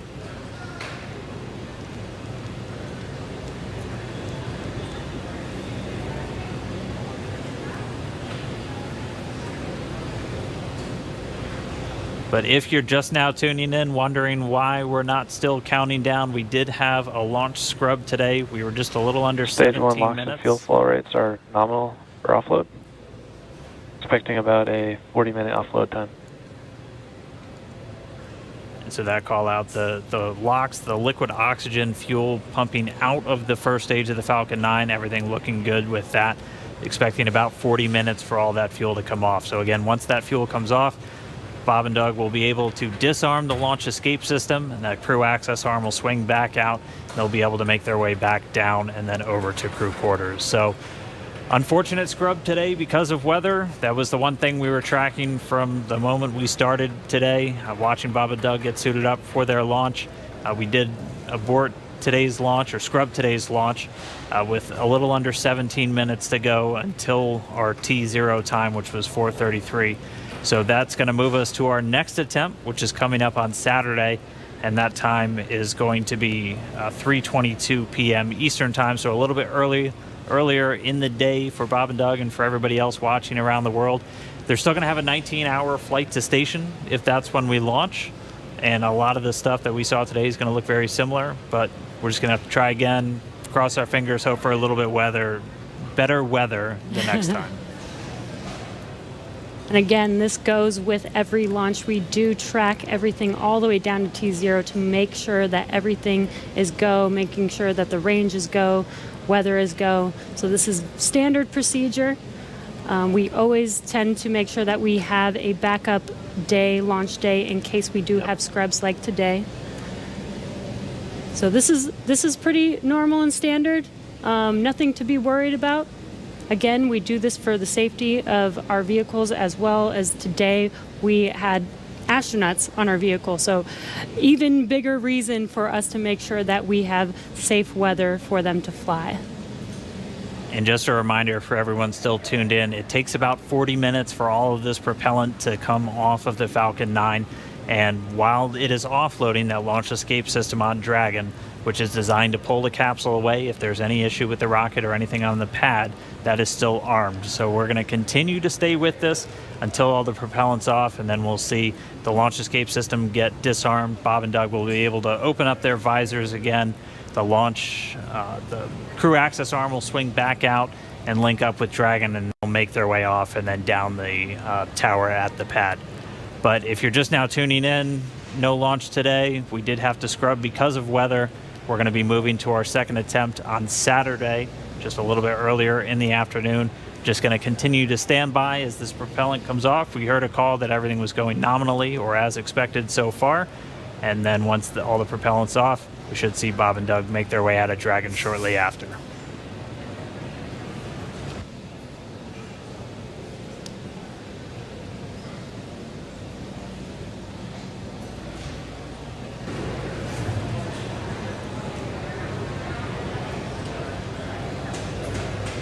And what you're seeing on your screen is a live view of Bob and Doug on the right side inside of Dragon as they're waiting for propellant to be removed from the vehicle so that it is safe for them to disarm the launch escape system.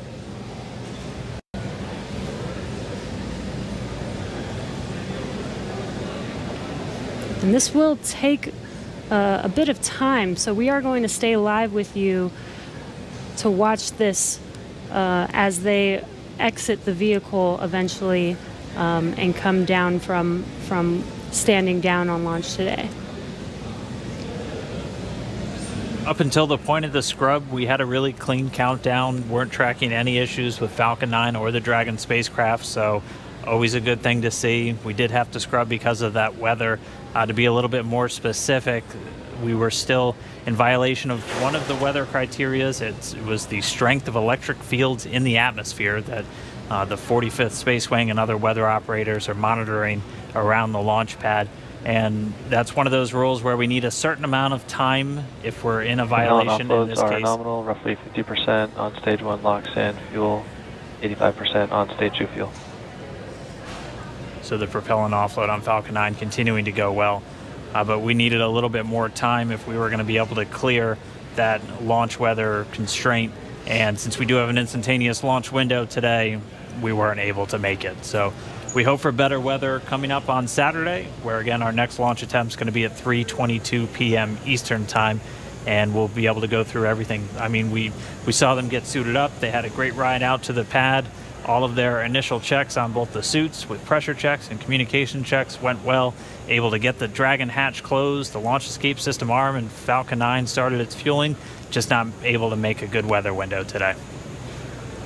And as John I said earlier, it was just another great rehearsal today. I don't think you can get enough practice doing this. So when Saturday comes, or when the day that we can actually launch the vehicle, Bob and Doug and the NASA and SpaceX team are fully prepared with just an extra rehearsal on the belt now.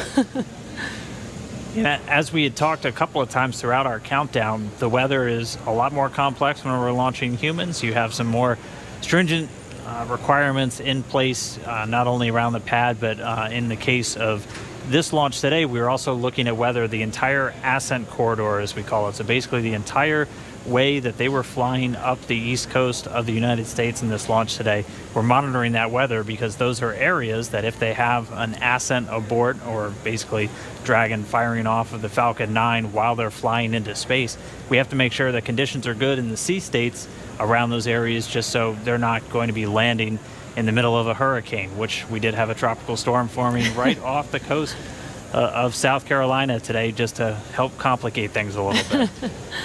And people might be asking, if we knew the weather was going to be a little iffy today, why continue to count down? Well, that is the reason why we do all these checks all the way to countdown. In Florida, the weather is, pretty sporadic. Sometimes a thunderstorm or hurricane will pass through. Within 20 minutes, it's gone, and we could have clear skies for a safe launch. So we continued as scheduled.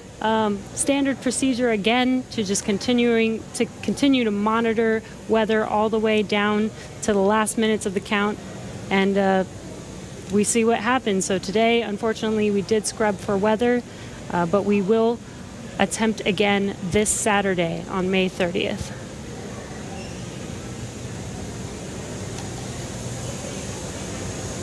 And Dan, Jesse, a couple of things to add on there. Right now we are 11 minutes after the scrub was called. Liquid oxygen and fuel are coming off of the first stage. Hard to tell from the view. It's still a little misty around the tank because there's LOX on board. But we're between half and a third of each of the fuel and LOX tanks filled on the first stage.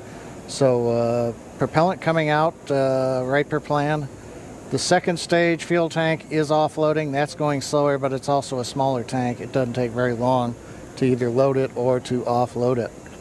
The other thing that we're working on is the high-pressure helium spheres, as well as the nitrogen spheres for the landing leg system. The pressure will be brought down on those, eventually getting it down low enough to where people can re-enter the pad area.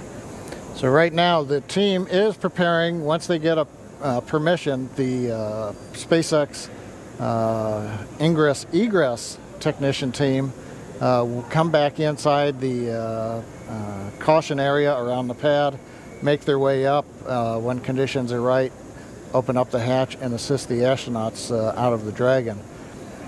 I'd like to point out that for those who are wondering whether or not, having gone through this, putting propellant, pressurization gases on, getting fairly close to launch, whether that has done anything to wear out the Falcon 9 or the Dragon, the answer is no. If you can recall, the Falcon 9 is designed for at least 10 flights, and about time we get up to a 10th flight, we'll be doing testing to find that we've probably got enough margin to continue keep flying. So this is the very first flight of a new first stage and a new second stage. So we haven't even gotten through the first flight, and in all of our margin calculations, we also take into account the fact that we may scrub a launch. So even today's operation, where we have pressurized and we have stressed the vehicle a little bit, that's taken into account in our design and our qualification testing. The other good thing is that the most stressing part of the flight for the Falcon 9 on the first stage is the re-entry. So we didn't even get through that. So we're sitting here on the pad. It's a fairly straightforward situation and not stressing on the Falcon 9. And on the Dragon spacecraft, with the human rating factors to carry crew, there is enough factors of safety, margins of safety, redundancy, that just having 2 people on board and closing the hatch and even pressurizing the propellant system does not eat into the margins of the Offloads continue nominally 30% on stage 1 so launch. right now everything's continuing to offload. The automatic sequences that we use routinely, both at the launch sites, Kennedy Space Center, Cape Canaveral, even Vandenberg Air Force Base, as well as in our Texas test site for first and second stage. Those sequences are running. Propellant is coming off of the vehicle per plan. And we see Bob and Doug up in the Dragon spacecraft, just waiting when we can get up there, open the hatch, and help them egress and come on back down the tower. And the other thought I had, Dan and Jesse, is right now we are coming up on what would have been T0, and I'm wondering 10 minutes from now whether the weather officer would turn around and say, yes, it turned good. You just didn't have a long enough window. We only had 1 second and we needed 10 minutes. So we'll have to ask offline and say, hey, did the weather conditions improve? And one thing I'll tag on to that Dan was mentioning and Jesse was talking about, the launch opportunities. The launch window does move earlier on Saturday a little bit. So it just happened to be Orbital Dynamics said today, if you want to go to the International Space Station and you want to launch northeast, which is the approved trajectory, you have to go right at 4:35 p.m. Eastern Daylight Saving Time. You pick another day, the T0 moves. It's just luck of the draw. We might have been doing this at 8 in the morning when we were getting lightning, or we could have been doing it a few hours from now when conditions may have been acceptable. So in the end, we can all look at Isaac Newton and Johannes Kepler for orbital dynamics telling us when do we launch, and that stuck us right in the middle of a period of bad weather. So there's my science lesson for today, Dan and Jesse. Appreciate that, John. That helps soften the blow of just moving past that T-0 time. But for anybody, if you're just now tuning in, wondering why Falcon 9 is still sitting there on the pad as we move past that T0, we did have a scrub for weather today, just not able to clear all of those constraints. We keep a very close eye on the weather around the pad and their whole way Dragon uphill. SpaceX for weather.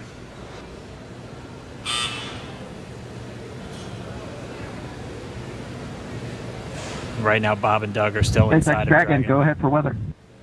Yeah, I just wanted to give you some more words on the scrub rationale. Yeah, so we basically scrubbed due to 3 rules that we were violating. All 3 would have been expected to clear 10 minutes after our T0 time.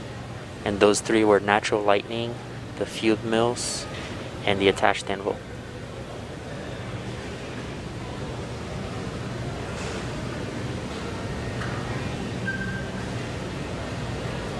Yeah, we copy, Jay. We appreciate that update. We can see some raindrops on the windows, and just figured that whatever it was too close to the launch pad at the time we needed it not to be. So we appreciate that and understand that everybody's probably a little bit bummed out. It's just part of the deal. Everybody was ready today, and we appreciate that, and the ship was great.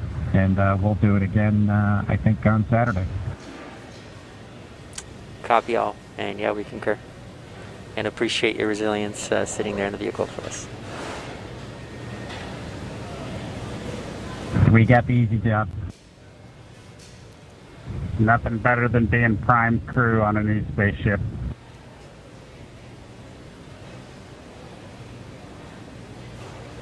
Copy that. All right, some great words from Bob and Doug. They're feeling good inside Dragon. They'll be ready to go when we make our next attempt on Saturday. Right now, we're just still waiting for all of the fuel to come off the Falcon 9 rocket. After Stage 1 that, LOX and fuel roughly 20%, and Stage 2 fuel 36%.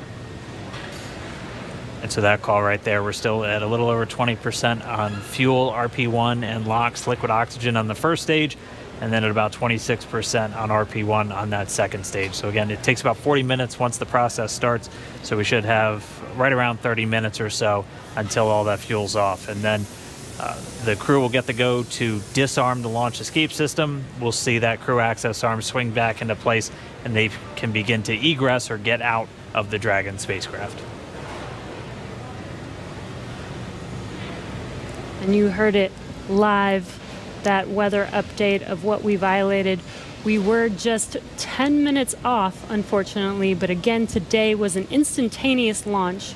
And as John explained, it's due to the orbital mechanics and making sure that at the time we launch, it will allow us to get to the space station on time and accurately. So you can see on your right screen, Bob and Doug are patiently waiting. They do still have their visors on and still strapped into their seats. The launch escape system is still armed right now as we are offloading fuel, and will not disarm until prop offload is complete. And this is just to ensure the safety of Bob and Doug and make sure that they can egress safely from the rocket.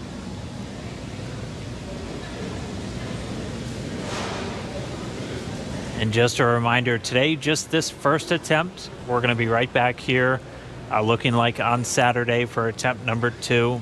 Launch America is not going anywhere.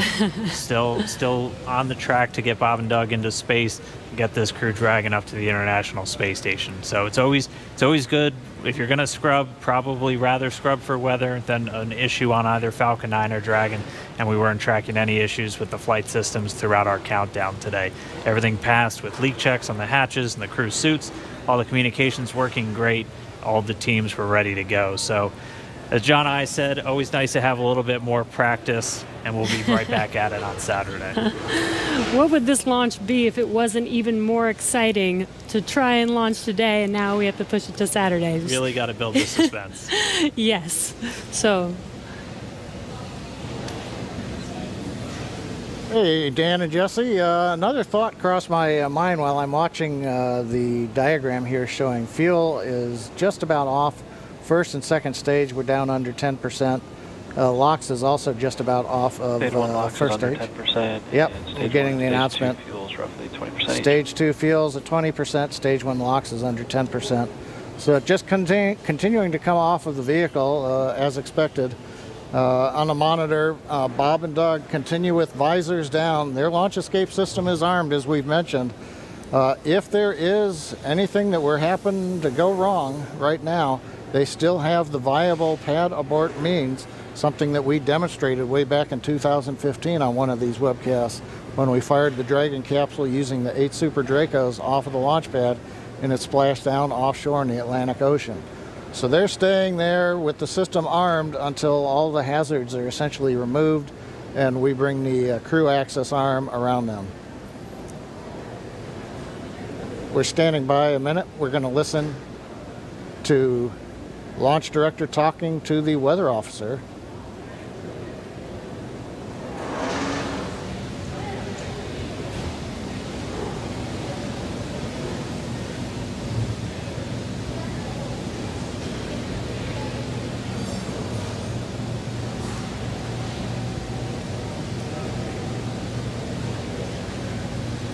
If you're just now tuning in, we did not launch today. We did have a scrub because of weather, but as we were saying, we are looking forward to trying this again on Saturday. Our launch time on Saturday will be another instantaneous window, so we'll have to have the weather cooperate again, and that launch time will be at 3:22 p.m. Eastern. I think our last weather update put us at about 40% probability of violation. John I can check me real quick. Yeah, Dan, what I saw coming out of the Air Force was 40% probability of violation, I believe. It's always tough because they report in terms of violation, and the optimists have to subtract that from 100% to go, hey, 60% chance, I'll plan my picnic. We were listening, the SpaceX launch director, Mike Taylor, was talking to the launch weather officer asking about the 3 criteria that scrubbed us today.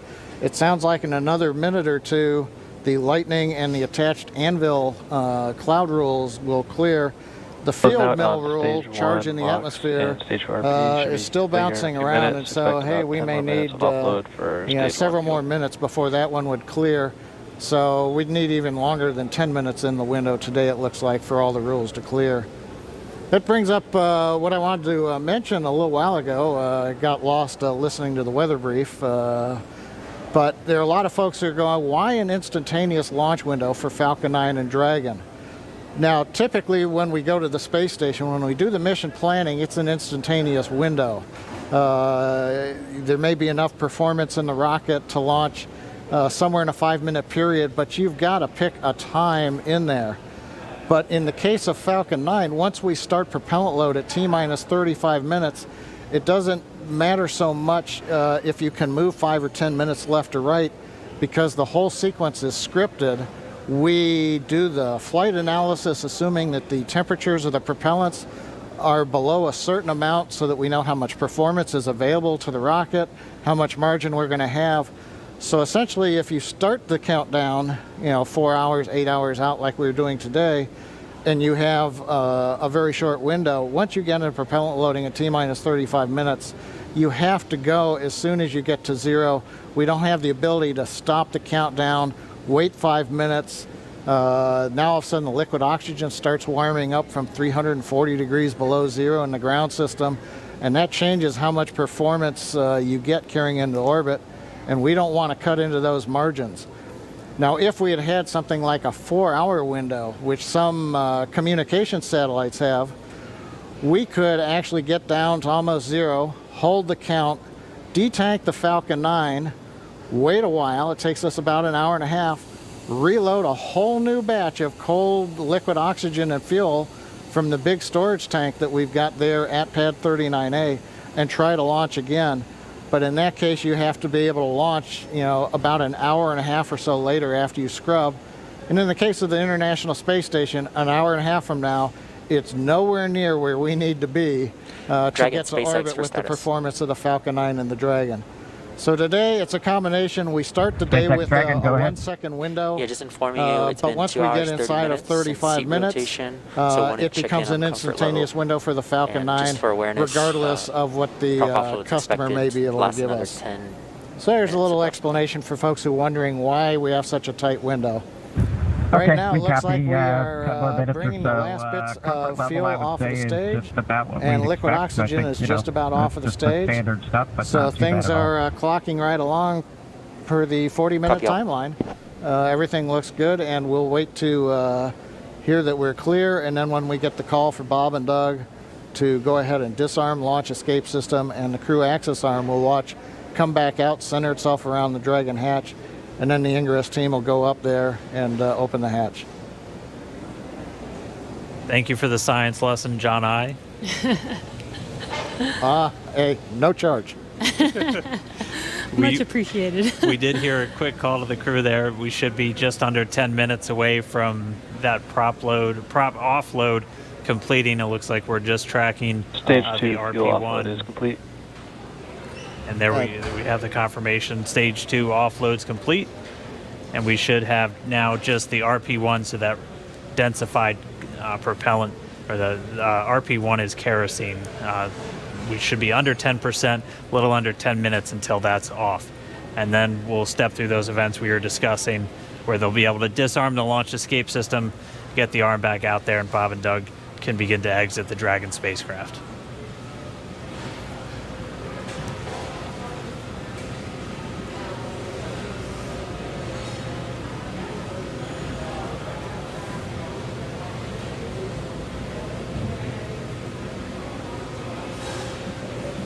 Still not the friendliest skies in the background. That is Florida, though. The weather is constantly changing over there, which is why we always have to keep an eye on it through every single launch that we have out there. Bob and Doug are patiently waiting. As you can see, that is a live view of them on the Crew Dragon vehicle as they're waiting prop offload to complete. Second stage prop offload is complete. We are just waiting on first stage to complete. Stage 1 LOX offload is complete. Waiting on stage 1 fuel, roughly 5 minutes or so. And again, the launch escape system is still armed. We are waiting for a prop offload to complete before they disarm that, and then they will be able to egress from the Crew Dragon vehicle. And we just heard we should be just under 5 minutes away from the last of that fuel coming out of the Falcon 9 first stage. And then we'll see those events start to pick back up, and we'll see the crew arm swing back out. They've been in those seats for a couple hours now. They typically get inside of Dragon a little over 2.5 hours ahead of launch. So they've been strapped into these seats for quite a while. They are custom sized though, so they're as comfortable and as snug as possible. Obviously, since they're going to be in them for a really long time, but most importantly, when you're doing that splashdown at the very end of the mission, it's your car seat, and splashing down or landing on land is not the most gentle of procedures in a capsule. So just really making sure that they're snug inside of that Dragon capsule. But we should be a little under 5 minutes away from the prop offload being completed. And as Dan mentioned, those suits are custom made, but the seats are also custom fit for each astronaut as well. They do remain on Crew Dragon for this mission for almost 24 hours about. So we do want to make sure that they are comfortable and make sure that the suits and the seats are comfortable enough for them to stay in that position for a while. I believe when they get into orbit, they are allowed to get out of their seats and get a little bit more comfortable, but it's a long ride for them. Yeah, once they do get on orbit, they are able to get out of the seats and actually out of their suits too, since for this flight path today, it was going to take them about 19 hours. So Bob and Doug would actually have had about 8 hours to sleep on board the Dragon capsule. So we weren't able to launch today, though. The rendezvous on Saturday should be very similar to what we would have had if we launched today, where it'll take them about 19 hours to get to the International Space Station. So they'll launch, and they'll have a number of different events that we'll be able to walk you through, including manual piloting of Dragon and just really putting the spacecraft through all of the paces before it arrives at the International Space Station. Because, again, this is a test flight. And this is this last test before we certify the Dragon spacecraft for regular crewed flights, which will just be bringing up those long duration, 6-month, maybe even a year-long missions. Right. And it should be a very exciting test flight because it's pretty much like an actual mission. When Bob and Doug get on the station, they will be performing some research while they're up there and performing tests and doing some final things for this demonstration mission. Yeah, but I mean, just for right now, we are just going to continue to stay with them until we see them come out of Dragon, because the launch escape system's still armed while we wait for this propellant offload to complete. That's just done as a safety measure. Anytime you have rocket propellants beneath you, You want to make sure that we have a good way for them to get out of the way. And so we should be within just a couple of minutes for that final bit of RP1 coming off the first stage, and then we'll hear the crew get the go to disarm that launch escape system. We'll see the crew access arm swing back in. But if you're just tuning in, expecting them to be in space, we did have a scrub today due to weather. Our next launch attempt is going to be this Saturday, May 30th at 3:22 p.m. Eastern Time. And just like we did today, we're going to be bringing you every single step of the way. It's going to look a little familiar if you watched all of today's, but it's going to be just as exciting. I can imagine it might even be more exciting with all the anticipation that we've hyped this launch up for with already going through it all today. But again, the more practice we have, the better off we will be. Hopefully next launch attempt we will have a flawless launch and actually be able to lift off with good weather. Yeah, weather is going to be the big thing that we'll continue to watch. That was the culprit today for our scrub. And our initial weather reports already looking at about a 40% probability of violation. So as John and I was saying, the optimists in us have to say that's 60% good. So we're going to look at the good side of this, and that's roughly what we were in the days leading up to this. We won't have a rogue tropical storm forming off of South Carolina on us on Saturday, but Florida weather will always be dynamic, so we'll just continue to track and hopefully get a good chance hit that window on Saturday. And just a reminder, everything else on the vehicle and for the mission was looking good today. It was just the weather, which, as John I said earlier, and Lauren even referred to him mentioning this, weather is the one thing that we actually cannot control on our missions. So unfortunately, it did cause us to scrub today, but the vehicles are healthy. Bob and Doug were ready. And they should be ready to go again with the next launch attempt on Saturday.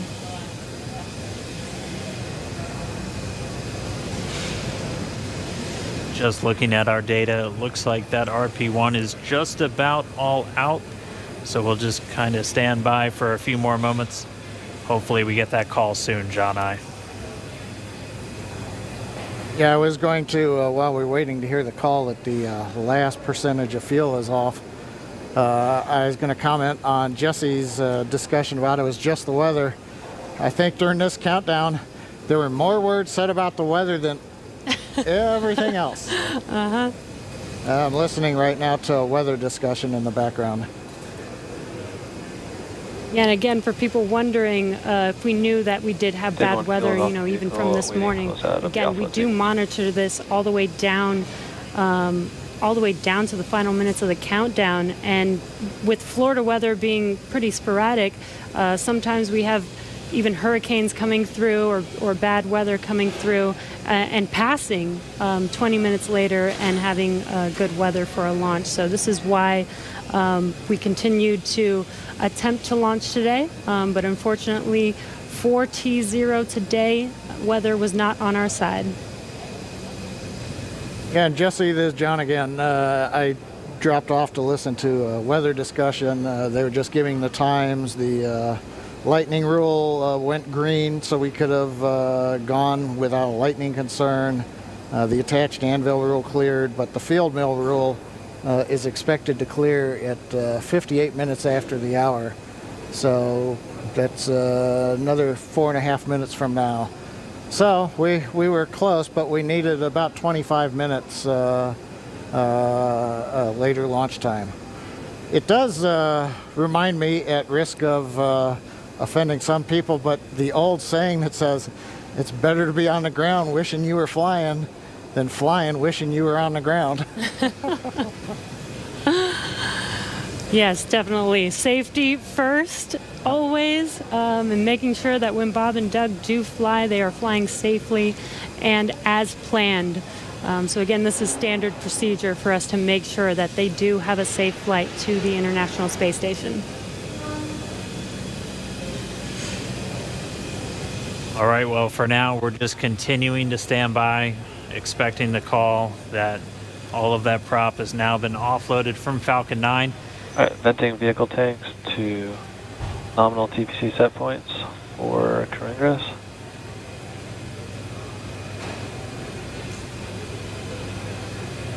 At this moment, the launch escape system still armed. Once the prop offload is complete, that'll be the next step in our procedures to have Bob and Doug begin to make their way out of Dragon.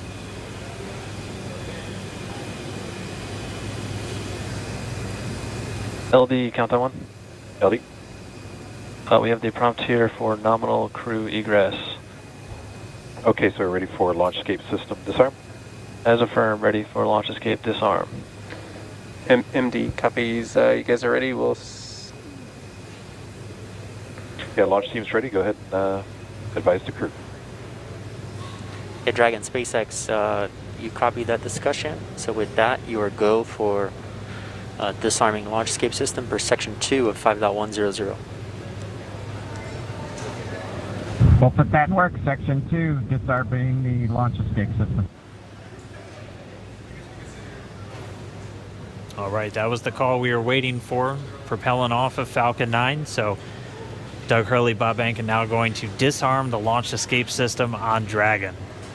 And once that's disarmed, those 8 Super Draco engines will be out of the mix. SpaceX Dragon launch escape system has been disarmed into Alpha Decimal 3. Copy that. We concur.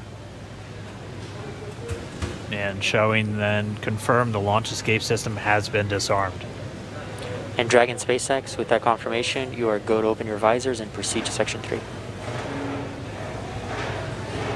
Okay, we'll open the visors and go to section 3.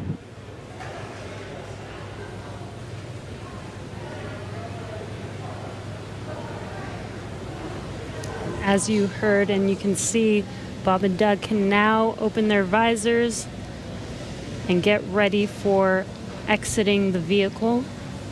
Again, they kept their visors on while the launch escape system was armed, while prop offloading was continuing, and that is just to make sure that they are safe. Now that there's no more propellant on any of the vehicles, they are safe to have disarmed the launch escape system and now are getting ready for that crew arm to swing back, the hatch to open, and for them to egress. SpaceX Dragon with an update. We're holding in 3.4 and we're ready for seat rotation when you are. Copy that. We'll wait for the closeout team to open the hatch and verify clearance, and then we can execute seat rotation.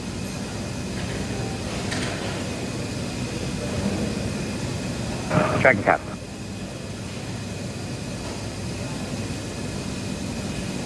And there's that crew arm swinging back towards Dragon. Once that crew arm is in place, they will be able to open the hatch on Crew Dragon. Bob and Doug's seats will rotate back out of launch position so that they can safely get out of their seats and egress the vehicle. And we heard they'll have what they called nominal egress, so just the normal procedures for getting them out of the capsule. That means the same closeout team that was there to get them in will be able to assist as they come out. They'll arrive and get that hatch open, and then they'll be able to rotate the seats. That'll rotate Bob and Doug pretty much forward, where they'll be in the original position that the seats were configured when they made their way into Dragon. It just gets them a little bit out and under the displays and makes getting in and out of the capsule a little bit easier. They've been in those seats for about 3 hours at this point, so definitely a long day for the crew. As they woke up about 6 hours prior to our T-0, had their breakfast, which we confirmed was steak and eggs, at least for Doug Hurley. And then they proceeded through all of the suit up and the trip to the pad, making their way inside Dragon, where they've been for about the last 3 hours at this point. We were on track for an on-time liftoff right at 4:33 p.m. Eastern Time, but did have to scrub a little under 17 minutes before launch due to weather. So for now, we've offloaded all of the propellant off of Falcon 9. The launch escape system has been disarmed. That crew access arm is back right up next to Dragon, as you can see in that view on the left. Pretty soon we'll see the teams arrive to get the hatch open, get Bob and Doug out, and they'll make their way back to crew quarters and their quarantine. It is important to note that throughout the entire process of them getting into Dragon, suiting up all of those different steps, they maintain that same quarantine that they've been in since for about 2 weeks now, and that is specifically for events like today, where we have to scrub and just go to another day. So we don't want to break that quarantine once we're putting them into that launch vehicle, and that's a standard quarantine that we have for any crew members flying to the International Space Station. The current COVID-19 pandemic obviously puts a little bit of extra pressure and a little bit of an extra spotlight on that, but they're following a lot of the same procedures that we have in place just to keep crew members healthy before they go and spend several months in space in an enclosed environment with just a couple of other people.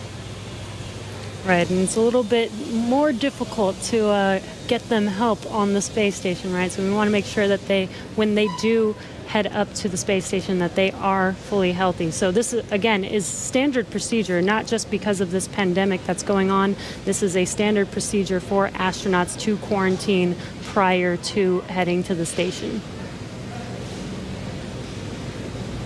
And as Dan mentioned, this is a standard procedure to exit the vehicle as well. We did scrub today, but this is not an emergency state. This is standard procedure.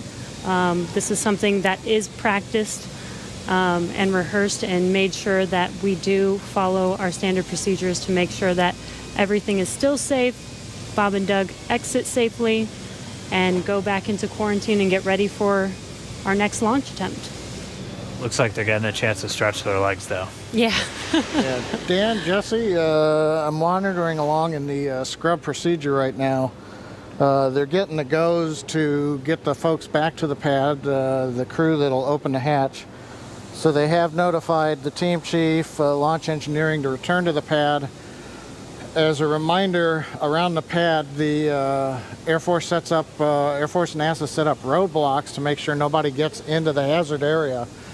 So they will head to the roadblocks, they'll pull them open so that they can drive to the pad. So launch director, I think, is estimating it's still about 15 minutes for the crew to drive all the way down out to 39A, get up the tower, and then begin operations on the hatch. They have confirmed that the purge of the Dragon service section, which is nitrogen during the countdown to avoid an oxygen leak, that is back on air now. The crew access arm is on air, so they're ready for the egress team to get up into the tower, but it's going to take them a little bit still, I think, to drive down the road in the vehicles and go up the elevator. But everything continuing to run per a normal scrub countdown, which we have had the opportunity to practice with the crew in, for example, the dry dress rehearsal last Saturday, after we had done the static fire of the Falcon 9 the day before.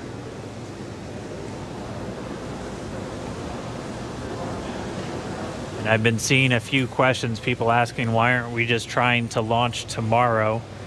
As John and I was talking us through, there's some very specific times you have to identify when you're going to be able to link up with the International Space Station. You'll only have so much fuel, which can only generate so much energy to make sure you're going to intersect with the station, which is flying at over 17,000 miles an hour. So you're hitting Dragon one bullet SpaceX with another comms. bullet. Some of our other launch attempts are able to make it Go to ahead. station, but have much longer Yeah, Dragon, times. to prevent us from losing comms, we're going to be switching to umbilical at this time. I'm going to be unmerging Countdown 1, but we'll keep you updated here on Dragonground. Okay, yeah, we see the Cedrus countdown with a little over 3 minutes. We'll stand by for your next call on umbilical. Copy. The crew getting a call, they're just going to reconfigure some communications. But as to why we're not launching, say, tomorrow... And core and Countdown 1 loops are merged.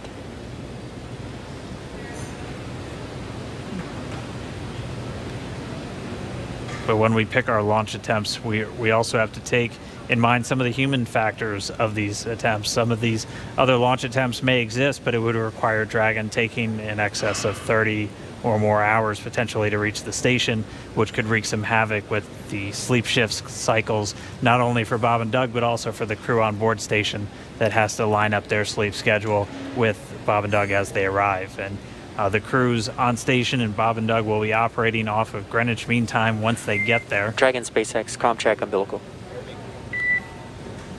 SpaceX Dragon, loud and clear on umbilical. Copy, heavy the same. Still getting good comm between the crew and the core here in Hawthorne. But really, just to sum it up, we pick our launch attempts for a number of reasons, not just can we make it to the station, but just how long is it going to take to get there. And that's why Saturday is going to be our best option. We're going to be targeting that one at 3:22 p.m. Eastern Time for our next attempt. And it'll be a little over 19, maybe a little over 20 hours until we actually arrive at the space station, if we're able to get off the ground on Saturday.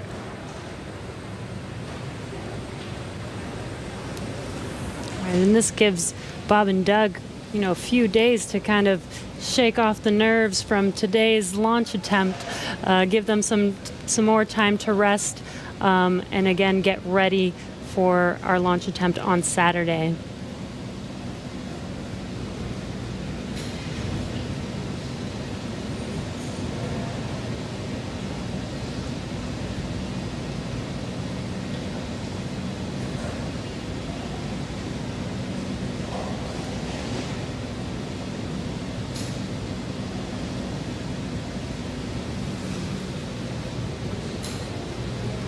And if you're just now joining us, we did scrub our Demonstration 2 mission today. And as John mentioned, we are waiting for the egress team to make it back to the launch pad, head up the tower, and help the crew, or help Bob and Doug egress the vehicle.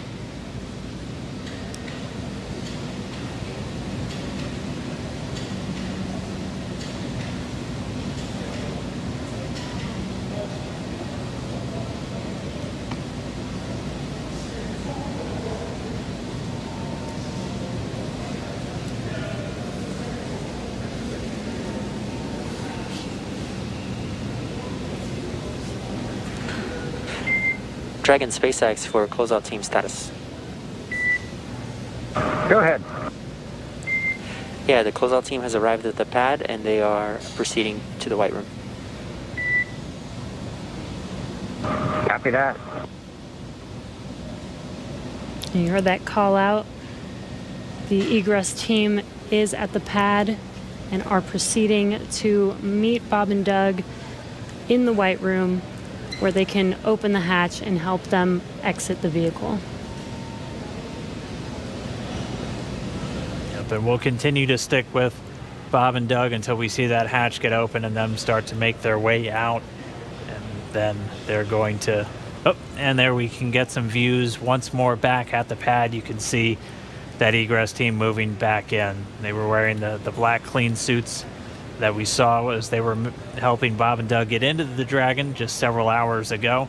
They're now going to get on the elevator, make their way back up, down the crew access arm, and then we'll get that Dragon side hatch opened. And as we saw earlier, this is a very tall structure, but that elevator is pretty quick there. So we saw them enter the bottom of the tower. It should be a very short time before they make it to the top and are able to get to the White Room and open the hatch for Bob and Doug.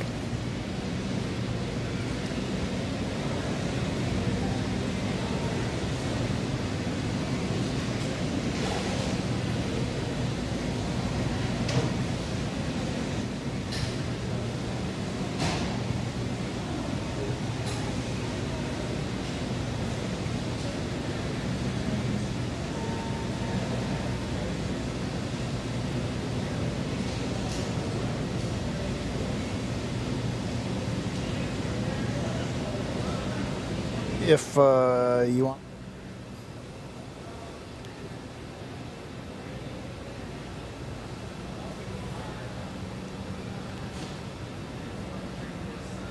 And it should just be a few more moments. We'll see that closeout team make their way back into the crew access arm and down the hatchway. And again, if you are just now tuning in, we did have that scrub just about a little under 17 minutes before launch. Our next launch attempt is going to be this Saturday, May 30th. At launch time, it's going to be another instantaneous launch time, it's going to be 3:22 p.m. Eastern time over there in Florida. And assuming an on-time launch, it'll be a pretty similar flight that we were looking at today, where it'll be roughly about 19 hours before they make that initial contact to the International Space Station. They'll get on orbit and execute a series of 5 different burns to gradually raise their orbit until they're just a few hundred meters below the station and maybe a few kilometers behind.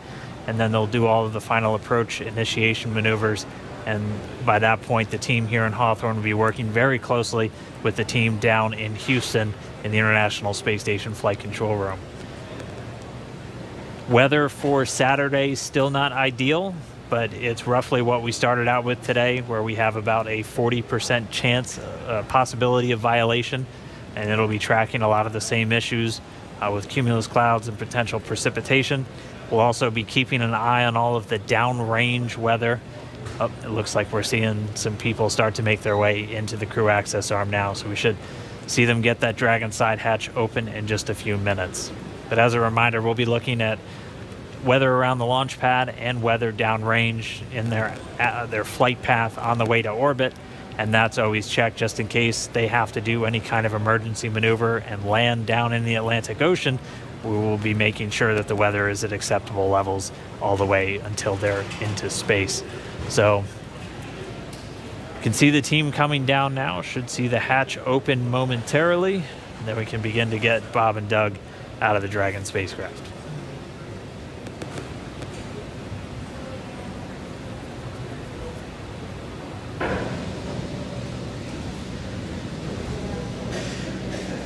And again, we are staying live until Bob and Doug are safely out of Crew Dragon.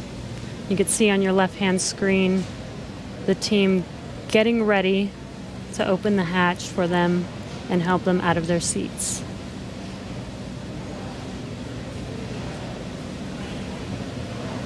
And at this point, the launch escape system has been disarmed. That was done after we successfully offloaded all of the propellants from the first and second stage of the Falcon 9 rocket. There are propellants loaded into Dragon, so the teams look like they were just doing what we call kind of a sniff test, so using a portable detector just to assess the atmosphere around the Dragon capsule itself before they get the hatch open and bring Bob and Doug out.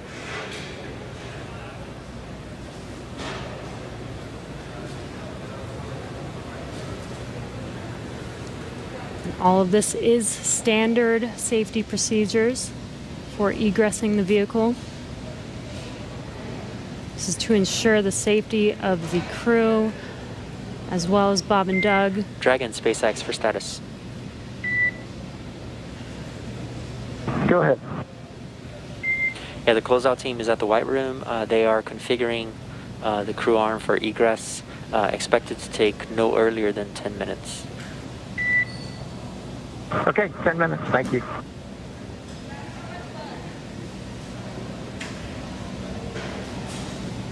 It should be just about 10 minutes. As a reminder, they're in the White Room. We walked through that a little bit earlier in our coverage this morning. The White Room named simply because of its color, and that's something that started all the way back during earlier Gemini missions. And that is literally the last place on planet Earth where astronauts are standing before they get loaded into this vehicle. It has an environmental control apparatus and a seal that it can put right up against the Dragon spacecraft just to keep all of that dust, dirt, and Florida humidity And Dragon out of the SpaceX, capsule. we're right at 3 hours in seat rotation. I just wanted to check in with you on comfort levels. I'd say no changes, Jay. It hasn't been too bad at all. Copy all.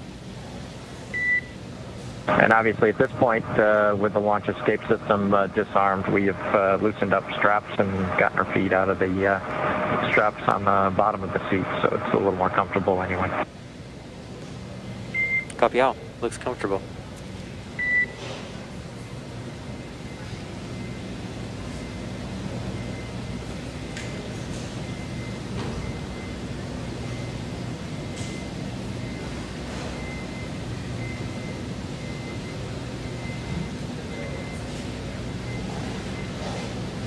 Right now, the closeout team just going to take a couple of minutes to configure the white room. They'll set up a seal between it and the Dragon spacecraft just to make sure we're not letting anything from the surrounding environment get into that spacecraft, which is kept very pristine, obviously, for the crew members once they're inside. They have a small bridge that just connects the crew arm to the capsule itself, just making sure they have a nice clear path for their entrance and exit from the spacecraft. So it should just be a few more minutes. We'll see that hatch get opened, and then our crew members can start to make their way out. And you heard seat rotation. They rotate the seats prior to their actual flight to where they're a little bit more parallel to the ground, and that just puts them directly in front of those displays. We'll see them rotate down, just giving them easy access to get out of the capsule.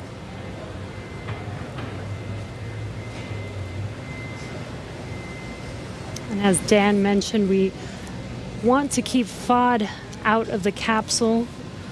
FOD is foreign object debris, so that's basically anything that does not belong inside of the vehicle. So not just like dirt and dust, but just anything that was not meant to be inside of there should not be there. So we are doing everything as a standard procedure to make sure that we do keep FOD out, especially since this is going to be another attempt and another opportunity for FOD to enter the vehicle. As they're exiting, we still make sure that we keep everything basically like a clean room.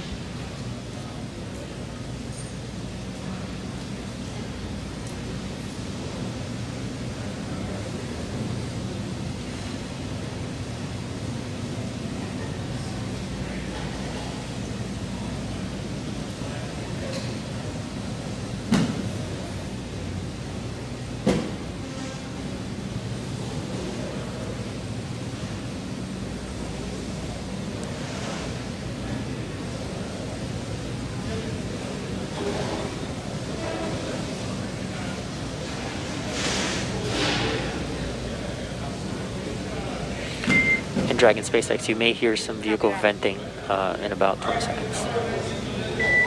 Copy.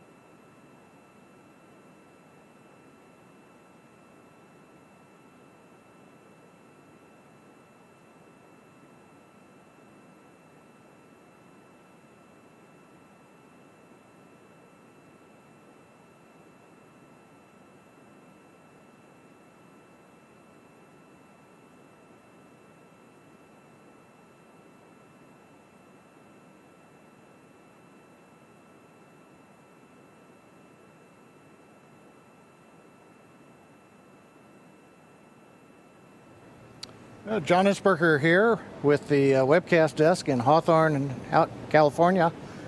We are continuing to wait for the crew to open the side hatch. We've got the cameras showing astronauts Doug Hurley, Bob Behnken inside. Visors are up. They've gotten their feet out of the restraints. Gloves are off in case of Doug, it looks like. And the team is just outside the hatch. They're going through the sequence right now, make sure pressure checks are all good, make sure there are no concerns with gases, be it the propellants of the vehicle or just nitrogen gas that we use as a purge. Currently, we are coming up on about 50 minutes after the planned T0. To just reiterate what Dan and Jesse have been talking about earlier, we had a good countdown.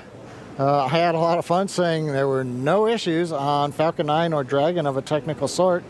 The range was ready to support.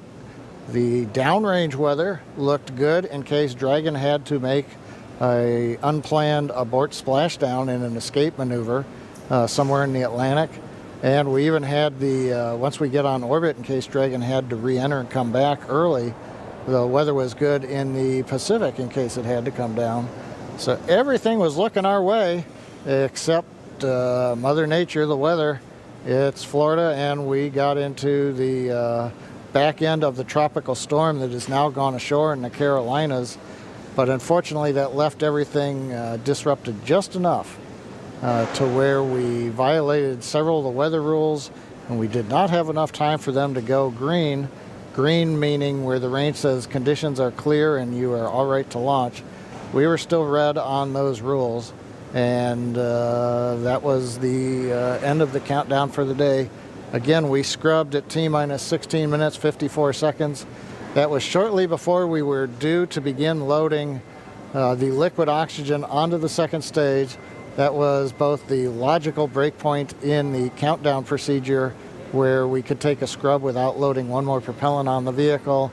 And at the same time, that was when the range gave us the final bad news that we weren't going to get green conditions before the clock ran out at T0.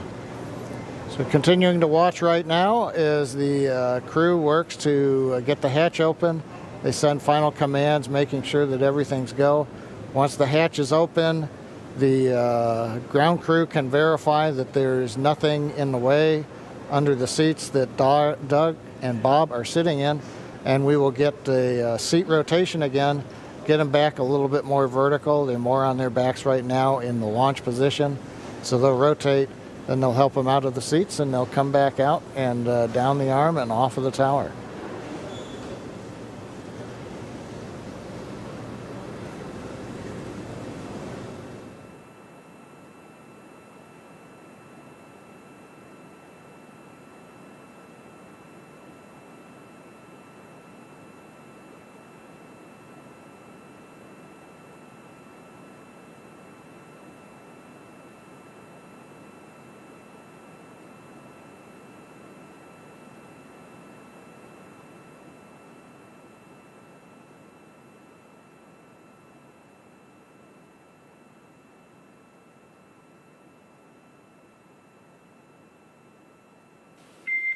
Dragon SpaceX, for status, it looks like the closeout team is inflating the hatch seal, the arm seal right now. Okay, yeah, we can see some folks outside the window.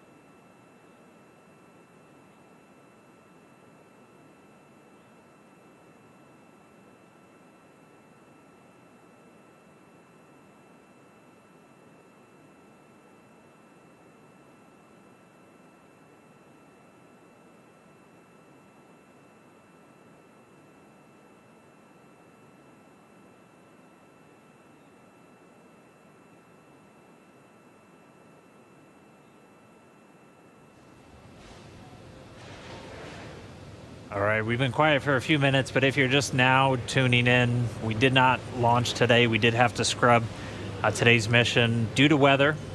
We were just under 17 minutes away from our T0 time at 4:33 Eastern when the call was made. We were still in violation of a few of the weather constraints that just are really there to inform teams when it's safe to launch. So we're looking at weather both around the pad and weather all the way on the way to orbit for them. So we did have to scrub. Since then, we've been able to get all of the propellant off of Falcon 9. The launch escape system has been disarmed.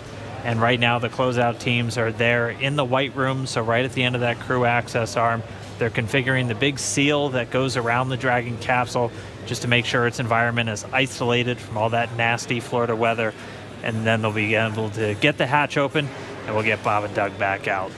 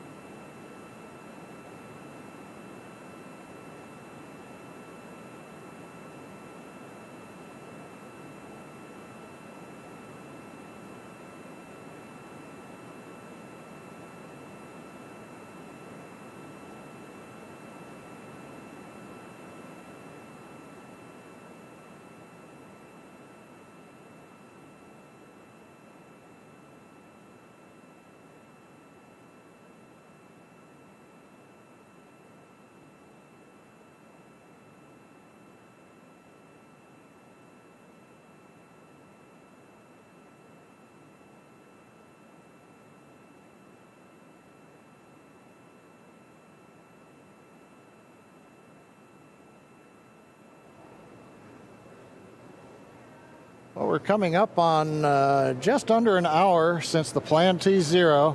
Again, if you're just joining us, well, we've been here summing up for a while. Dragon SpaceX for status. Yep, stand by for status check. Go ahead, Jay. Yeah, closeout team still working to do the hatch seal inflation. Expect another 5 to 10 minutes. Okay. Okay. We scrubbed at T-minus 16 minutes, 54 seconds. We violated 3 weather rules. The weather rules finally cleared up, but it was long after the planned T0.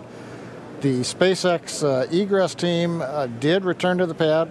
They were sent through the roadblocks that surround the pad, demarcating where the hazard area is. Team's up on the crew arm, and as you just heard, SpaceX talking to astronauts Bob and Doug. They're working the seal around Dragon. Then we make sure that Dragon capsule pressure is equalized with the crew arm, and then we'll go into the hatch opening sequence. So we've still got several more minutes. We'll carry that as we go.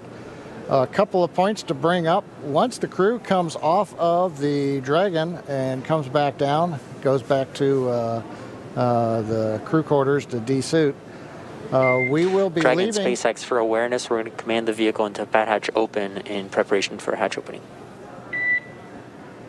Copy that. Okay, that's good. That'll get them into the sequence to make sure that the pressure is inside and outside. And note, this will equalize cabin pressure, so you may notice something there. Okay, thanks. So as I started to mention, once everybody's off, we'll leave the Falcon 9 Dragon, the crew arm, where they are. That is in the launch support position. There's no plan to come back down to horizontal.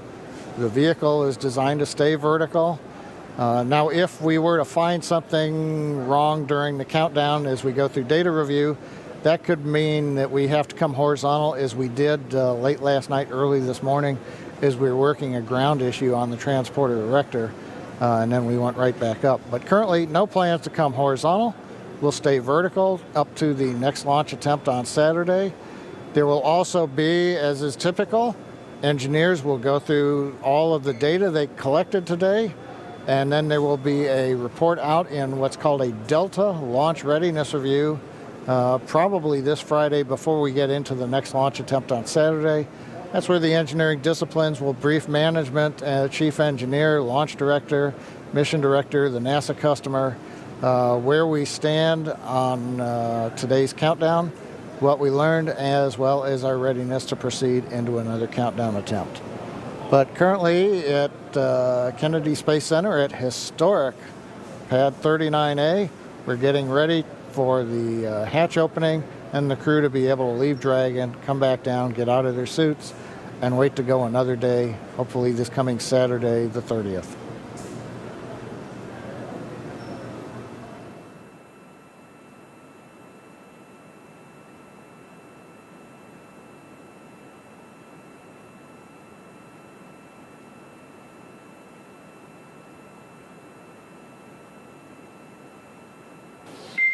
And Dragon SpaceX, sure you see the vehicles in pad hatch open. The AVVs are now open, and that nitrox injection is complete. Yep, we felt it and heard it, and copy all.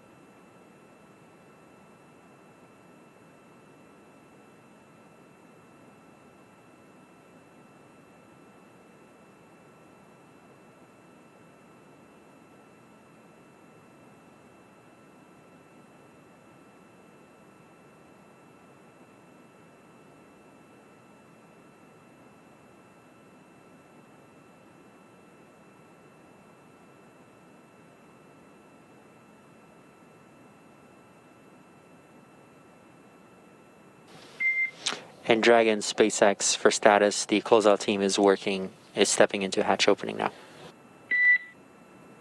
Copy.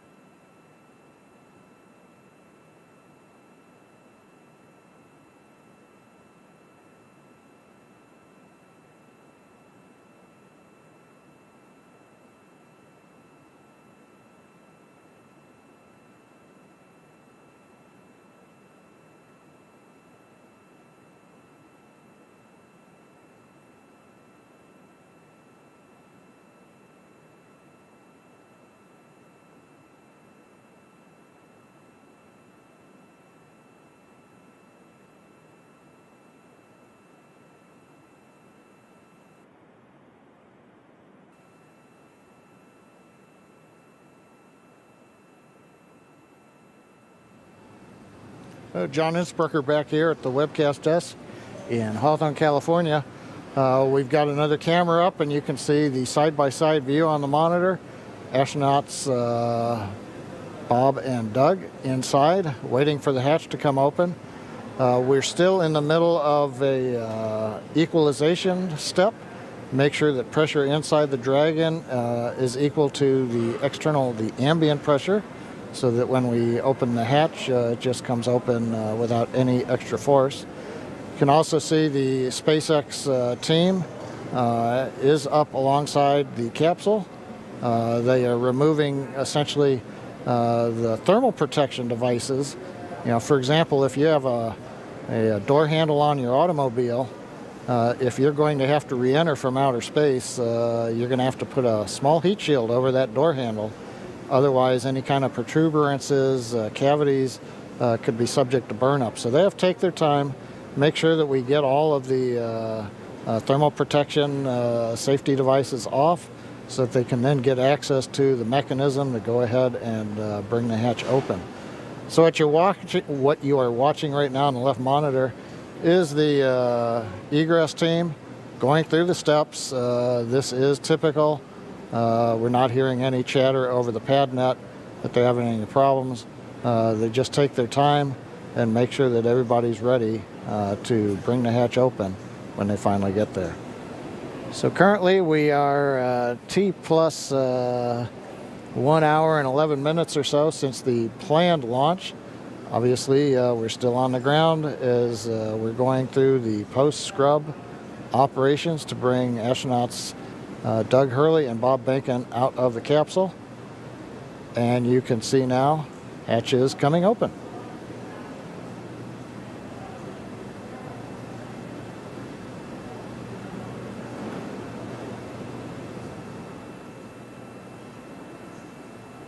There's a view from the camera inside the capsule.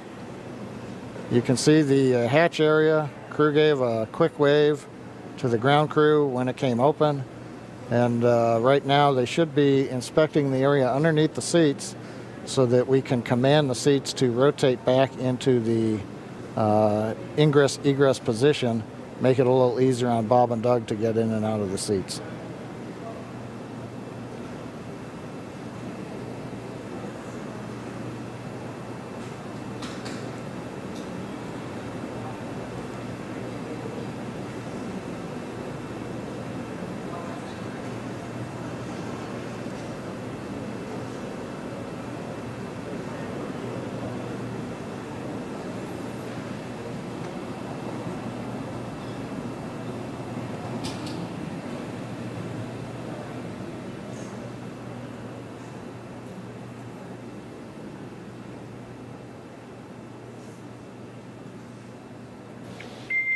Dragon SpaceX, just for awareness, they have a few more steps in their procedure, and they should be calling to us for seat rotation shortly.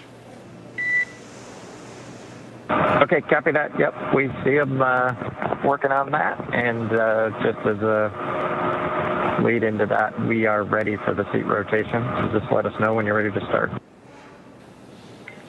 We'll go.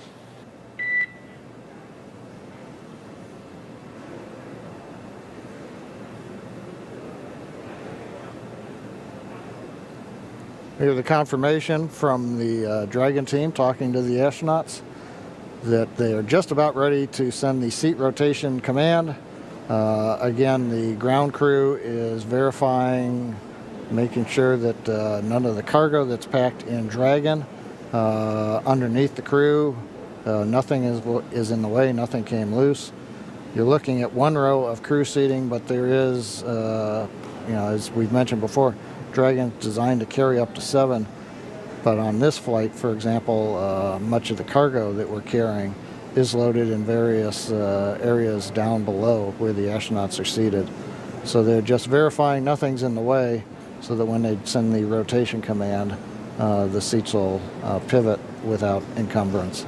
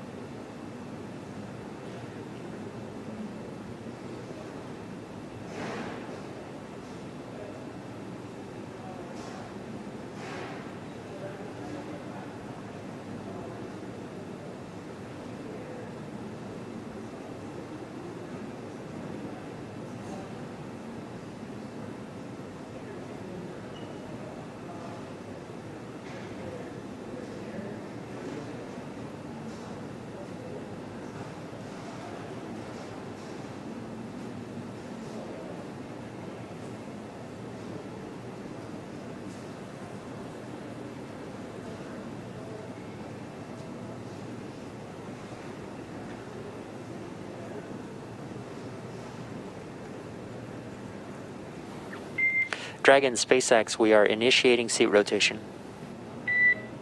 Dragon copies, we're ready.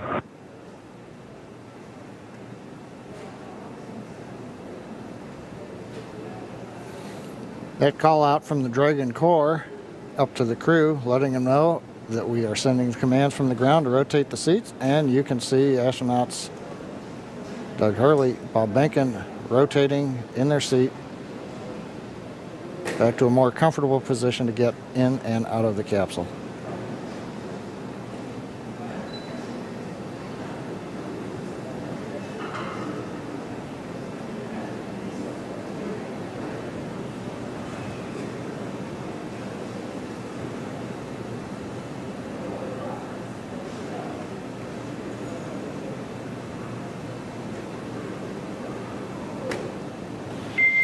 Dragon SpaceX, seats are upright. Thanks for the valiant effort today, helping us test our scrub timeline, and we'll see you Saturday. Yeah, we appreciate those words. Everybody did great today. It was a great practice, and we'll do it again on Saturday. Everybody stay safe, and we'll talk to you on the loops. Likewise. Well, Dan, we've heard it. They've got rotated. The hatch is open. The ground crew is going to work to get the astronauts out. The SpaceX Dragon team, like the SpaceX Falcon 9 team, is going to be coming off of console now as we turn it over to the folks on the pad. So while we didn't launch, it was a pretty good countdown and scrub sequence. So we've got that good lesson learned under our belt. We look forward to Saturday having even better results when we get close to T0.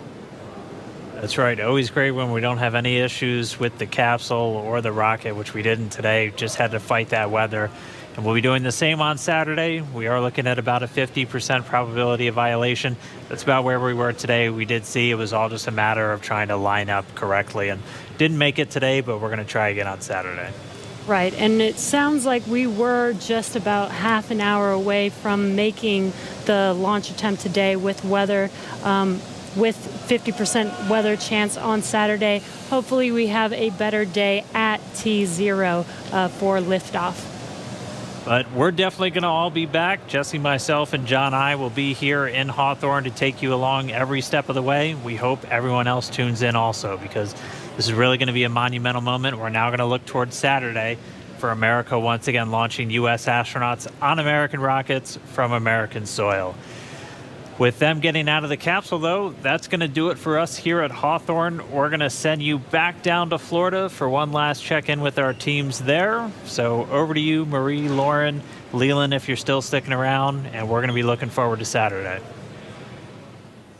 All right, thanks a lot, Dan. Yeah, we're just all sitting here. We watched Bob Behnken just climb out of his seat. Looks like he is out of Crew Dragon now, and Doug Hurley following suit. No pun intended. There we see Bob in the foreground and Doug climbing out of Crew Dragon in the background. Pad closeout team looks like helping them out. So any minute they're going to be basically just reversing course, coming back the way from whence they came. Leland, I know you had a scrub years back. Yeah, Marie, in 2008, we were having breakfast. I never scrubbed while I was in the vehicle, but we were having breakfast, and we got a call from the flight director saying that we had these engine cutoff sensors that were bad. 2 were bad, and the flight rules say that you should have to have 3 of 4 to fly. And so we all said we're not going to fly unless we have them. And I think we all need to know that the flight rules are there to protect, our astronauts and their families. And we got very close today. We sometimes get that launch fever that we want to go ahead and just try it anyway. But we have these rules for a reason, and it's really important to stick to the rules, even in the heat of battle, even with dignitaries here. It's just the way that we have to do it as operators. It's also a good wet dress exercise. Went through, exercised all the systems nearly to T0, which is incredible. I believe this may have been the first time Bob and Doug are sitting on top of in our vehicle with a fueled rocket. So that's pretty cool. Yeah, for sure. Closing the hatch, exercising the environmental life support systems, doing that flight leak check. I mean, all of this is a ton of learning that came out of here, even if we didn't ultimately go to space today. Absolutely. So we're getting a cool view that we wouldn't have seen if they'd launched. They're making their way back down the crew access arm.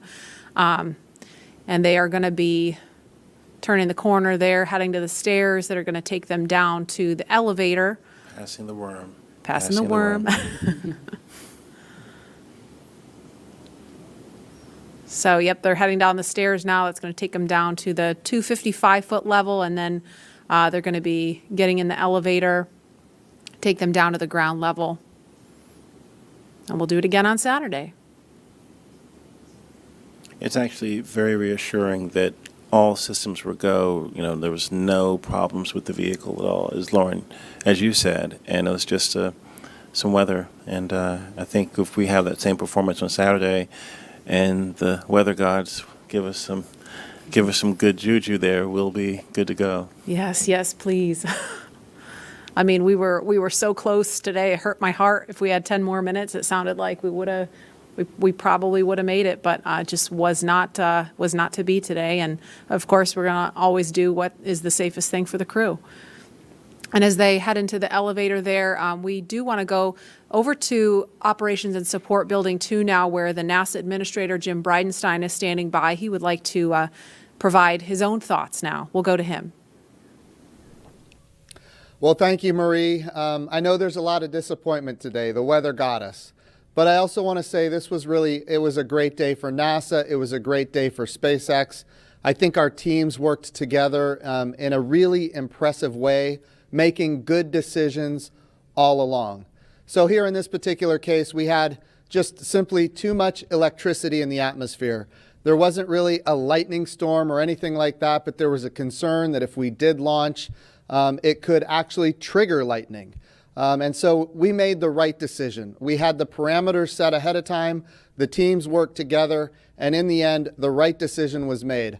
I will tell you, I've done a lot of interviews over the last 2 days, and in those interviews, I get asked over and over again, is there undue pressure here?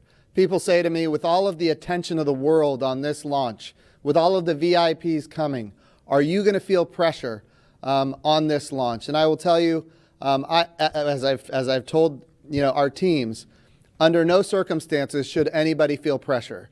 If we are not ready to go, we simply do not go. And I will tell you, I am proud, so proud of our teams working together to make the right decision in this particular case. We have a lot to look forward to. In just a few short days, on Saturday afternoon, we're going to do it again. Here's what we know. We are going to launch American astronauts on American rockets from American soil.